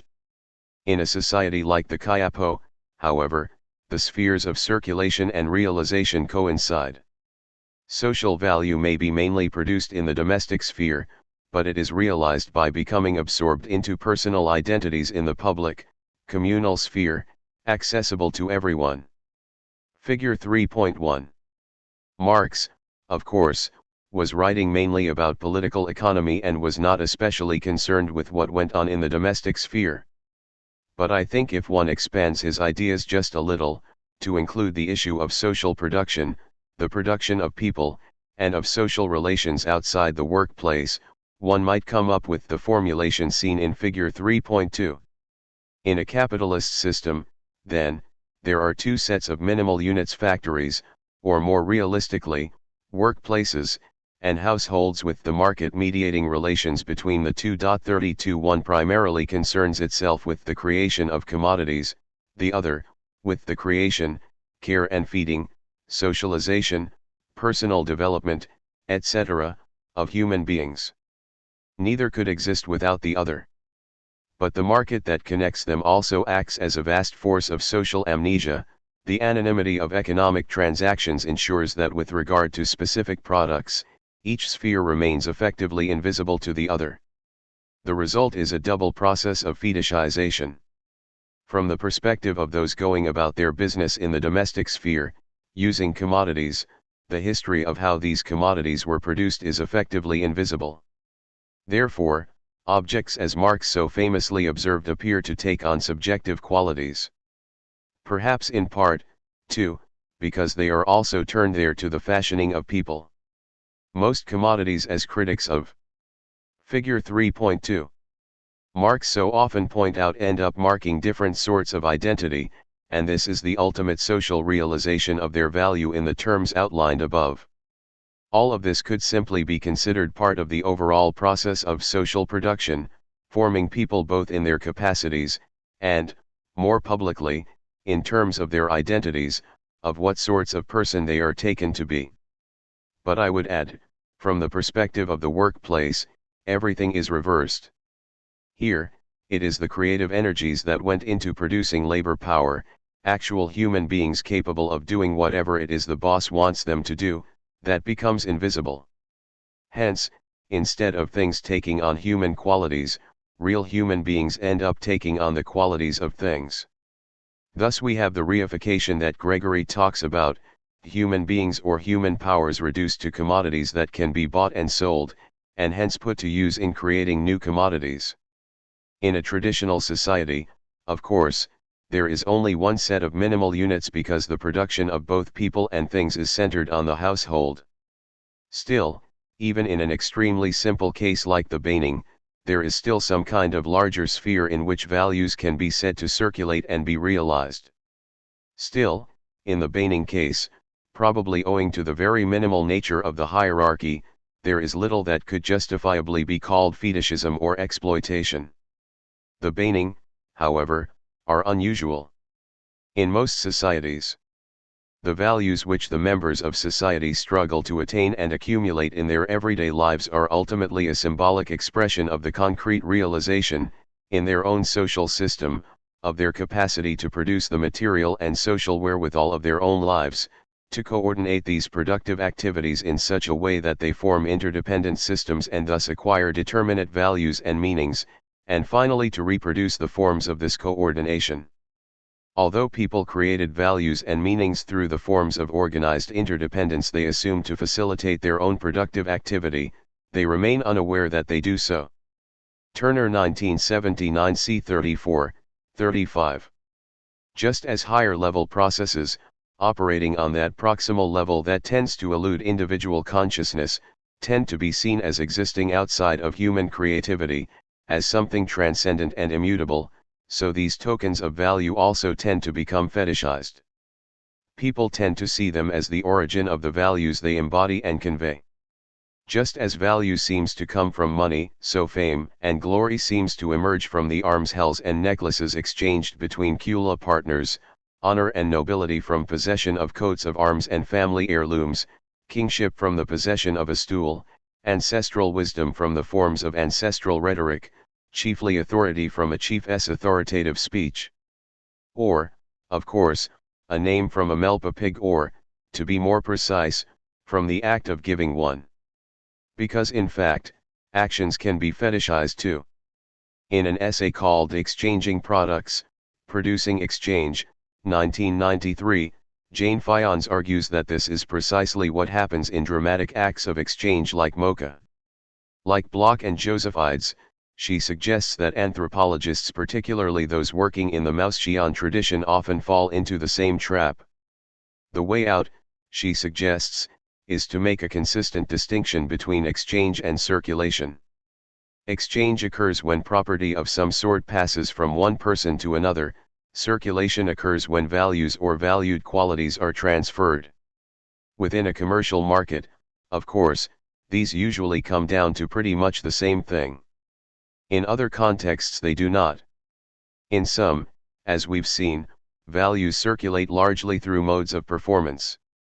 Knowledge, rumors, and reputations circulate as well, hence, as Fyons notes, one might in some places be able to realize the value of an heirloom shell only by giving it away, in others, by displaying it in a public ritual, in yet others, by hiding it somewhere, but making sure others know that you have done this.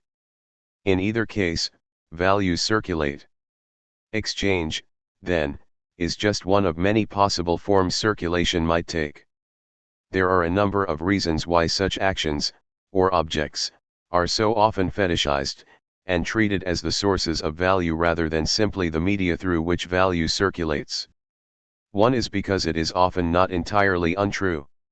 Exchange, or chiefly performance, is a form of creative action and does, indeed, play a certain role in producing these values. It's just not nearly so great a one as is normally attributed to them. 33 Another even more important reason, Fyons argues, is because both actions and objects often have a tendency to become models, representations in miniature, of the broader forms of creative action whose value they ultimately represent. If one examines the symbolic organization of a Mocha ceremony, or even that of royal regalia or Kula valuables or Hindu temples, one usually finds that they are in their own way microcosms of the total system of production of which they are a part, and that they encode a theory of creativity that is implicit on the everyday level as well, but is rarely quite brought into the open. Cf. Turner 1977:59, 60. It's not hard to see how this might be. A great deal of anthropological analysis consists of unearthing just these sort of connections, for instance, finding the same symbolic patterns in the everyday habits of domestic life and the design of Gothic cathedrals, Bourdieu 1979. This is really just another way of reformulating the same observation, but here emphasizing the importance of creativity. I've already underlined that even the most workaday, least dramatic forms of social action, tending pigs and whatnot, are also forms of symbolic production. They play the main role in reproducing people's most basic definitions of what humans are, the difference between men and women, and so on. I have also emphasized that this overall process is always something that tends somewhat to escape the actors. Insofar as these fetishized objects really do embody total systems of meaning, they represent ones that are in fact produced largely offstage. It might be useful here to return to Nancy Munn's notion of value templates. In Gawa, the most elementary cultural definitions of value are reproduced every time one gives a guest, or a child, food. Implicit in even such a simple gesture lies a whole cosmology, a whole set of distinctions between the heaviness of gardening and garden products, owned by women, and the lightness and beauty of shells and other circulating valuables, which reproduce the fame of men, one that is, in practice, reproduced precisely through such gestures, which are the most basic means for converting the one into the other. This same structure of meaning is reproduced on ever higher levels of what Munn calls intersubjective space-time, that is, new levels that are created by more dramatic and more broadly recognized forms of action. It is especially in the most spectacular of these, in the creation of elaborately decorated canoes for Kula expeditions, the presentation of famous heirloom necklaces, or, for that matter, in the very design of the canoes and necklaces themselves, that something like a model of the whole process is presented to the actors in something like schematic form. The same could be said for the Kayapo. The values of dominance and beauty are created, in their simplest forms, in the pettiest details of everyday life, particularly in the family, for instance, in the deferential attitudes children should take towards their parents, or the familiar ease they can adopt with certain other relatives. But also in more obviously creative forms, Kayapo women, for example, spend a great of their time painting the bodies of their children, as well as each other. As they do so, according to Turner's essay The Social Skin, 1980, they are endlessly re-encoding an implicit model of the human body and society, of the transformation of inner libidinal powers into visible social forms. As in the Gawain case, one can say this is itself a kind of theory of social creativity, but only so long as one always bears in mind that there is no way to separate such a theory from practice. We are not dealing with pre-existing codes or principles to which people then feel they must conform, but rather a property of the structure of the actions themselves. In the Kayapo case too, of course, these elementary schemas are endlessly reproduced on the more encompassing levels of social action, men's house politics, the ritual clowning of name-giving ceremonies, or for that matter in the structure of Kayapo myths, etc.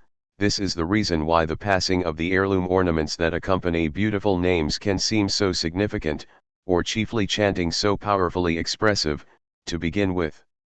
I have earlier suggested that a materialist analysis need not be founded on some notion of determination, but rather, on never allowing oneself to forget that human action, or even human thought, can only take place through some kind of material medium and therefore can't be understood without taking the qualities of that medium into account. Hence the importance in Turner's analysis of the notion of material media of circulation. The media have qualities in and of themselves. For all the, often quite legitimate, criticisms of Jack Goody's dichotomies between orality and literacy, for example, it is simply obvious that technologies of writing allow for possibilities that do not exist in speech, and equally, vice versa.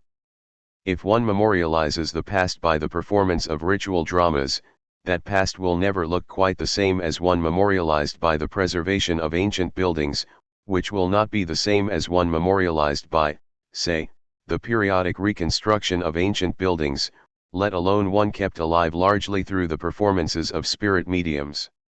It is a fairly simple point. It should be obvious, perhaps. But it's a point that those whose theory sets out with some Parmenidean notion of code, that is, most theoretically inclined anthropologists, often tend to forget. Note 1, Negative value. Before discussing some of political implications of this kind of value theory, allow me two quasi-digressions. The last two chapters of Nancy Munn's The Fame of Gawa are dedicated to a detailed analysis of Gawan conceptions of negative value, as exemplified in the way senior men talk about the threat posed to their communities by witchcraft. Gawan's conceptions of witchcraft form an almost exact photo-negative version of the creation of positive value through exchange, where one involves growing and then giving away food so as to create links that will eventually make it possible to spread one's fame in all directions. Witches are creatures driven by an insatiable appetite, sucking the life force from all those around them, but all in utter secrecy. Combating the threat of such evil in turn requires a communal consensus. At public events, senior men are always inveighing against witchcraft and using their rhetorical powers to convince potential witches to desist from their evil plans. Gawa is, as Mun emphasizes, both a highly egalitarian and a highly individualistic society, and the two principles are necessarily somewhat in contradiction.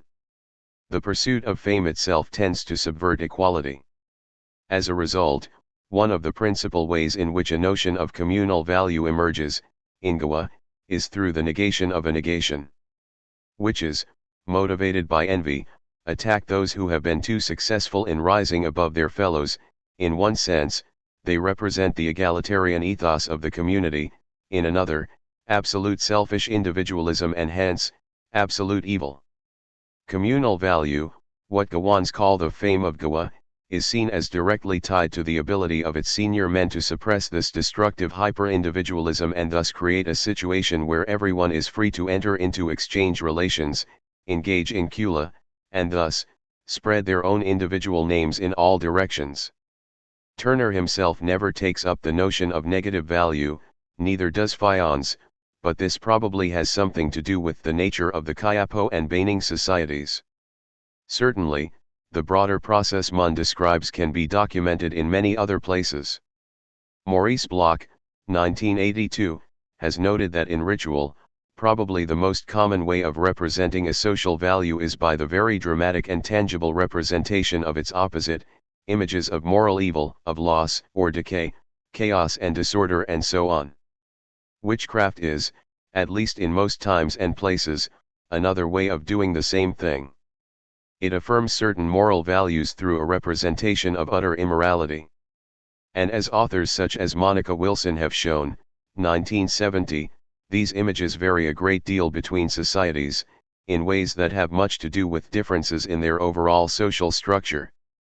The overall process Mun describes is quite similar to what I encountered in Madagascar, Graeber 1995. Here too, the sense of communal solidarity was largely conceived in efforts to repress witchcraft, a witchcraft that was, however, seen as a perverse version of the very egalitarian ideals that were the basis of that same community. It could be that this will always be one of the most salient ways in which value manifests itself, where one has a similar combination of egalitarianism and individualism. 34 Such questions could well bear future research. Note 2. Direct versus indirect appropriation. The reader might well be wondering whether there's any way to square all of this with more conventional Marxist anthropology, what I've called the mode of production approach, example Malisuo 1981, Godlier 1977. There might not seem to be a lot of common ground. For the MOP approach, as developed by Althusser, everything turns on the appropriation of some kind of a material surplus. Any mode of production is based on the relation of two classes, one of primary producers, the other, which supports itself at least in part by appropriating some portion the product of the first. What makes MOPs different is how this extraction takes place. This is what makes the relation between master and slave different from that between feudal lord and manorial serf, or that between capitalist employer and proletarian laborer. Since such extraction must always, in the end, be backed up by the threat of force, this is essentially a theory of the state. Hence, as I've noted, anthropologists have had a very difficult time trying to apply this model to societies without one. Here Turner's approach might seem the perfect complement. It was created in order to understand the workings of exploitation within stateless societies, and, indeed, it's not entirely clear what a Turnerian theory of the state would be like. Could the two then be integrated in some way? Quite possibly. After all, one can hardly deny that where one finds a state, one does also tend to find a material surplus, and a class of people who somehow contrive to get their hands on most of it, and that this is indeed ultimately backed up by the threat of force. Hence, one might suggest that there are two different ways in which a surplus can be appropriated, either directly, in material form, or indirectly, in the form of value.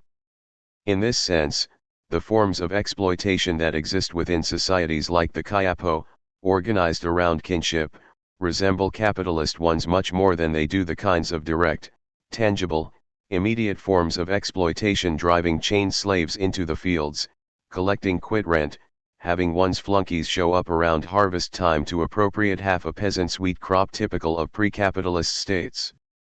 This, in turn, has ramifications for any theory of ideology. In this chapter, of course, I've been emphasizing the notion of partial perspectives, of mistaking one's particular point of view within a complex social reality for the nature of reality itself, which typically gives rise to all sorts of fetishistic distortions. Conventional Marxist analysis has tended to favor a much simpler notion of material base and ideological superstructure, the latter consisting of institutions such as church and law, which mainly serve to validate the interests of the ruling class, priests to explain to slaves why they should endure their lot, jurists to tell peasants that their relations with their landlords are based on justice. The problem with these methods of ideological control, however, as authors like James Scott have extensively documented, 1990, is that they don't usually work very well.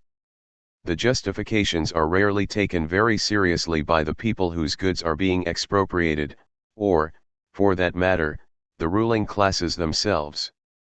Such regimes really are based primarily on force.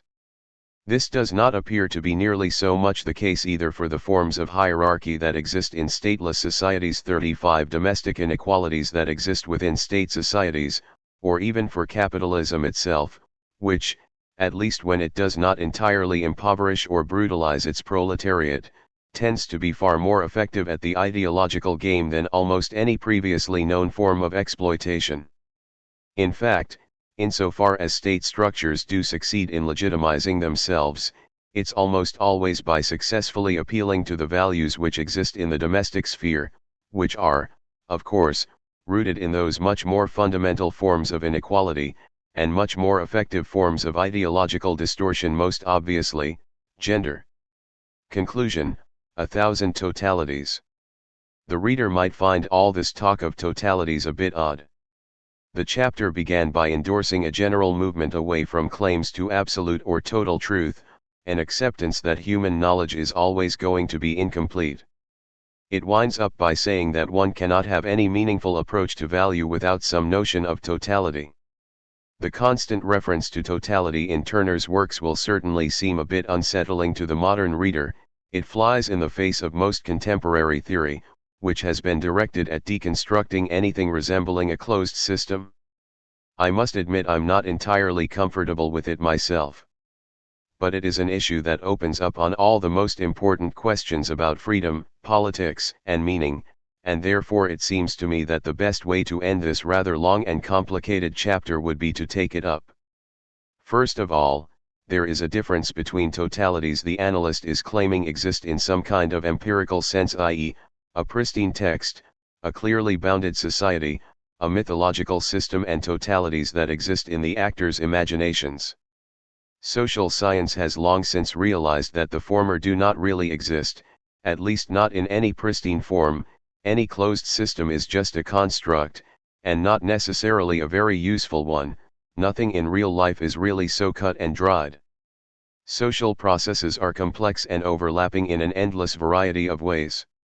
On the other hand, if there's one thing that almost all the classic traditions of the study of meaning agree on, dialectical, hermeneutic, and structuralist alike, it is that for human beings, meaning is a matter of comparison.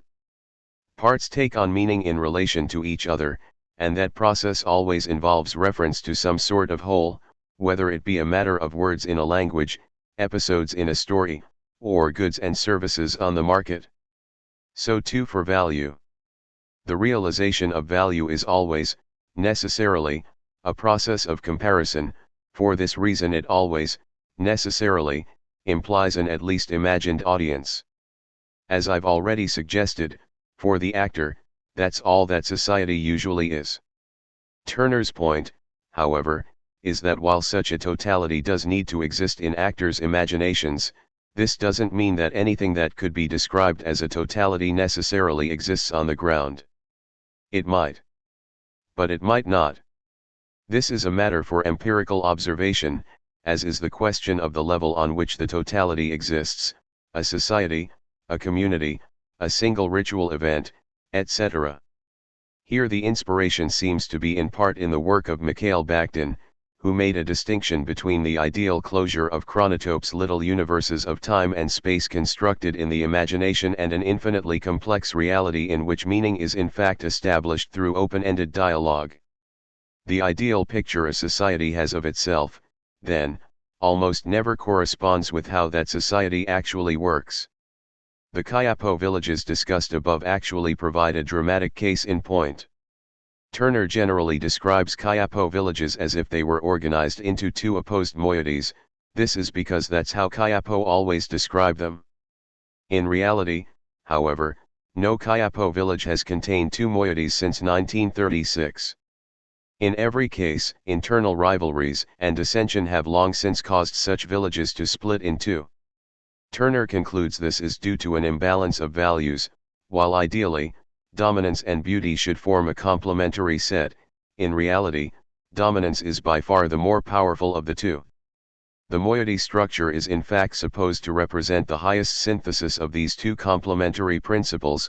While one moiety is considered higher than the other, they are in every other sense completely identical, and the ultimate harmony of a Kayapo village is seen to lie in its inhabitants' ability to cooperate in beautiful naming ceremonies and other collective rites that transcend people's particular allegiances to create a transcendent sense of unity.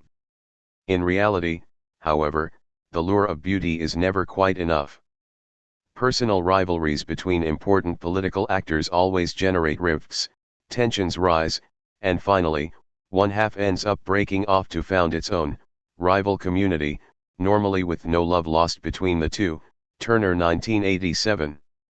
Still, the important thing is not just to ask why Kayapo villages lack moieties, but also why, 60 years later, when Kayapo describe how a community is organized, they invariably describe one that does not lack them. Dual moiety communities do continue to exist, but only in imagination. As a result, they represent a permanent possibility, a vision of what Kayapo society really should be like, and possibly still might be like. Political projects of reuniting separated moieties are occasionally discussed, though until now they always seem to end up being overruled by the dangers of having too many people with historical grudges living in the same community. Turner 1979 B210. Still, there's no reason to assume they will always be. For Marx, of course, it is our imaginations that make us human. Hence production and revolution are for him the two quintessentially human acts. Imagination implies the possibility of doing things differently, hence when one looks at the existing world imaginatively, one is necessarily looking at it critically. When one tries to bring an imagined society into being, one is engaging in revolution. Of course, most historical change is not nearly so self-conscious. It is the fact that people are not, for the most part, self-consciously trying to reproduce their own societies but simply pursuing value that makes it so easy for them to end up transforming those same societies as a result. In times of crisis, though, this can change. A social order can be seen primarily as an arena in which certain types of value can be produced and realized. They can be defended on that basis. Imagine any of the societies discussed in this chapter being forcibly incorporated into a modern state, or, alternately, they can be challenged by those who think these are not the sorts of value they would most like to pursue. In any real social situation, there are likely to be any number of such imaginary totalities at play, organized around different conceptions of value.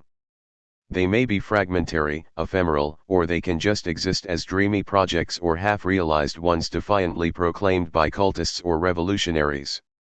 How they knit together or don't simply cannot be predicted in advance. The one thing one can be sure is that they will never knit together perfectly. We are back, then, to a politics of value, but one very different from a Potter's neoliberal version. The ultimate stakes of politics, according to Turner, is not even the struggle to appropriate value, it is the struggle to establish what value is. Turner 1978, 1979 c.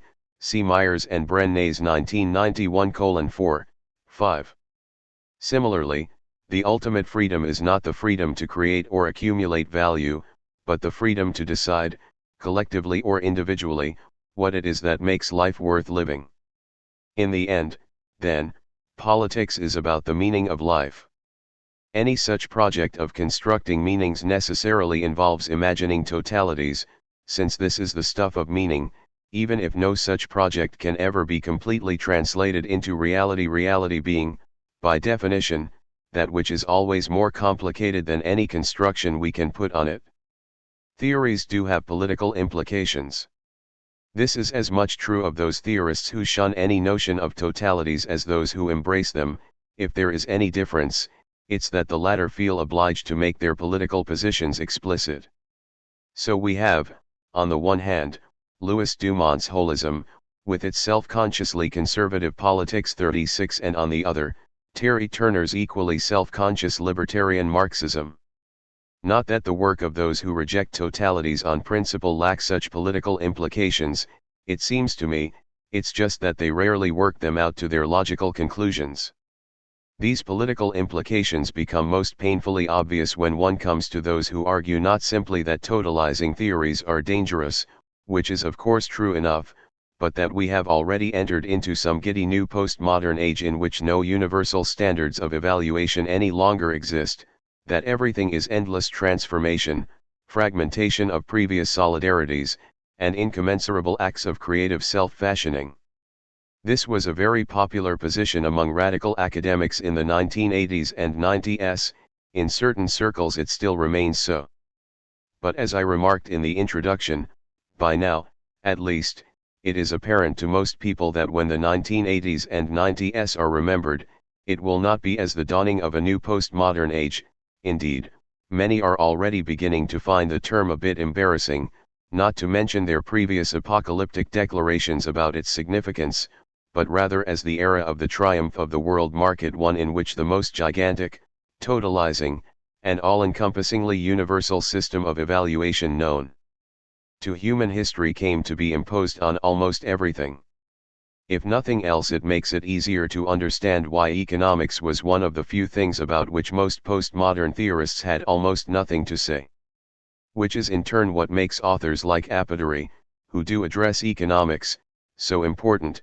The neoliberal assumptions are all there, plain to see.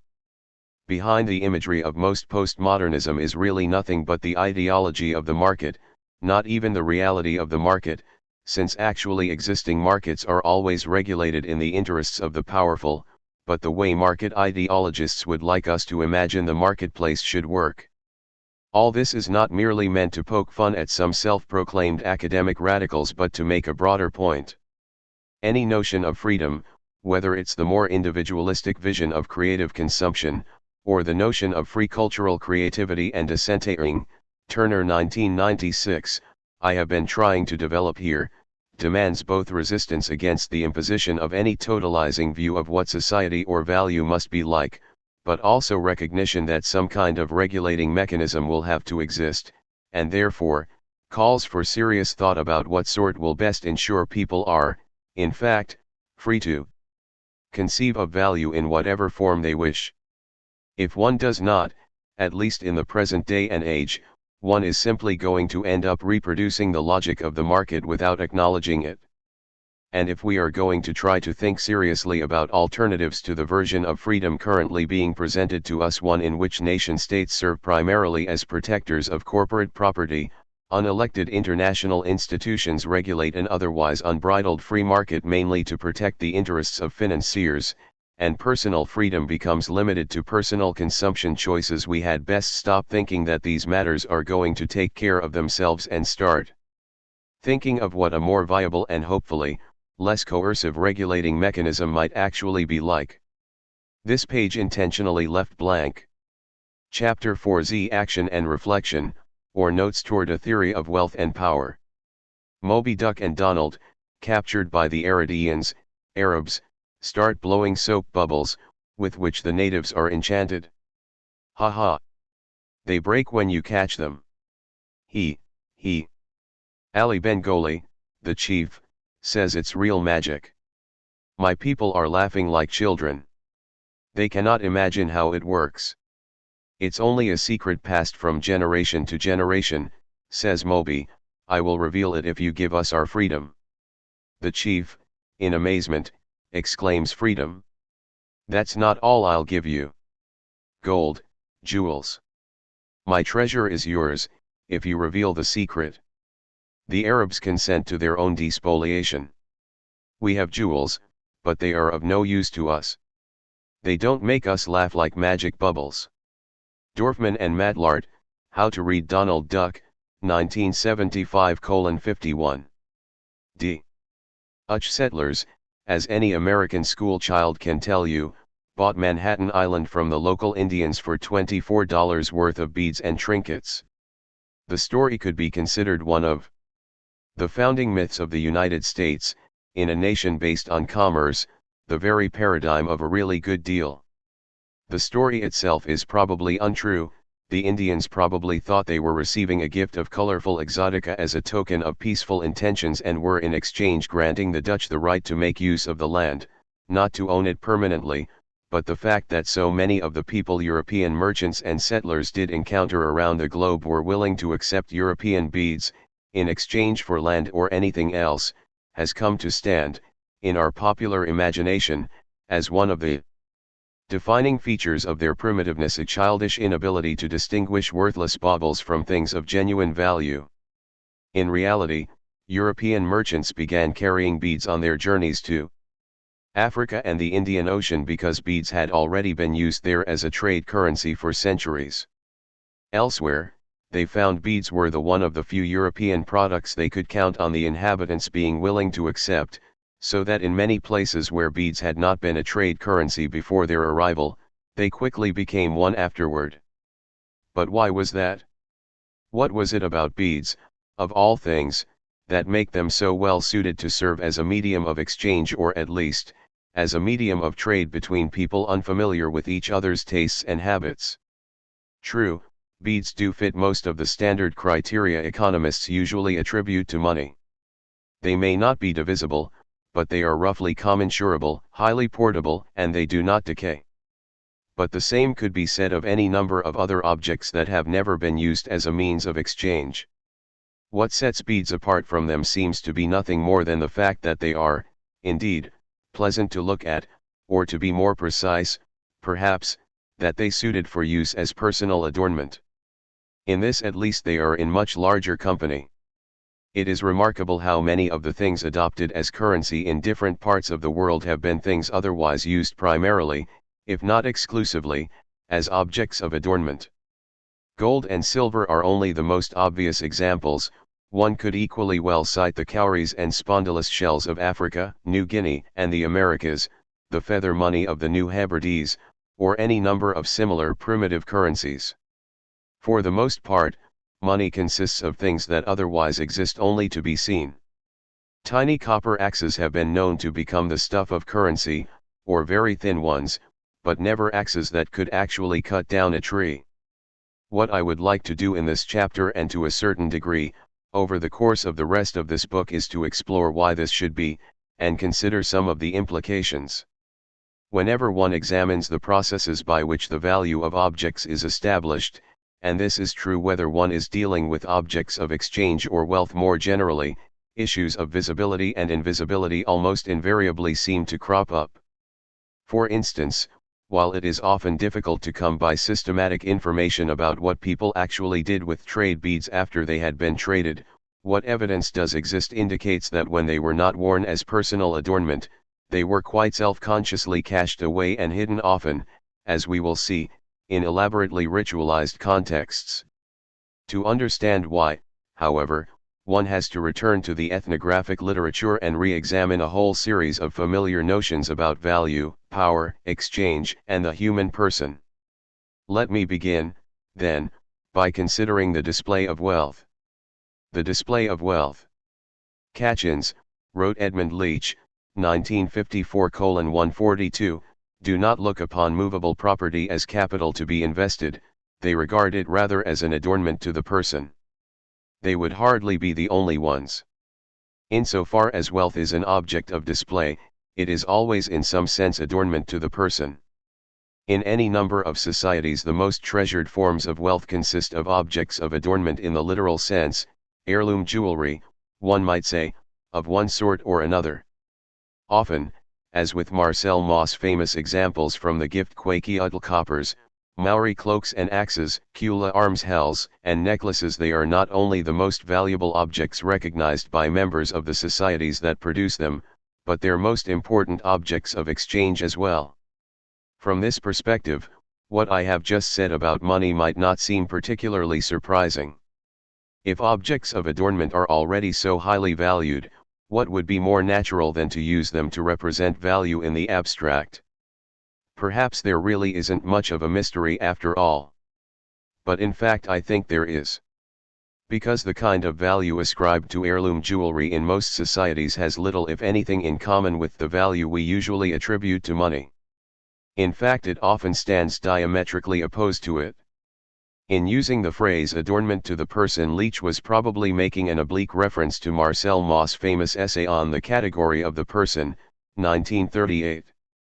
In that essay, Mauss argues that in societies lacking an ideology of individualism, archaic societies, as he called them, the person, or public self of its members is often built up out of a collection of symbolic properties, names and titles, ritual paraphernalia, or other sorts of insignia and badges of office. Often the very possession of such badges of office can be said to convey title to the office in question. However, such insignia cannot become objects of exchange in any conventional sense. Giving one away would be tantamount to abandoning one's social identity entirely. A king who gives away his crown is a king no longer. There is, however, an obvious continuity between Mauss' arguments on the person and his argument in the gift, 1925, that gift-giving can be a powerful way of creating social bonds because gifts always carry with them something of the giver's self. It is in this essay that Mauss deals with the sort of heirloom jewelry mentioned above. Heirlooms of this sort are, typically, unique objects. Each has its own name and history, and it is the latter that is in larger measure responsible for the value it is seen to have. Since that history is almost always, at least in part, a history of ownership, the social identities of giver and receiver tend to become entangled in that of the object and therefore always to be, to a certain extent, part of the stakes of any transaction in which it is involved. I have already discussed the way that in many systems of exchange, and particularly in what Mauss called gift economies, different sorts of valuable are ranked according to their relative abilities to convey history, as in Kula exchange, Mun 1986:55, 73, 100, and 11-18, in which there is a hierarchy of types of goods, with perishable and generic substances like food at the bottom and unique imperishable valuables at the top. Arms hells and necklaces themselves are divided into nameless, generic shells, ranked at the bottom, a more valuable class of rare shells for which there is only a handful examples of any given variety, and finally, at the top, absolutely unique heirlooms with their own names and histories that everyone is supposed to have heard of. But all this serves only to underline how little the value of Kula shells and other heirloom jewelry resembles that of money. Money does not consist of unique objects at all. At least in principle, it is absolutely generic, any $1 bill precisely the same as any other.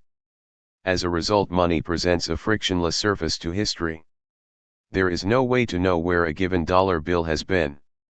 Nor is there any reason one should care, since neither the identity of its former owners nor the nature of transactions in which it has previously been involved in any way affects its value.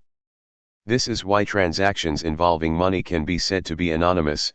The social identities of those transacting need not become part of the stakes of any transaction. In fact, they do not have to play any part in the transaction at all. It is an anthropological commonplace that clothing and adornment serve as markers of social identity. Insofar as they are objects of display, they act to define differences between kinds of people. The display of heirloom jewelry, too, could be said to assert the distinctiveness of its owner. And so with wealth in general, in our own society, anyone who has managed to accumulate a very large amount of money will inevitably begin to translate some of it into objects of unique historical value, old mansions, Van Goghs, pedigreed thoroughbreds, all of which may be considered adornment to the owner's person. In fact, they would be considered rather odd if they did not. Clearly, money itself can never become an adornment to the person in the same way. It can mark distinction only in the quantitative sense.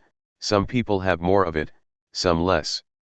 But I would argue, in fact I will be dedicating most of the next 2 sections to arguing that money is quite often identified with its owner's person, if in a somewhat different sense.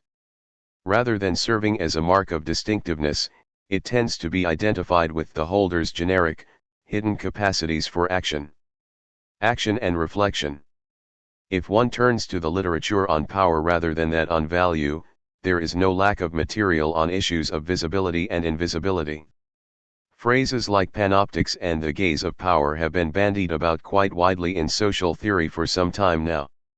Most of these usages of course go back to the work of Michel Foucault, particularly Discipline and Punish, 1977:170, 94, in which he argues that there was a major shift in the way power was exercised in Europe at the beginning of the 18th century. In the feudal system that had existed until then, he writes, power was what was seen, 1977:187. It found its place in cathedrals, in palaces, and especially in the material body of the king, which was on constant display in royal pageants and spectacles. Under feudalism, only the powerful were individualized, made material and particular. Their faces were displayed on paintings and coins, their genealogies and deeds became the official history of the state, their private lives the stuff of public policy, 1977:191, 92. The powerless remained faceless spectators. With the end of the feudal state, however, the terms of power reverse themselves. In the disciplinary systems that began to emerge at this time, power is exercised by faceless, invisible bureaucracies that inspect, examine, and evaluate their objects. The logic is one of surveillance, and it is enshrined in such newfound institutions as the factory, the hospital inspection, the school examination, and the military review. Within such institutions, not only do those who wield power become depersonalized abstractions, but it is the objects of surveillance who now become individualized, at least insofar as they each can be inspected, judged, and ranked according to specific formal criteria, 1977:189, 92. Now, Foucault represents this change as a clean break between 2 entirely different types of regime, but I think it would be better to treat these as 2 different modalities of power, ones that coexist in any society. After all, it's not as if pageantry, spectacle, and the display of power disappeared with the end of feudalism, any more than the display of wealth. 1. But this is not to say that there was not a certain shift of emphasis in European culture around that time. There are plenty of indications that there was, not least of them changes that took place in standards of personal adornment among Europe's elite in the period in question. J.C. Flugel, an historian of dress, has referred to it as the Great Masculine Renunciation, in Silverman 1985. By the 18th century, wealthy men had largely abandoned the colorful costumes of the Renaissance. Bright ornamental clothing, makeup, jewelry, etc. All of this came to be regarded as appropriate only for women. By around 1750, one already had a formal male costume much along the lines of what would soon develop into the modern business suit. As Terence Turner has pointed out, 1980-50, 56, the new male garb actually developed out of sporting clothes, that is, hunting costumes favored by the rural gentry, and the change in attire was part and parcel of a broader ideological shift among the ruling classes, away, that is, from the old aristocratic ethos of consumption and toward an emphasis on bourgeois sobriety and the moral value of productive work. Male costume now implied a capacity for action. Since the sphere of consumption came to be seen as an essentially female domain, women's costume changed less. I might add that differences in dress also came to encode an implicit theory of gender, one in which, as John Berger, 1972:45, 46, has aptly put it, a man's presence is dependent on the promise of power which he embodies, on his capacity for action, a power which he exercises on others. A woman's presence, by contrast, expresses her own attitude to herself, and defines what can and cannot be done to her. Berger's insight, I think, has particularly interesting implications for any analysis of the politics of vision. Forced, he says, 1972:46, to live her life within the terms set by a male power that holds that what she is seen to be by others, a woman must continually watch herself. She is almost always accompanied by her own image of herself. Whilst she is walking across a room, or whilst she is weeping at the death of her father, she can scarcely avoid envisioning herself walking or weeping. A woman in this situation cannot act simply for the sake of acting, and herself is constantly doubled into an implicitly male surveyor and female surveyed. Point 2.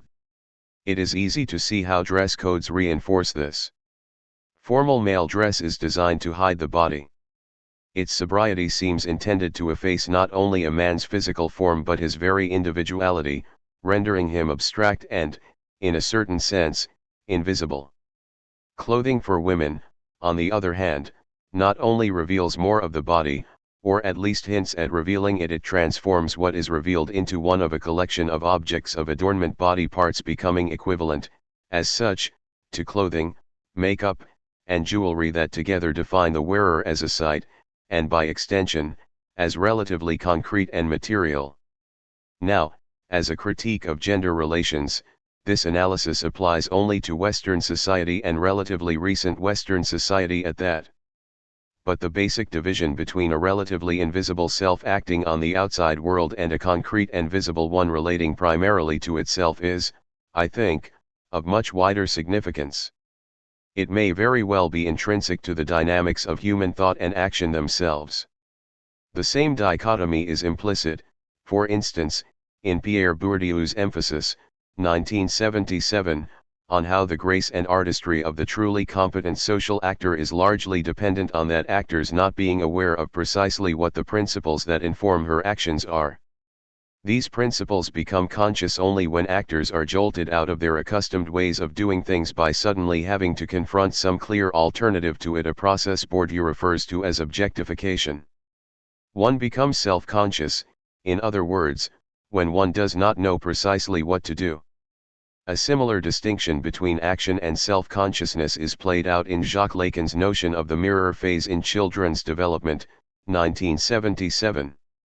Infants, he writes, are unaware of the precise boundaries between themselves and the world around them. Little more than disorganized bundles of drives and motivations, they have no coherent sense of self. In part this is because they lack any single object on which to fix one.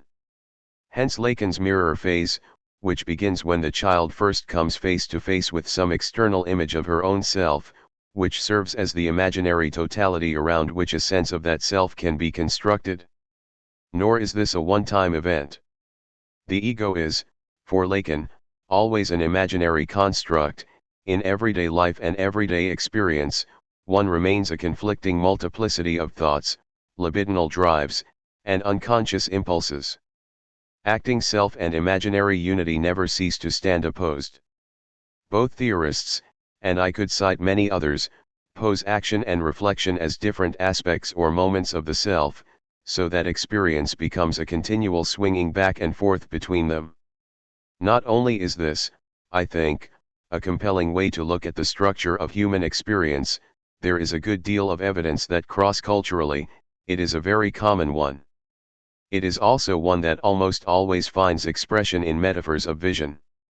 Here let me turn from contemporary French theorists to a thoroughly antiquated English one and refer the reader to Edward Tylor's discussion of the origins of the idea of the soul in primitive culture, 1874:430, 63. Tylor surveys the terminology used to describe the soul in dozens of different languages across the world. Almost all of them, he finds, fall into one of two groups. On the one hand, there is what might be called the life soul, or vital principle in humans, often figuratively identified with the heart or breath. The connotation is of a hidden force responsible for the animation of the body, and usually for such abstract powers as thought and intentionality as well. The life soul represents, in short, a person's inner capacity for action, their inner powers. On the other hand, there is a very different kind of soul, typically referred to by some word whose primary meaning is either shadow or reflection. In either case, the term conjures up a person's physical appearance, detached from their actual physical being. In almost all of Tyler's examples, this image soul, if I may call it that, is said to be able to wander free of the body.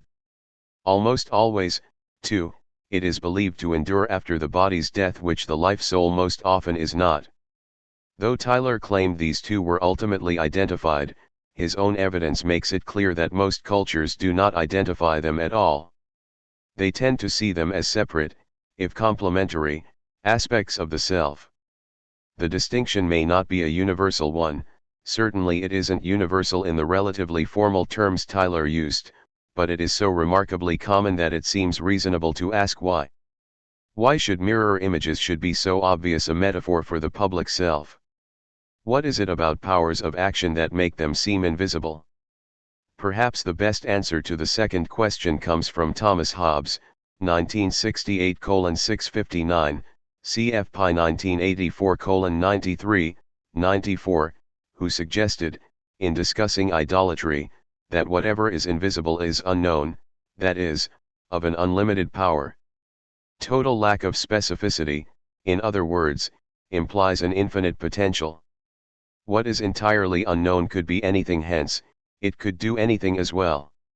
What this would imply is that the hiding of the body and effacement of individuality encountered, for instance, in formal male clothing is itself a way of stating that a man is to be defined by his capacity for action or, as Berger puts it, the promise of power he embodies.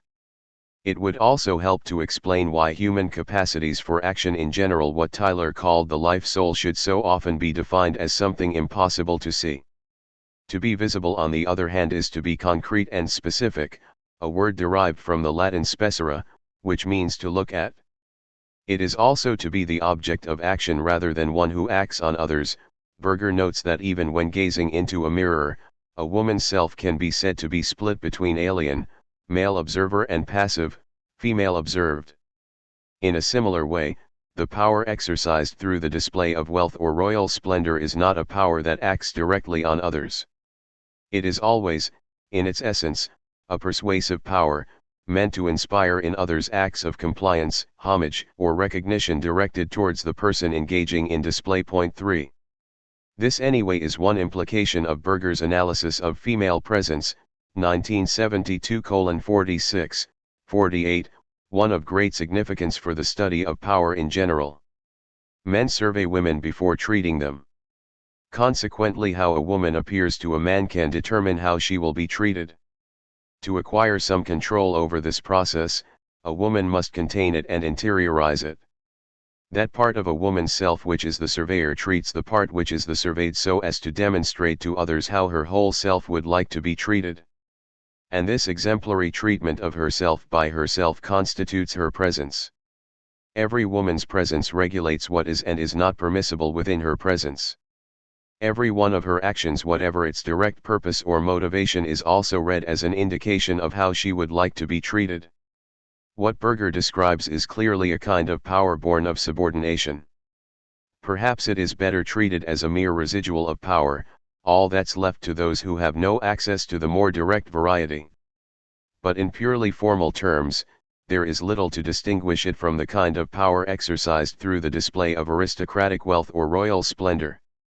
Kings and nobles too could be said to have decorated themselves with wealth in order to demonstrate to others how their whole selves would like to be treated.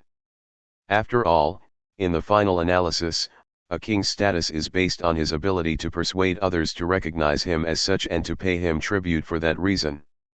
By making a show of magnificence, a king is able to define himself in such a way that others are moved to transfer some of their wealth to him.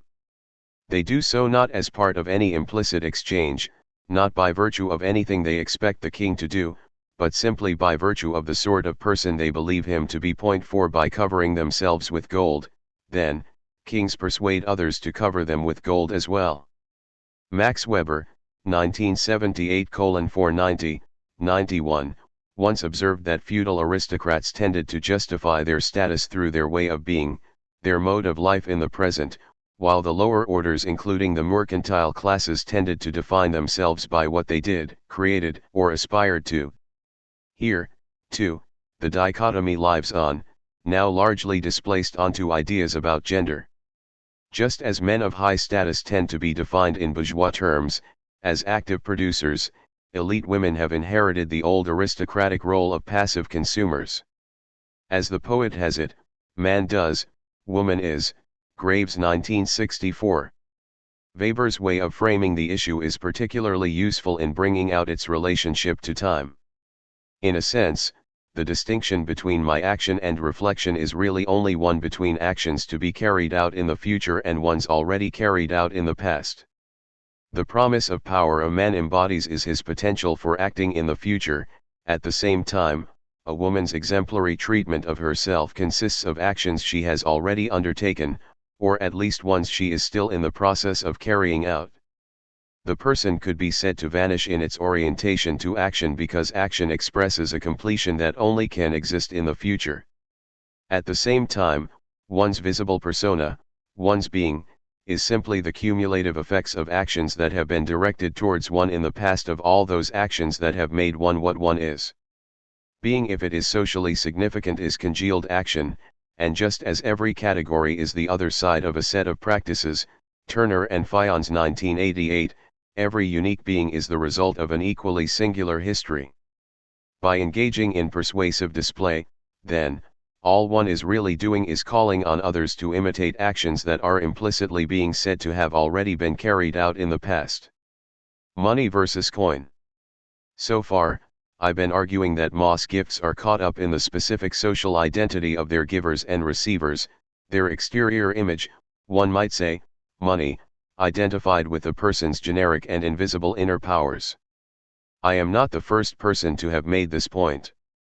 In fact, something very similar can be found in the opening chapters of Marx's Capital, in which he talks about the dynamics of commodity exchange. In Marx's conception of the capitalist marketplace, money and commodities are continually being redefined in the perceptions of their buyers and sellers, shifting back and forth between what he calls abstract content and concrete form. The dialectical terminology may seem a bit obscure to modern readers, but the meaning of these terms is not really all that different from my own action and reflection. Let me begin with one of Marx's own examples, 1967:18, 62. Say one man has 20 yards of linen, another has a coat. The two agree to exchange one for the other. By doing so, they are agreeing that the value of the two objects is equivalent. However, each has a very different way of perceiving that equivalence. The first aims to acquire the coat, obviously, then, it is the particular, material qualities of the coat that are important to him. This is not at all true of his attitude toward the linen. The linen is just a means to his end, anything else would have done just as well, provided its value was considered equivalent to that of the coat. As Marx puts it, from his point of view the linen is a mere abstraction, the coat a concrete, specific form. Of course, from the other man's point of view, exactly the opposite is true. Marx held this is true of all transactions, including those involving money. Everything depends on the point of view and the intentions of the actors. If I sell a commodity, my object is to acquire money, therefore, it is money that seems a concrete form to me, the goods I have to sell seem a formless abstraction. From the point of view of the purchaser, of course, it is the other way around. In other words, it is always the object of action, the object of desire, that is concrete and particular in the eyes of the person who is acting or desiring. The means have no particular features of their own. Instead, they tend to be identified with the user's own powers of action. In his discussion of hoarding in A Contribution to the Critique of Political Economy, 1970:125, 37, and the Grundriss, 1971:228, 34, Marx phrases the distinction between money in its abstract and concrete aspects as a distinction between money and coin. Coin, he says, is the physical object offered in exchange. It only becomes money in the strict sense of the term when it is temporarily withdrawn from circulation, that is, when it is not the immediate object of anyone's action but instead represents a kind of universal potential for action. By holding on to the stuff, the hoarder preserves his power, which is the power to buy anything at all. For the hoarder, money becomes a kind of ascetic religion. Marx likens it to Puritanism, in which the owner tends to develop an intensely personal, even secretive relationship with the source of his powers. The impulse, once one has accumulated a substantial hoard, is always to hide it in the ground where no one else can see it. An outward expression of the desire to withdraw money from the stream of circulation and to save it from the social metabolism is the burying of it, so that social wealth is turned into an imperishable subterranean hoard with an entirely furtive private relationship to the commodity owner.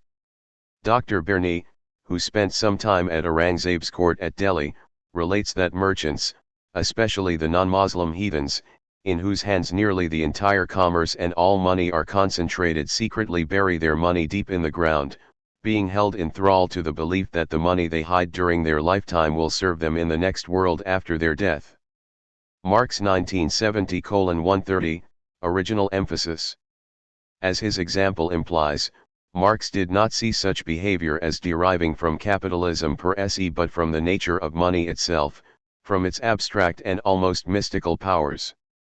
In a similar vein, Engels, in Shell 1978:41, suggested that coined money, when first introduced into the Greek world in the 7th century BC, was not seen as an economic instrument so much as a magical charm, as he puts it, a talisman that could at will transform itself into any desirable or desired object.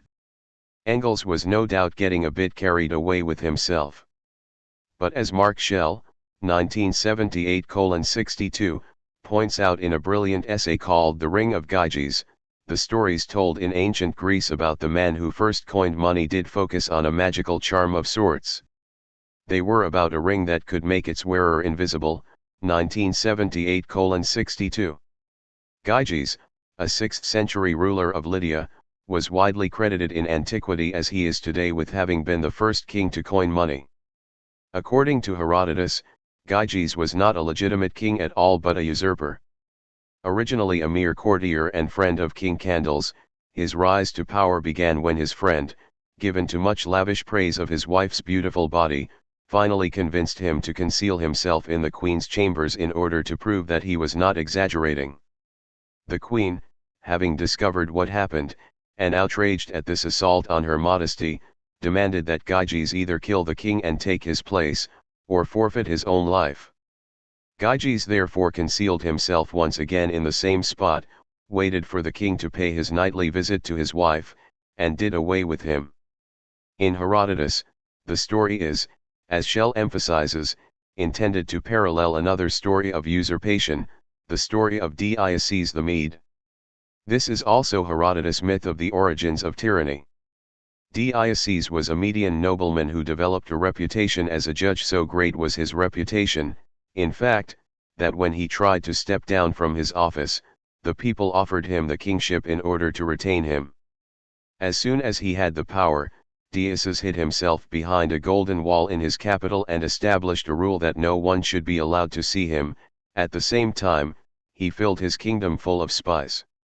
The two stories parallel each other in a number of ways. Gyges was the founder of the ruling dynasty of Lydia, Deioces that of Media. The meeting of their two descendants, Croesus and Cyrus, when Lydia was conquered by the Persian Empire, was the culmination of the first half of Herodotus' history. In certain ways the two are also inversions of one another. Gyges used his invisibility to gain power, but it was a power that he apparently wielded in the traditional, public fashion. Deioces on the other hand managed to convert his fame, his public visibility, into power, but in doing so he transformed the terms in which that power was exercised, making it invisible and private. Gyges became a king, even if he did so through illegitimate means, Diocese became a tyrant. Taken this way, the two stories move in opposite directions, and it seems to me that it makes a great deal of sense that they should. Gyges, after all, was not considered the inventor of money, he was considered the inventor of coinage, and these are not at all the same thing. Schell goes on to present a great deal of evidence that Greeks of Herodotus' time did tend to talk about money as having a certain kind of invisible power, one politically dangerous for the very reason of its invisibility. Plato first introduces the story of Gyges when one of the participants in his dialogue claims that wealth is a good thing because it can make the owner invisible to the avenging eyes of Hades when he dies, a curious echo of the Hindu merchants cited by Marx. Hades itself means unseen, and Plato elsewhere claims that Plutus, the god of Hades, is so named because the word for wealth is plautos, and because gold and silver come up from below out of the earth. Schell 1978:21 and 25. Since it represented private interests rather than those of the state, money was seen to have much in common with tyranny, defined as the exercise of state power in the private interest. Public and private, visible and invisible, these were no mere casual metaphors. The distinction between public and private was central to the way the Greek polis defined itself.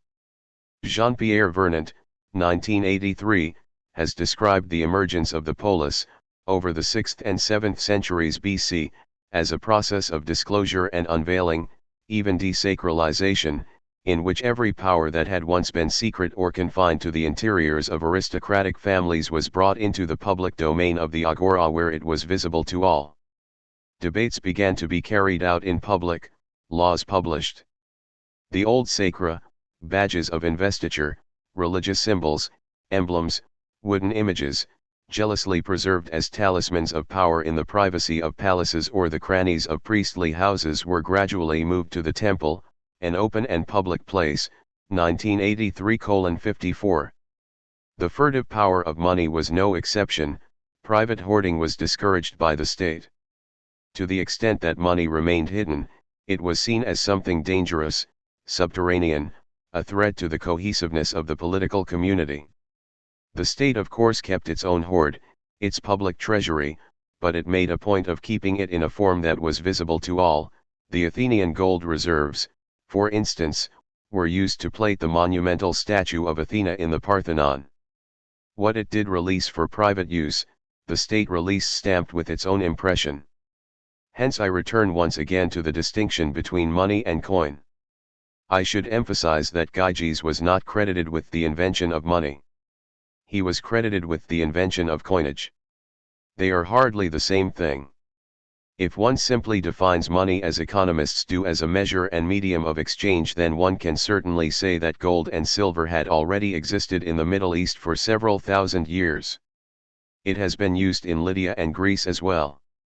It is just that before Gyges, this money was not stamped out in uniform denominations by the state. People carried it around in nuggets, lumps, and bits, and merchants kept scales with which to weigh the stuff out at each transaction. It might seem an unwieldy way to go about buying and selling, but any system maintained unchanged for thousands of years must have worked well enough from the point of view of the people using it. Why, then, did governments in Lydia and, soon after, Greece begin to change things? What evidence there is suggests the invention of coinage did little to make trade easier. Ancient Greece was divided into hundreds of tiny city-states. Every one began issuing their own coinage, each with its own system of denominations. These denominations might be based on any of a variety of entirely different systems of weights and measures. Since the coins circulated widely, the average market-goer was likely to arrive with a pouch full of completely heterogeneous currencies, which, for all intents and purposes, might as well have a random assortment of lumps of gold and silver. For most important transactions, Greek merchants were still obliged to weigh coins out on scales. As Moses Finley, 1974:166, 69, Vidal-Naquet and Austin 1978, notes, coinage was not created to improve economic efficiency. It was not so much an economic measure as a political one. To be able to issue one's own currency was a mark of political independence. Every city-state, however small, felt obliged to do so. But I don't think this is a full explanation. One could still ask why the issuing of coinage became a mark of independence to begin with. What I am suggesting is that if the polis felt the need to stamp money with its own image, it did so because it saw money as a dangerous, furtive power that had to be tamed and domesticated by rendering it visible. The emblem of public authority was to be impressed on it through violence, literally hammered in. The resulting coins were often things of great beauty. Some were renowned as works of art even in their own day. But in the end, the very fact that the state was willing to seek out the finest artists of the day to cast its dies could be considered evidence of how desperate it had become to substitute some other definition of value for one that had a continual capacity to elude it. It was an attempt to transform money into an object of adornment, something visible in the most exemplary of fashions. 5. The legend of Gyges contains no explicit reference to the invention of coinage. Still, one might say that it is itself a model for the process, the transformation of private and invisible powers into legitimate, political ones made limited and particular by the public gaze. Various kinds of fetishism. Earlier I made a distinction between two sorts of social power, the power to act directly on others, and the power to define oneself in such a way as to convince others how they should act toward you. One tends to be attributed to the hidden capacities of the actor, the other to visible forms of display. By now, it should be easy to see how this same analysis can also be applied to value.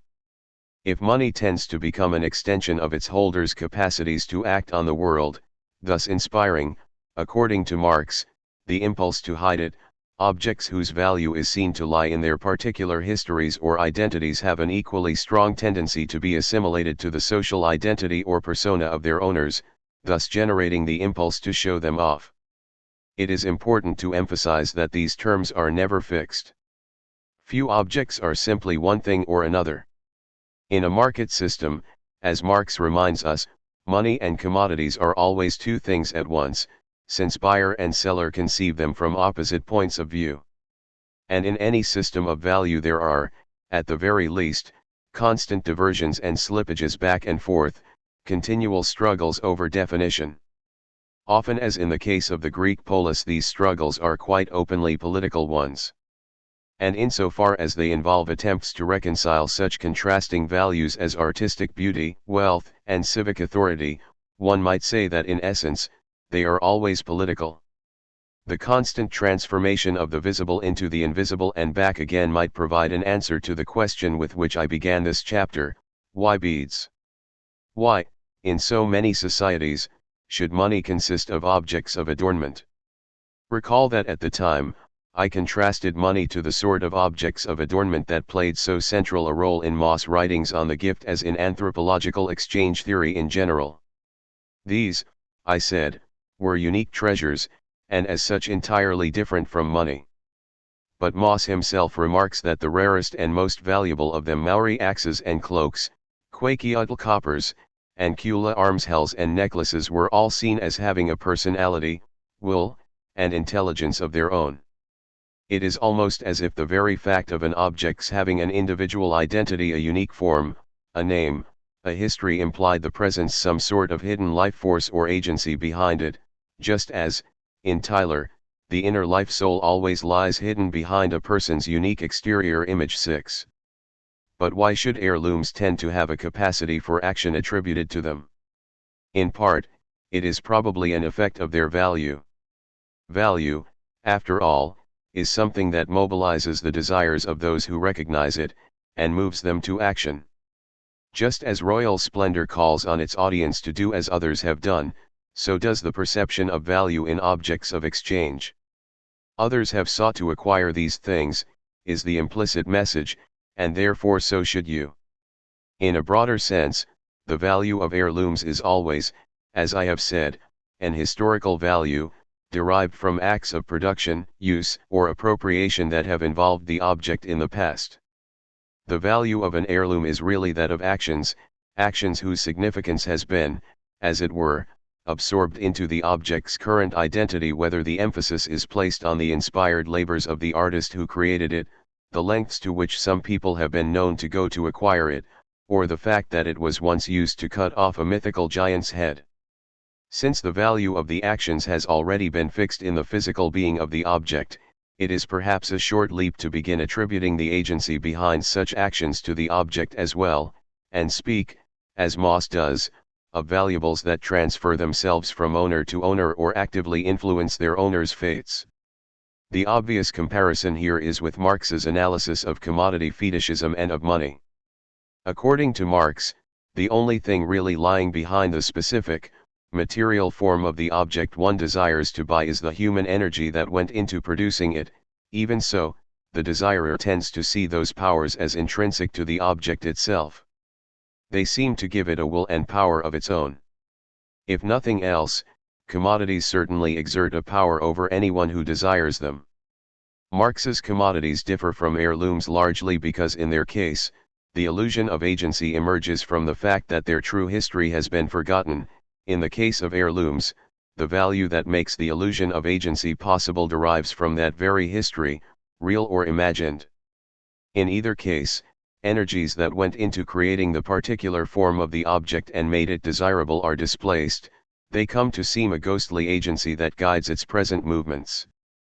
The object of desire becomes an illusory mirror of the desirer's own manipulated intentions. All this, in turn, would make the various mirror metaphors that have cropped up over the course of this chapter 7 much easier to understand. A person looking into a mirror is split into active and passive, observer and observed. The very perception of one's own image implies the existence of an unseen agent who is seeing it. Walter Ong, 1977:121, 44, has even suggested that it is in the nature of vision always to suggest a beyond, something unseen. Eyes take in only the surfaces of things. To tell if a coin is gold or merely gilded, you don't stare at it, you bite it, weigh it on your palm, or rap it to hear the sound. Looking at a thing, according to Ong, is always looking at a mere fraction of a thing, and the viewer is always at least vaguely aware that there is something further underneath. At any rate, the continuities between action and reflection, the constant movements between visible and invisible forms of value, the fact that valued objects are so often seen as embodying a hidden power all make it easier to see how money might emerge from objects of adornment. These things are always slipping into their opposites. At this point I can finally return to beads. I am not sure if beads have ever, anywhere, been used as money in a fully monetarized economy. Almost always, they have played the role of trade currency as an anonymous means of exchange between people of different cultural worlds, most often between members of societies in which there is a full-blown commercial economy and others in which there is not. No doubt one reason beads lend themselves so well to this role is that they can be so easily transformed back and forth from unique forms to generic ones. They can be bought in bulk, sewn together into elaborate beadwork or onto other forms of adornment, and then whenever the need is felt broken up into individual, mutually indistinguishable items once again. It makes them ideally suited to pass back and forth between radically different domains, or, if you really must, regimes, of value. Let me take up one example of how trade beads could be taken up. Madagascar and the slave trade. Indian Ocean trade beads were in wide use in Madagascar at least from the 12th century AD. Varan 1986, and probably well before. Red coral, and later red glass beads, seem to have functioned as a trade currency. In the 17th century, European merchants stopping for provisions on their way to the East Indies found that these were the only kind the inhabitants would readily accept in exchange for their cattle. During the 18th century, however, the importance of beads declined with the rise of the slave trade, which was conducted largely in silver. Spanish dollars gradually took the place red beads once had. Imarina, the part of Madagascar whose later history is best known, is located on the central plateau of the island, far from the major ports of trade. Imarina was, for much of this time, something of a backwater. Politically fragmented, it was a regular target for slave raiders from the coasts, and its rulers were almost constantly at war with one another, partly to secure captives they could sell to the foreign merchants, most of them apparently Indian Muslims but including the occasional European who periodically passed through the country. Maurice Bloch, 1990:182, 85, has described the economic situation that prevailed around 1777, when the first European account of Marina society was written. There were weekly markets throughout Imarina, in which all sorts of goods were available for sale. For money, silver dollars were cut up into a series of smaller denominations, the smallest being 1/720th of a dollar and weighed out at each transaction. 9 However, as Bloch points out, the supply of silver was unreliable, and if too much time went by without slave traders passing through, it would often dry up and the money economy cease to function. As soon as one appeared again, markets revived and rulers were once again able to collect taxes. One reason the money supply could dry up so quickly was the habit of melting down imported coins to produce silver chains and other ornaments. Along with beads, silver ornaments were the most important forms of personal adornment in Imarina at this time. Chains, in particular the largest containing as much as $400 worth of silver, often became important family heirlooms. Edmonds 1897:474, 76. It was not every family, however, that was allowed to own them. The sources are frustratingly vague, but apparently there was a fairly elaborate set of sumptuary laws regarding clothes and personal ornaments. Red beads, for example, could be worn only by men or women of noble status. The bulk of the population seem, in theory, not to have been allowed to wear expensive adornment of any kind at all. That at least is the implication of an account of the Royal Assembly held in 1834, at which the sumptuary laws were abolished. By this time, Imarina was a unified kingdom and its king, Radama I, signatory to a treaty with England abolishing the slave trade. The account is based on that of Radama's British advisor, James Hastie, as published in William Ellis' History of Madagascar, 1837, 2:302, 303. The British government had sent Radama seeds and cuttings for potential cash crops that might substitute for the export of slaves, and at this assembly he distributed them to representatives of his people, urging on them advantages of commercial agriculture. Several representatives, however, objected that most of Radama's subjects had little motivation to compete over wealth, since sumptuary laws did not allow them to acquire any of the good things one could buy with it. After some discussion, the king agreed to abolish the laws. The result, according to Ellis, was an outpouring of public celebration unmatched since the abolition of the trade itself. Around the same time, perhaps it was at the same assembly, Radama also announced that any debt incurred for the purpose of buying ornaments for the dead would no longer be considered recoverable. Ellis 1837, 2:304. It was necessary to do so, he said, because many persons, endeavoring to make a display of respect for deceased relatives, often contracted debts in purchasing valuable clothes and ornaments to throw into the graves of the departed, agreeably to ancient usage, and several instances occurred, where individuals had been reduced to slavery on account of their inability to discharge the debts so created. Thus the dead had been enveloped in rich clothing, covered with ornaments, and surrounded with silver, whilst the nearest living relatives were by these means reduced to the lowest state of degradation. Sumptuary laws presumably did not apply to the dead. Even if they had, there would have been little way of enforce them, since no one would have dared to enter an unrelated person's tomb. It is hard to avoid the impression that taken together, these measures amounted to an attempt to shift the competition over adornment from the dead to the living, to bring it out into the open, so to speak. If so, it was not a particularly successful one. Although burying expensive ornaments in tombs probably did become less common as time went on, the habit of wearing them never took hold among the common people. Quite the opposite, over the following decades even the rich appear to have abandoned them. By mid-century, descriptions of wealthy people decked out in beads and silver, so common in Radama's time, disappear from travelers' accounts. C.F. Edmonds. Many of the huge silver chains and other elaborate forms of jewelry must have been melted down or buried. Others were retained as family heirlooms but rarely if ever worn or displayed. The one area in which both beads and silver ornaments did continue to be used after Radama's time was the one way their current, mostly plastic and tin, descendants are still used today, in the making of odi, or magic charms. Odi and Sampi. The term odi was typically applied to objects that served a single purpose. The purposes could vary enormously: to prevent attacks by crocodiles, to guarantee the success of a journey, to inspire love, or to make an opponent's tongue trip over his words in court, but they were always limited. Odi were also owned by individuals. Charms called Sampi provided a more general protection for larger social groups.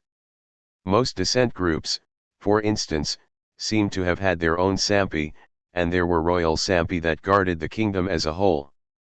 The latter would periodically be brought before the king's subjects, and water in which the Sampi had been washed would be sprinkled on the assembled people to protect them from sorcery, disease, and other dangers.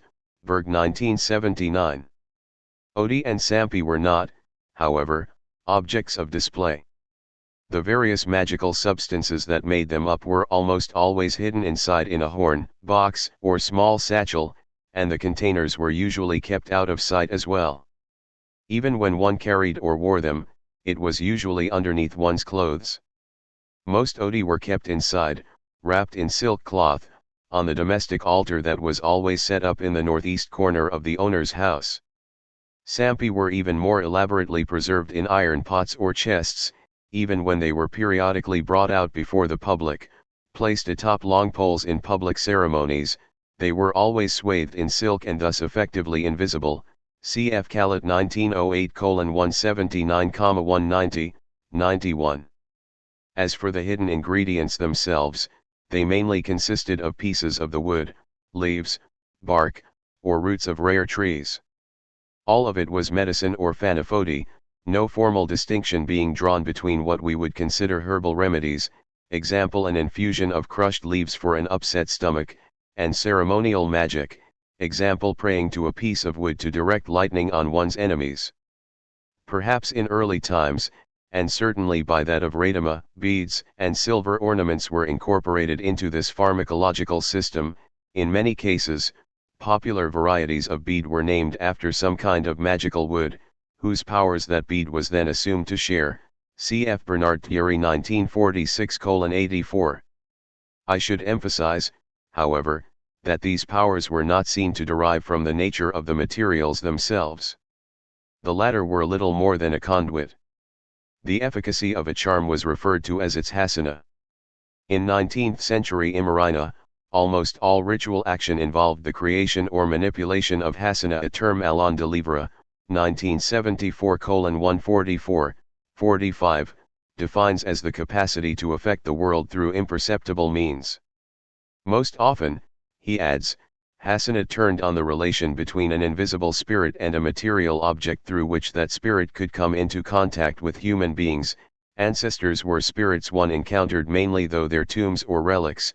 Vazimba, spirits one encountered through certain trees, rocks, or springs, and so on. All these objects became conduits of the spirit's agency, and could thus be referred to as masana, that is, having hasana. The same was true of odi, whose power was derived from the relation between the ingredients and a class of spirits called Ranakandryana.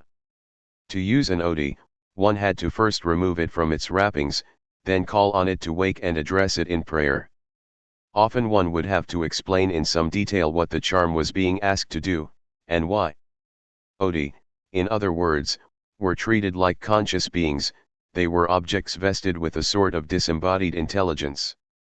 In prayers they were often invoked in such terms as "you who have no eyes but can still see, no ears but can still hear," or "you whose name is known but whose face is never seen."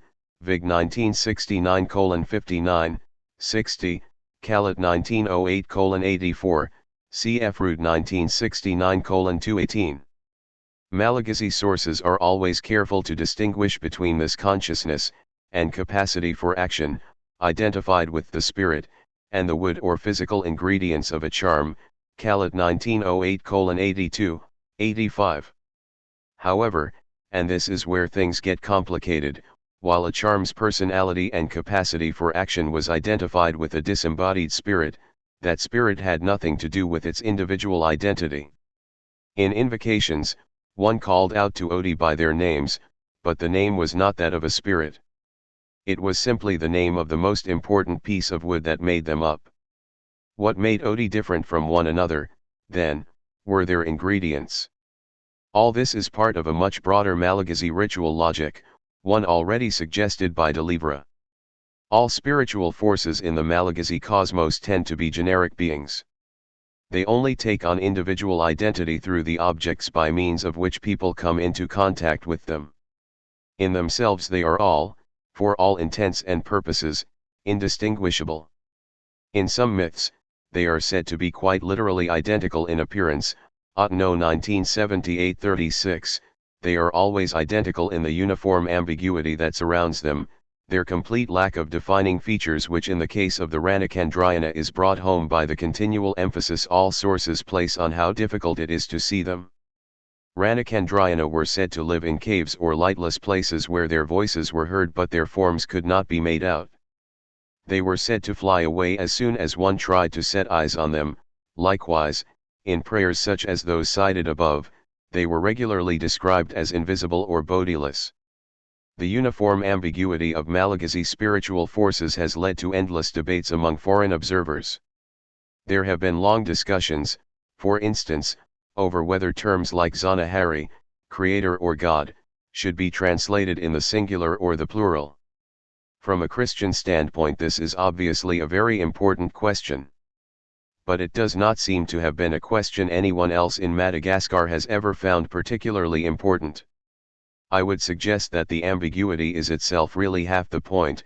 In the absence of any sort of defining feature, spirits become sheer formless potential. The term Zanahari, for example, could apply to any being capable of creation through imperceptible means. Rather than ask what such beings were like, or how many of them there were, it makes more sense to see this power of creation as emerging from their very lack of definition. Their generic nature is itself a way of representing power or unlimited possibility. By this logic, it was the fact that the ingredients of charms were hidden from sight that gave them their generic capacity for action. However, Odi were not simply generic potential. The ingredients that made them up were specific objects, and it was those ingredients that determined the specific ways in which that capacity could make itself known. Each ingredient, in other words, corresponded to one of an Odi's powers. Larsvig, 1969, a Norwegian missionary, provides some very detailed descriptions of how Odi were supposed to work.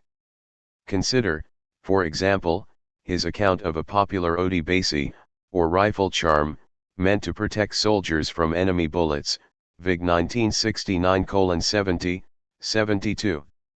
The charm contains 15 elements in all, most of them bits of wood. In the invocation, the name of each is called out and the element called on to act. In each case, the words used to describe the action are derived from that element's name. The first, a piece of the arafi plant, the word arafi is from a root meaning to turn aside, is called on to turn aside the bullets fired by the enemy. Another sliver of wood called Badambana, many obstacles, is asked to stop the enemy from attacking, make some disaster occur that will be an obstacle to their attack, 71, and so on. In almost every case, the action of the charm is directed outward, towards someone other than the person using it, and this too is typical of Malagasy Odi. Rifle charms never make their owners impervious to bullets. They make people shooting at them miss. Love magic does not make the user beautiful. It invokes desire directly in someone else. Rather than change the qualities of the bearer, Odi always confer on her a certain capacity for action. Like Marx's hoards of hidden gold, or Engels' talisman, the hidden elements of charms were, in effect, identified with their owner's ability to act upon the world. Sacrifice and the creation of charms. This play of the particular and the generic, the seen and the unseen, recurred on every level of Marina ritual practice. So too did the link between words and objects implied in the prayers cited above. Take rituals of sacrifice. Sorona, the word used for what we would call sacrifice, actually had a much broader meaning. It could be applied to any religious ceremony to obtain a desired benefit from that to which one prays, Richardson 1885:591. Even more often, the word sorona was used not for the ritual itself, but for objects meant to represent that desired benefit and that were intentionally preserved as offerings for that reason. In this sense, sorona were the opposite of fetitra, objects representing evils to be avoided that were intentionally cast away. Most rituals involved such acts of consecration and casting away. Each time the king dispatched a military expedition, we are told, Callet 1908:51, 52, the royal astrologers would offer an unbroken silver coin 10 as sorona, praying that the army would remain similarly whole and not be broken into pieces by the enemy. Then they would cast a pinch of ashes from the king's hearth to the winds as a fetitra, praying as they did so that the army should not be destroyed as had the wood now rendered ash. Most often, the dedication of sorona would be accompanied by a vow. One might, say, place a bead or bulrush on the ritual shelf in the northeast corner of one's house, promising as one did so to sacrifice a sheep or a bullock to the invisible powers if the desired benefit was obtained. If it was, sacrificing the animal would itself be called a sorona, and the head and feet of the sacrificed animal would also be preserved, cf. Sabri L 880:302, 303. Now, sorona often consisted of exactly the same kind of objects that were used as ingredients of odi. Like them, they did not usually represent objects so much as actions, in the example above, being destroyed, holding together. Finally, at least in some cases, sorona could become odi. Here is what Ellis, 1837, I 435, has to say about the latter. The sorona operates as a charm to bring the desired favor, and is sometimes an animal sacrifice, of which, when killed, the principal fat is eaten. In some cases it consists in wearing some article specified by the Sakiti divination, and in such instances it becomes, in course of time, an odi, that is, a charm or amulet which, though adopted at first for a particular object, is ultimately regarded as possessing some intrinsic virtue, and therefore is still worn after the imagined case for its immediate use has ceased. These soronas sometimes consist of pieces of silver, or of silver chains, and sometimes of beads, more or less valuable. Occasionally strings of beads, of different colors, are made, and worn around the neck and wrists of the offerer. Beads and silver, in other words, would be worn as a sorona to represent the desired benefit, in this case wealth, and, as such, displayed on the person of the sacrificer. And while Ellis does not explicitly say this, on becoming odi the ingredients were presumably hidden, as the ingredients of odi always tended to be. That, at any rate, seems to be what happened to sorona dedicated on the ritual shelf of one's house, the same place that a family's odi or sampi were normally kept. Once one's prayers were answered, they could simply be wrapped in silk to join the other odi, Callet 1908:56, Chappas and Ratsamba 1953:91 and 134. To sum up, then, sorona were material tokens of request. They represented the desires or intentions of those who offered them, the action they wished the formless and invisible powers to take. They could almost be seen as physical hieroglyphs, reproducing in visible form the words with which one prayed. Once those prayers had been answered, however, the status of the objects changed. They came to be seen as the embodiments or conduits of those same invisible powers, as objects through which human beings could enter into relations with them. As a result, they were no longer displayed but hidden as the elements of odi placed in horns or boxes or sacks, wrapped in red silk, or otherwise put out of sight. Odi could almost be seen as examples of the Mauschian gift in reverse. Rather than being part of the giver's person, the gift comes to constitute the person of the receiver. No doubt this was only one way among many of creating odi. but it appears to have been one particularly relevant to beads and money, providing a hint, perhaps, of the mechanisms by which objects of adornment could so suddenly and so generally vanish from sight and become hidden talismans. As sorona, beads, and silver chains express the wearer's desire to gain wealth. Wearing them operated in the same way as any display of wealth. It was a persuasive act, even if, in this case, the object of persuasion was an abstract and invisible power. And here, too, the actions one carried out toward oneself were meant to serve as models for the action one wished to inspire others to take. By covering oneself with wealth, one hoped to move others to do the same. Once proven effective, however, it followed from the logic of Malagasy ritual that these same objects, these sorona, should become identified with the powers that had answered the appeal, and so be hidden away. They became odi, with the power to draw wealth to the bearer on a regular basis. And even today, this is precisely the function of beads and silver ornaments. When they appear as ingredients in magic charms, they almost always act, directly or indirectly, to draw wealth to the owner. The political dimension, or taxes as ritual sacrifice. I have not yet even touched on the political aspects of the use of money in Imarina, a topic dealt with in some detail by Bloch, 1990, or on the politics of visibility and invisibility in general.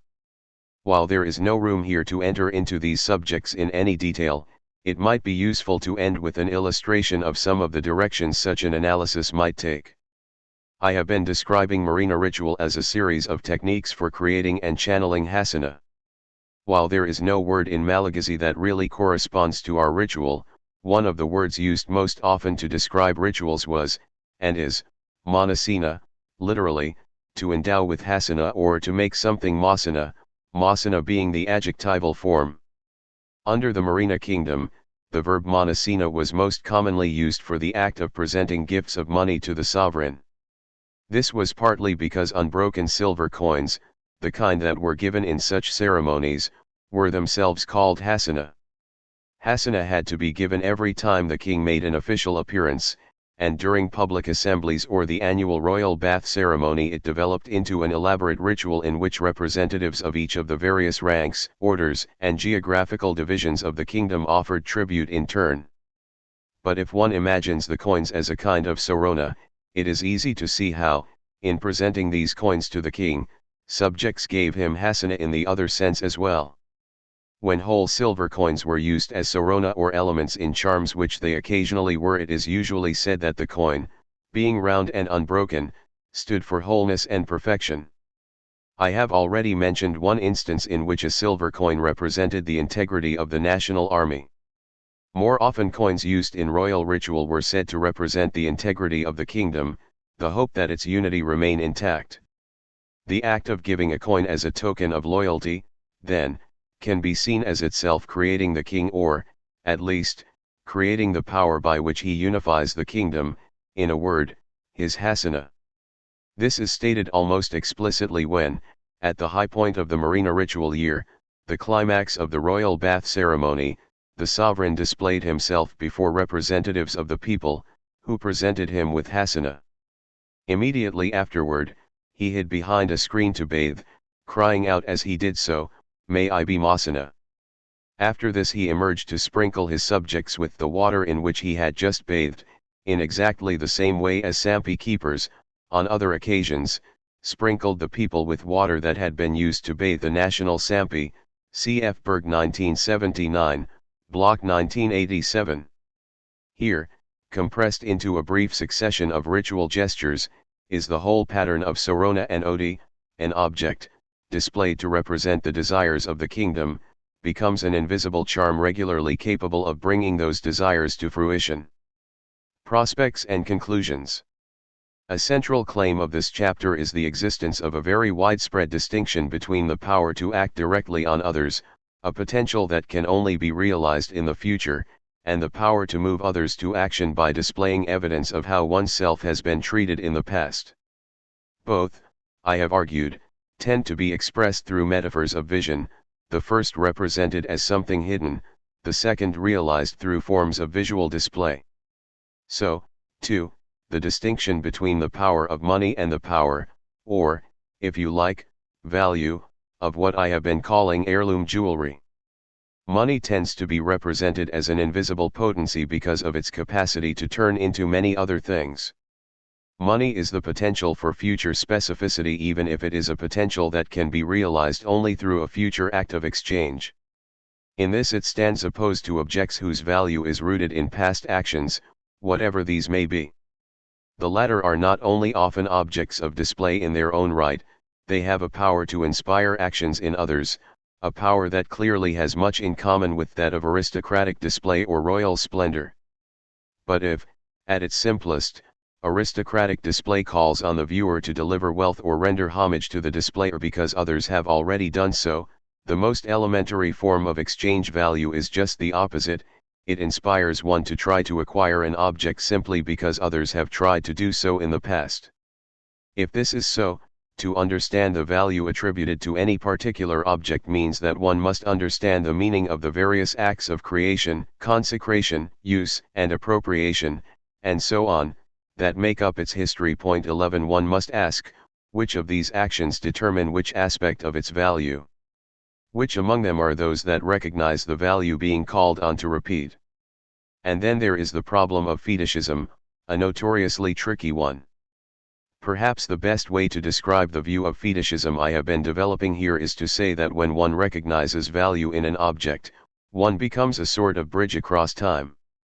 That is, one recognizes not only the existence of a history of past desires and intentions that have given shape to the present form of the object, but that history extends itself through one's own desires, wishes, and intentions, newly mobilized in that very act of recognition. In fetishizing an object, then, one is mistaking the power of a history internalized in one's own desires, for a power intrinsic to the object itself. Fetish objects become mirrors of the beholder's own manipulated intentions. And in a way, the very notion of desire, at least, as I have been developing it in this chapter, demands such fetishization. Consider Gyges, making himself invisible so as to gaze on the body of the Lydian queen, or, for that matter, any of those generically dressed bourgeois males gazing at any of those ornamental, particular bourgeois women. Invisibility and abstraction here offer a way of indicating the power to act, and looking is certainly a form of action, but can they not equally well be seen as implying that the man is a creature of desire, to be characterized, at that moment anyway, not by what he is or has but by what he is not, by an absence or a lack? After all, it is just this sense of absence, or incompletion, that moves us to action to begin with. Next, consider Marx's analysis of exchange, in which the desired object is always concrete and particular. Could one not say that the abstraction, the lack of definition attributed to the desirer and his possessions, is also a way of figuring desire? It is an absence, if one, that necessarily implies the recognition of some imaginary totality that would be its resolution. In such situations, I am suggesting, the object of desire plays much the same role as Lacan's mirror objects. It represents an imagined wholeness on which desirers can fix their own inchoate sense of self. Or to return for the moment to Marx's own dialectical terminology, it makes the desirer seem an abstract content that can be realized only through that particular concrete form. 12. Even at this most individual level, then, action and reflection endlessly imply each other in an infinite variety of conversions and transformations. On grander levels of historical change, similar dynamics are always in the process of transforming or at least contesting the very categories by which value is perceived. And if the Malagasy example, with its royal attempts to turn money stuffs into icons of national unity, and its popular attempts to divert them into hidden sources of power, demonstrates anything, it is that these struggles over value are always, in the end, political, if only because the most important political struggles in any society, and here I return to Turner 1996b, will always be over how value itself is to be defined. This page intentionally left blank. Chapter 5: Wampum and Social Creativity Among the Iroquois. And this chapter, I'd like to say a little bit about wampum, the white and purple shell beads which became a currency of trade in early colonial Northeast North America. Among primitive valuables, a category that includes such things as Kula necklaces, Kwakiutl coppers, or the iron bars used in bride wealth exchange by the West African Tiv wampum holds a rather curious place. Simply as an object, it's by far the most familiar. The average reader is much more likely to know what wampum looks like, or to have actually seen some in a museum, than any of the others. Nonetheless, unlike the others, wampum has never been treated as a classic case in anthropological exchange theory. There are probably several reasons for this. For one thing, the contexts in which wampum circulated is closer to what a Western observer would be inclined to see as political than economic. The heyday of wampum was also a very long time ago, in the 17th and 18th centuries, long before the birth of modern ethnography. But it's also hard to escape the impression that the case of wampum is in most other ways just a little bit too close to home. Wampum was, after all, material manufactured from clams found primarily off the coast of Long Island, whose shells are still to be found scattered on the beaches of Fire Island, the Hamptons, and other places where New York stockbrokers and literati like to spend their summer weekends. It was used mainly for trade with the Iroquois towns that then dotted what is now upstate New York. Wampum was first manufactured in bulk by the Pequods of Connecticut, a group later to be wiped out by English settlers in a notorious massacre in 1637. This is not the sort of history most New Yorkers like to dwell on, or Americans in general, for that matter. Finally, anthropologists' own role has not always been entirely innocent. In the late 1960s, when many of the Six Nations of the Iroquois were trying to win back control of their heirloom wampum collection from New York State museums, William Fenton, who was then and remains to this day one of the most respected Anglo authorities on the subject, took it upon himself to write a major treatise entitled The New York State Wampum Collection, The Case for Integrity of Cultural Treasures, 1971, which made an elaborate case for refusing to accede to their requests. The essay, as one might imagine, served only to reinforce the widespread, and to a large extent historically justified, Native American impression that anthropologists were at best agents of cultural imperialism, and at worst, of even worse sorts. Resulting bitterness has made the whole issue of anthropological views of wampum somewhat sensitive. All this is quite a shame, because it seems to me that the study of wampum is of potentially enormous interest to any theory of value. For one thing, it is probably the best documented case of beads being used as a medium of exchange between European traders and a very differently organized society, in which we have a fairly clear picture of what the non-European parties to the transaction did with the beads once they got them. The focus in this chapter will be on the Iroquoian peoples of what came to be known as the 5, later, 6, nations. What I'm going to do first of all is tell the history of wampum, up to around the end of the 18th century, which took on an extraordinary importance in the creation of the Iroquois Federation itself. The first effect of the arrival of European traders in search of fur, and soon after, settlers, on the coast of northeast North America was, predictably, to plunge the peoples of the interior into an almost constant state of violent upheaval, a world of endless feuding, massacres, forced migrations, whole peoples scattered and displaced, of 200 years of almost continual war. Wampum had a peculiar role in all this.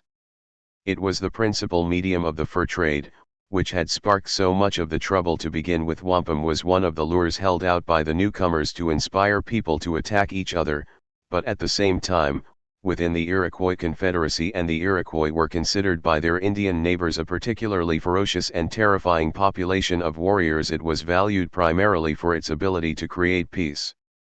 The origins of wampum. So much changed so quickly once Europeans began to arrive on the coasts of northeastern North America that it becomes difficult to say anything for certain about the years before.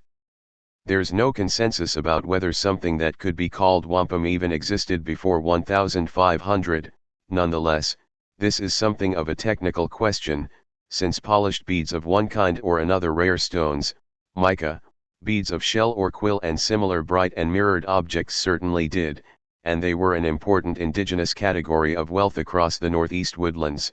Hamill 1984. During the 16th century, European interest in North America focused mainly on fur, particularly beaver pelts, then in great demand for the manufacture of hats. Dutch and English traders began arriving on the coast armed with liberal supplies of glass trade beads. These were already being mass-produced in Venice and the Netherlands for use in the markets of Africa and the Indian Ocean, and usually found the inhabitants willing to accept them in exchange for pelts. For a time, they became a regular currency of trade. There was even an attempt to manufacture them in Massachusetts. But as time went on and European settler enclaves grew, their place was gradually supplanted by wampum, the small, tubular white and purple beads that the Algonquian-speaking peoples of Massachusetts and Long Island had long been in the habit of manufacturing from whelks and quahog clams.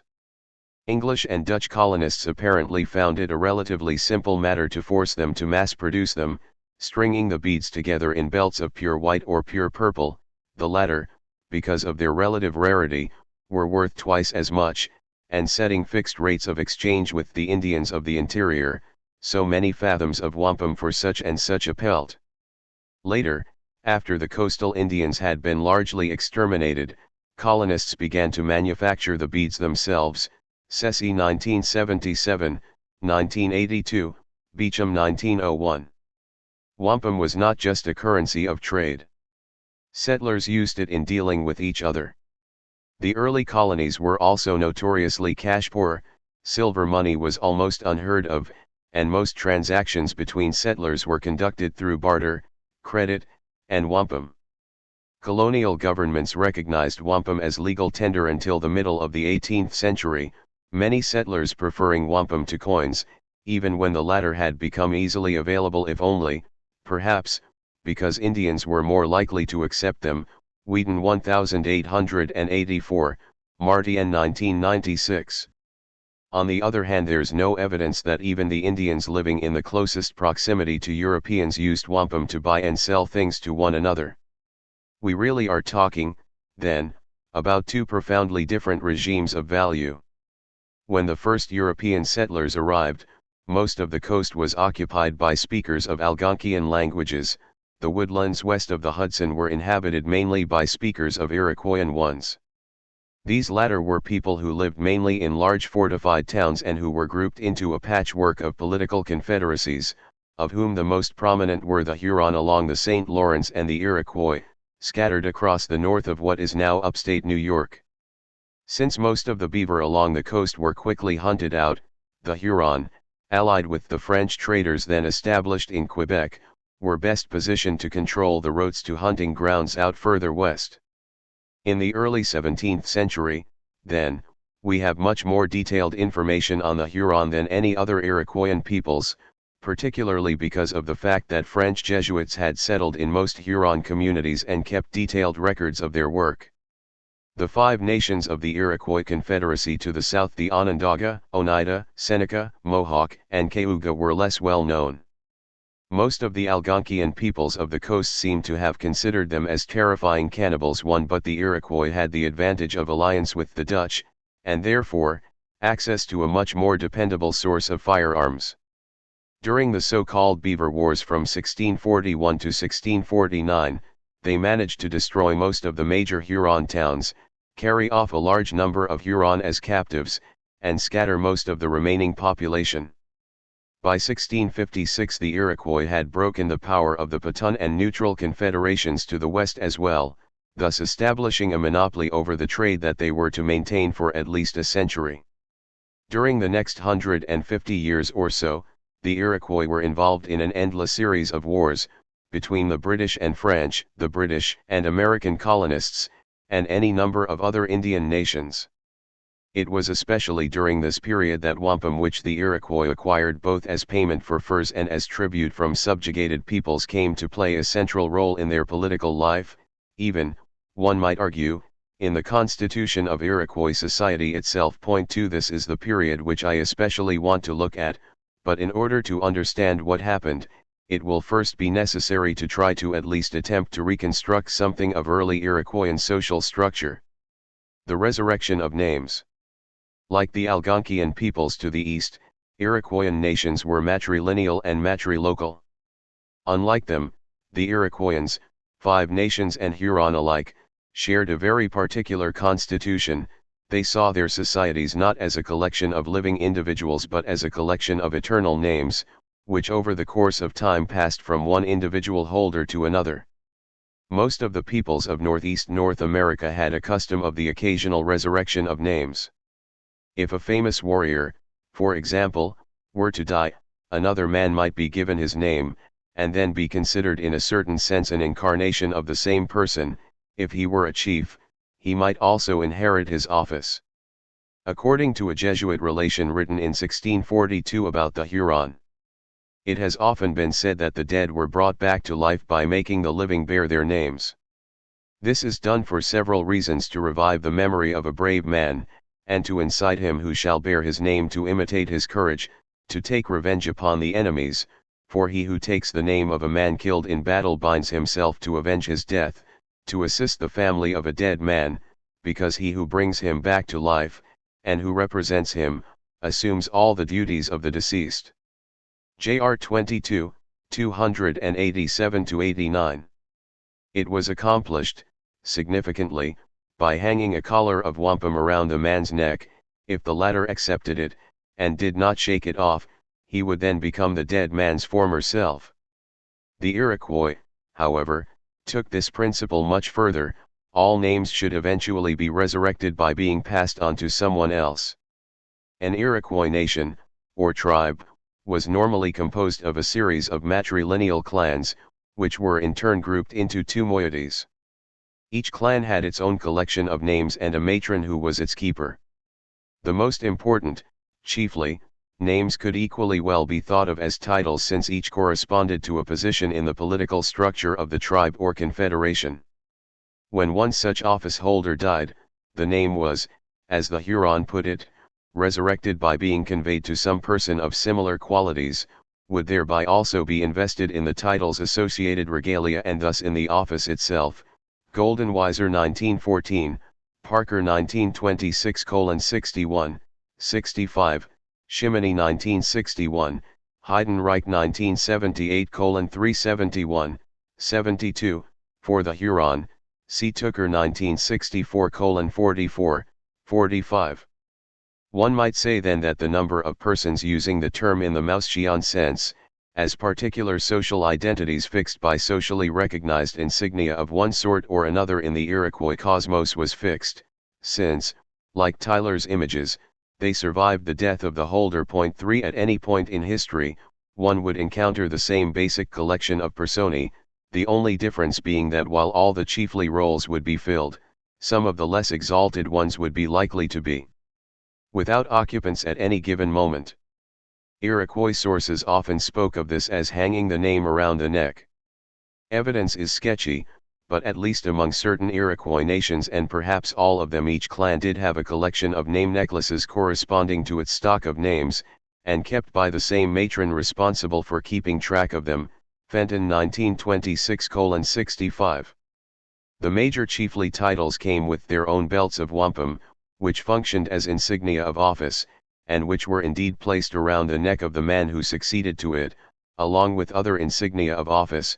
Hewitt 1944:65, 66, Beecham 1901:347, 49, Fenton 1946:118, cf. Drake 1981:109, 110. It is a little difficult to generalize because we are dealing with a variety of peoples whose habits were probably not entirely consistent even within any one time and place. Probably even different clans or longhouses had different practices.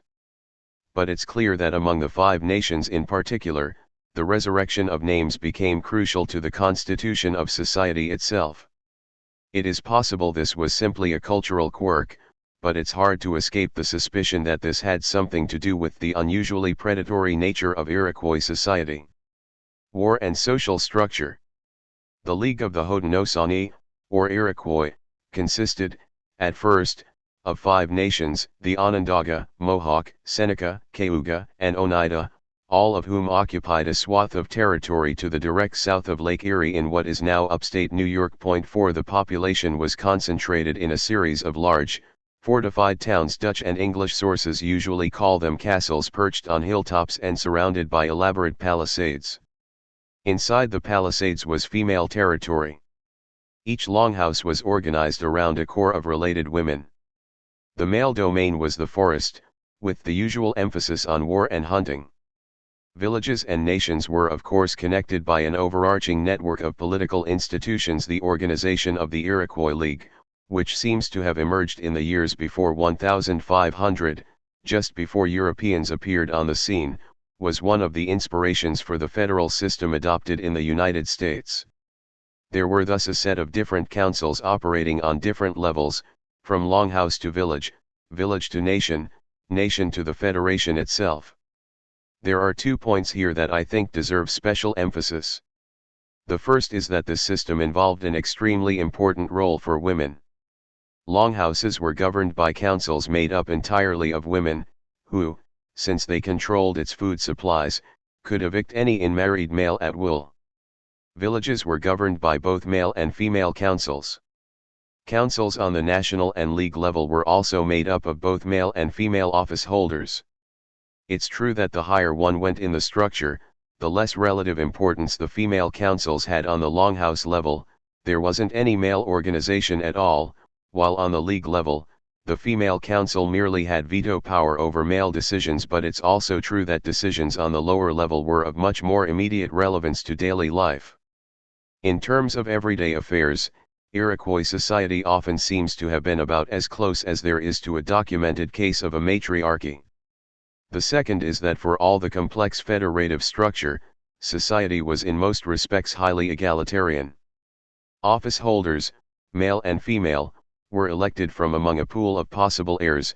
The offices themselves, at least the male political ones, were considered as much a responsibility as a reward, as they involved no real material rewards and certainly granted the holder no coercive power. Of course, most of our evidence comes from a time of constant war. It's hard to tell precisely how all this affected the relative roles of men and women. On the one hand, it could only have increased the relative importance of the male councils, which were largely concerned with matters of war and peace. On the other, it eventually created a situation in which a large proportion of the men in any given community were not really Iroquois at all, which could only have increased the authority of women on the local level. Iroquois warfare conformed to a pattern common to much of Aboriginal North America. Daniel Richter, 1983, 1992, 32, 38, calls it the Morning War Complex. The logic is similar to, but not quite the same as, that of the feud. The death of almost any important person might lead to the organization of a military expedition, whether or not that person had been killed by enemies. Among the 5 nations, the logic might be considered an extension of the principle of replacing the dead. Whenever a man or woman holding an important office died, his or her name would be transferred immediately to someone new. The ceremony has come to be known in the literature as a requickening ceremony, because it restored the life and vitality that had been lost to the entire community through death. More humble members of society would eventually be replaced as well. But in the meantime, the effects of loss could be disastrous, especially for those closest to the deceased. The grief and pain of mourning was seen as capable of driving survivors entirely insane. Often, then, the women of the bereaved household could demand a raiding party be got together, usually from among their male affines, to capture a replacement. Normally this raid would be directed against some neighboring people who were considered traditional enemies.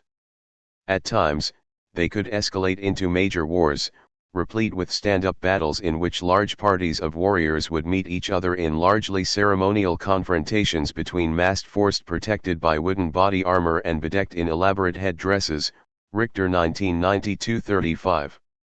Death in battle was quite unusual, in part, because the main purpose of war was taking of prisoners. As for the prisoners, their fate, once brought back to the Iroquois homeland, could be either surprisingly benign or utterly horrendous. All prisoners were formally adopted into the local family that had suffered a recent loss. It was up to family members whether they would then be tortured to death or kept on as a replacement for the deceased. European observers saw the choice as a matter of whim, almost entirely unpredictable. Those to be killed were first feasted, then tied to a stake where they were systematically cut, gouged, and most of all, burned with firebrands and red-hot metal, often over the course of an entire night before dying ceremonies that, apparently sometimes did end with a communal feast on parts of the body of the dead. In other words, what their neighbors said was not entirely untrue. The vast majority of women and children captured on raids, and a very good proportion, probably the majority of the men, were not, however, killed but permanently adopted. They would be given the name of the deceased and, ideally, almost instantly find themselves treated like a member of the family, having all rights and relations of the deceased, i.e., a man would normally take his place as husband of the dead man's wife, and treated with the utmost tenderness by his female relatives. After a trial period during which they were carefully watched for any sign of disaffection, such prisoners could eventually become fully accepted members of society, even in some cases leading war parties or receiving higher names and offices with political responsibilities. This anyway was how the situation appears to have worked in indigenous times. Warfare became much more severe and destructive during the 17th century, during which the Iroquois managed to break, one after the other, a series of rival federations, including the Mohicans, Hurons, Petuns, Neutrals, Erie, and Susquehannock wars that often involved both unprecedented massacres. One Iroquois chief ordered 80 Huron prisoners slaughtered in one day, in order to assuage his grief and anger at the death of his brother, and the massive incorporation of alien prisoners into Iroquoian society. It was around this period one reads accounts of a society effectively divided into classes, with adopted prisoners doing the bulk of the menial labor and with members of their adopted families having the right to kill them for the slightest infractions or impertinence. Starna and Watkins 1991, and missionaries complained that in many communities most men were not particularly fluent speakers of their own nation's languages. Quain 1937. It may be that the unusually systematic nature of the Iroquoian naming practices only emerged in this period. Alternately, it may be that it had existed for a very long time, and this was one of the reasons the Five Nations were able to expand and incorporate others more effectively than their neighbors. Anyway, this exceptionally brutal period did not last long. The children of these captives were considered full members of their adoptive clans. The making of peace. At this point, let me return to the role of wampum. Wampum in fact played an essential role in the mechanics of both making war and ending it. For example, if a man's death inspired members of his family to commission a war party, the clan matron was said to put his name on the mat by sending a belt of wampum to a related war chief. He would then gather together a group of men to try to bring back a captive to replace him. Lafitte in Fenton 1978:315. If the man in question had been killed, however, at least, if the killer was not from a completely alien group, the usual practice was to appoint an avenger. 5 The only way to prevent this, in fact, was for the killer's people to pay a gift of wampum immediately to the victim's family. The usual fee was 5 fathoms for the life of a man, 10 for that of a woman. T. Smith 1983:236, Morgan 1854:331, 34, Parker 1926. Within the League, elaborate mechanisms existed to ensure any such matters would be quickly resolved. Councils would be convoked, large amounts of wampum raised by canvassing the important members of the killer's clan. Even then, it was still the bereaved family who had the last word. If stubborn, they could still insist on sending the avenger on his way. The mechanics of peacemaking are especially important because this is what the League was essentially about. The Iroquois term translated League, in fact, really just means peace. The entire political apparatus was seen by its creators primarily as a way of resolving murderous disputes. The League was less a government, or even alliance than a series of treaties establishing amity and providing the institutional means for preventing feuds and maintaining harmony among the 5 nations that made it up. For all their reputation as predatory warriors, the Iroquois themselves saw the essence of political action to lie in making peace. Wampum was the essential medium of all peacemaking. Every act of diplomacy, both within the league and outside it, had to be carried out through the giving and receiving of wampum. If a message had to be sent, it would be spoken into belts or strings of wampum, which the messenger would present to the recipient. Such belts or strings were referred to as words. They were often woven into mnemonic patterns bearing on the import of the message. Without them, no message stood a chance of being taken seriously by its recipient. In council, too, speakers would accompany their arguments with belts of wampum, also called words, laying them down one after the other as the material embodiments of their arguments. Beecham 1901, Smith 1983:231, 32.7. When envoys were sent to propose a treaty to another nation, not only would the conditions of the treaty itself be spoken into belts of wampum, but the envoys would be given belts and strings to convey as gifts for the nation to whom the treaty was proposed. These might also be woven into words. At any rate, they would be presented one by one to the accompaniment of words of conciliation.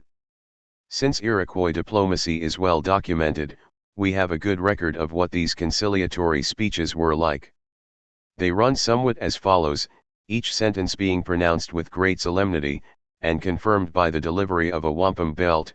Brothers, with this belt I open your ears that you may hear, I draw from your feet the thorns that pierced them as you journeyed thither, I clean the seats of the council house, that you may sit at ease, I wash your head and body, that your spirits may be refreshed, I condole you on the loss of your friends who have died since we last met, I wipe out any blood which may have been spilt between us.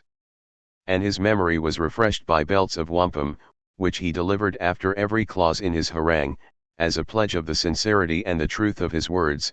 Bryce in Holmes 1883:242.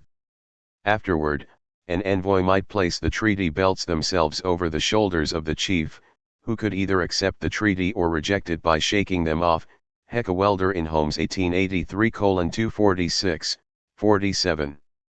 If accepted, copies of the treaty belts would be sent back with the envoy, and both sides would keep their belts as a permanent record of their mutual obligations. Michael Foster, 1985, has suggested that the exchange of wampum in such negotiations was seen first and foremost as a way of opening up channels of communication. Hence the rhetorical emphasis on opening the ears and unstopping the throats of those who received it, and of otherwise putting them at ease with one another. This was particularly important if, as was usually the case, there had previously been hostilities between the two parties. It seems to me this is true as far as it goes, but the notion of communication plays into much larger cosmological ideas. Iroquois religion, as Elizabeth Tooker, 1970:7, Chafe 1961, has aptly put it, was in its essence a religion of thanksgiving. Ritual was seen above all as a way to give thanks to the Creator by showing one's joy at the existence of the cosmos he had created. Even today just about every ritual event or even meeting involves thanksgiving speeches, in which the speaker lists the main elements of the cosmos: earth, trees, wind, sun, moon, sky, and celebrates the existence of each in turn. 8 The celebration or joy could also be imagined as feeling of expansiveness, an opening of oneself to the totality of creation and to the social world. In a similar way, acts of condolence, such as the giving of wampum, were meant to clear all the grief and anger that obstructed the minds and bodies of those bereaved by death and to restore them to full communication with the world and other people. This is why the givers spoke not only of opening the eyes and ears and throats of their recipients but also of revealing the sun and revealing the sky to them once more.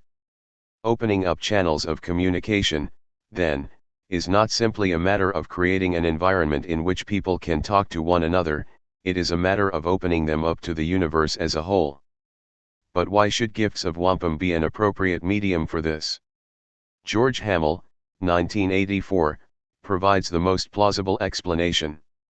Throughout the eastern woodlands of North America, he suggests, there was a broad category of objects that were seen as embodying what he calls life and light illumination.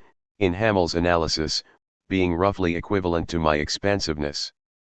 These included a wide range of bright or mirrored objects, ranging from quartz crystals to obsidian to certain sorts of shell, as well as, later, wampum and glass beads. Even before the advent of Europeans, these constituted a category of wealth that was traded over long distances, and in special demand by those engaged in shamanistic pursuits. Wampum was thus seen as carrying an intrinsic capacity to lift away grief. A Seneca myth about Hiawatha, who was said to be the inventor of wampum, as well as one of the founders of the League, has him gathering together the first string and vowing, "If I should see anyone in deep grief, I would remove these strings from the pole and console them. The strings would become words and lift away the darkness with which they are covered." Hamill 1984:19. Just in these few references one can already see a fairly clear set of terms of opposition.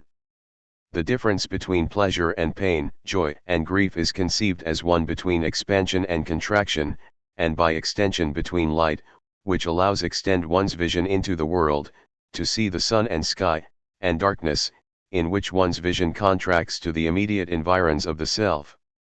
Even more importantly, perhaps, it is an opposition between articulate speech and silence or inarticulate rage.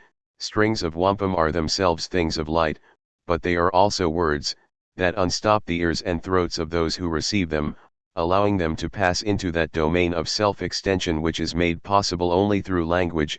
Scarry 1985.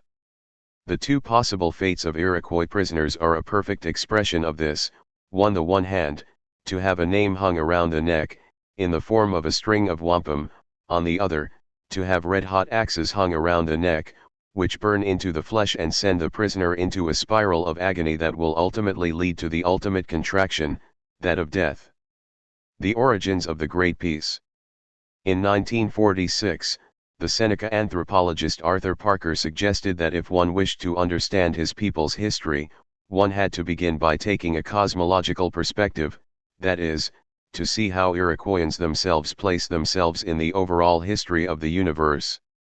Those of his time saw the latter as structured around three great creative moments: the first, that of the creation of the universe; the second, that of the creation of the League, or Great Peace; and the third, the reforms of the Seneca prophet Handsome Lake in the beginning of the 19th century. Around each there is an extensive oral tradition. During the period we are dealing with, there would appear to have been only two Iroquois legends concerning the origins of the League: Converse 1962, Hale 1883, Hewitt 1892, Parker 1916. 9 always begin by describing a time when incessant feuds and warfare had laid the country to waste. The Iroquois ancestors had reverted to a state of savagery, fleeing to the forests and giving themselves over entirely to murder, cannibalism, and rapine. In these stories, the effects of their grief and rage are often figured as physical deformities. The people had literally become monstrous. The action begins when, in the midst of all this chaos, war, and degradation, a man named Digano-Ide emerges to reform the people by magic and persuasion, and to have them agree to a great peace. The story follows him as he does so, meeting and joining forces with Hiawatha, and creating present-day Iroquois society in the process by giving names to its constituent clans and nations. Its climax comes when the heroes are faced with most monstrous being of all, the evil sorcerer THIRD-WORLDISM of the Onondaga, described, in Hewitt's version, 1882:138-40, as having the hands of a turtle, the feet of a bear, snakes for hair, and a penis of many fathoms wrapped several times around his body. Rather than do battle, they offer him 13 strings of wampum, one after the other, accompanying each with a song. With each presentation, one of his deformities disappears, until by the end he is once again a normal human being. The reformed THIRD-WORLDISM agrees to become the fire keeper of the Central Onondaga Council Lodge and guardian of the League's wampum, including those very 13 strings. Digano-Ide goes on to speak the rules of the League into wampum strings that THIRD-WORLDISM will preserve, and then disappears from the earth.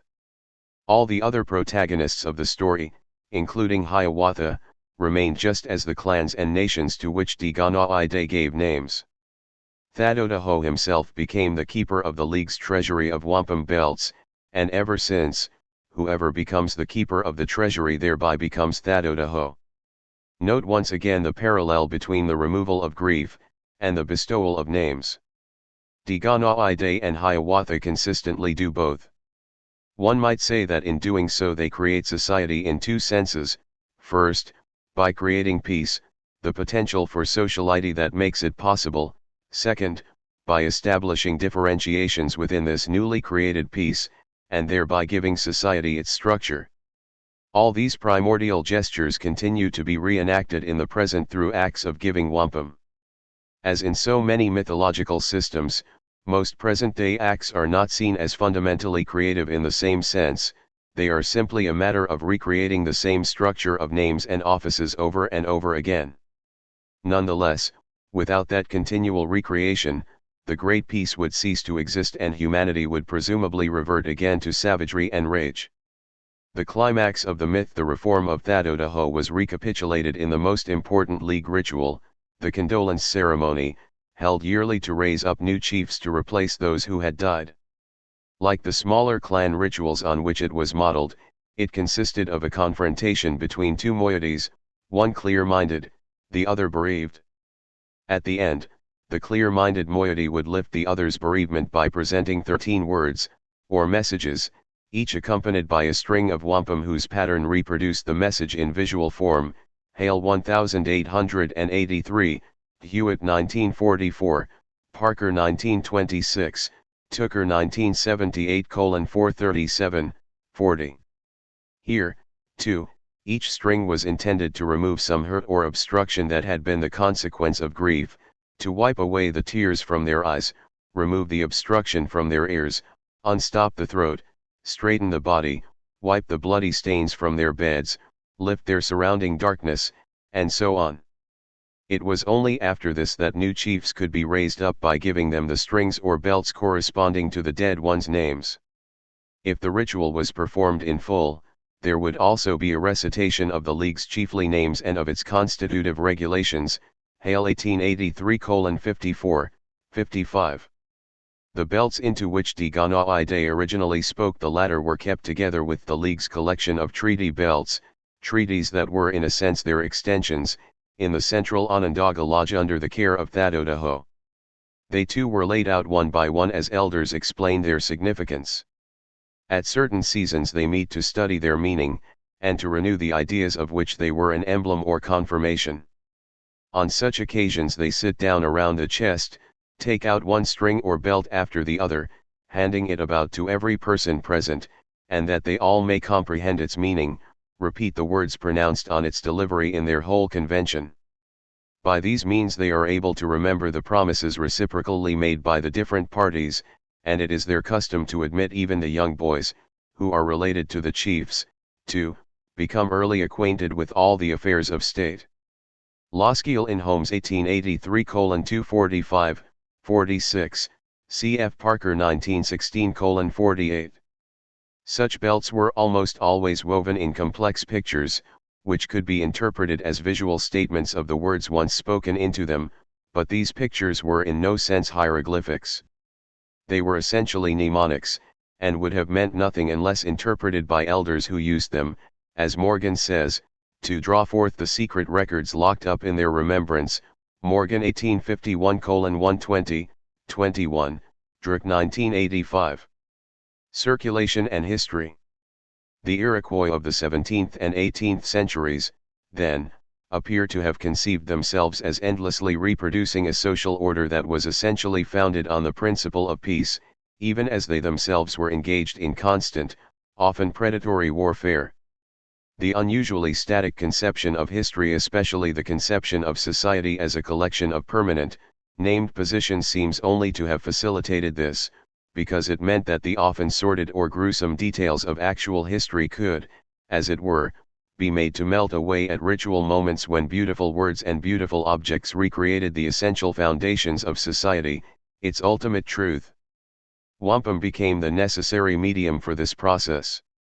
Now, on the face of it, This might seem somewhat paradoxical, since wampum was, after all, not something that Iroquois society itself produced. It came in from outside. But in a way this is only appropriate for a material that was itself seen as carrying the power of social creativity.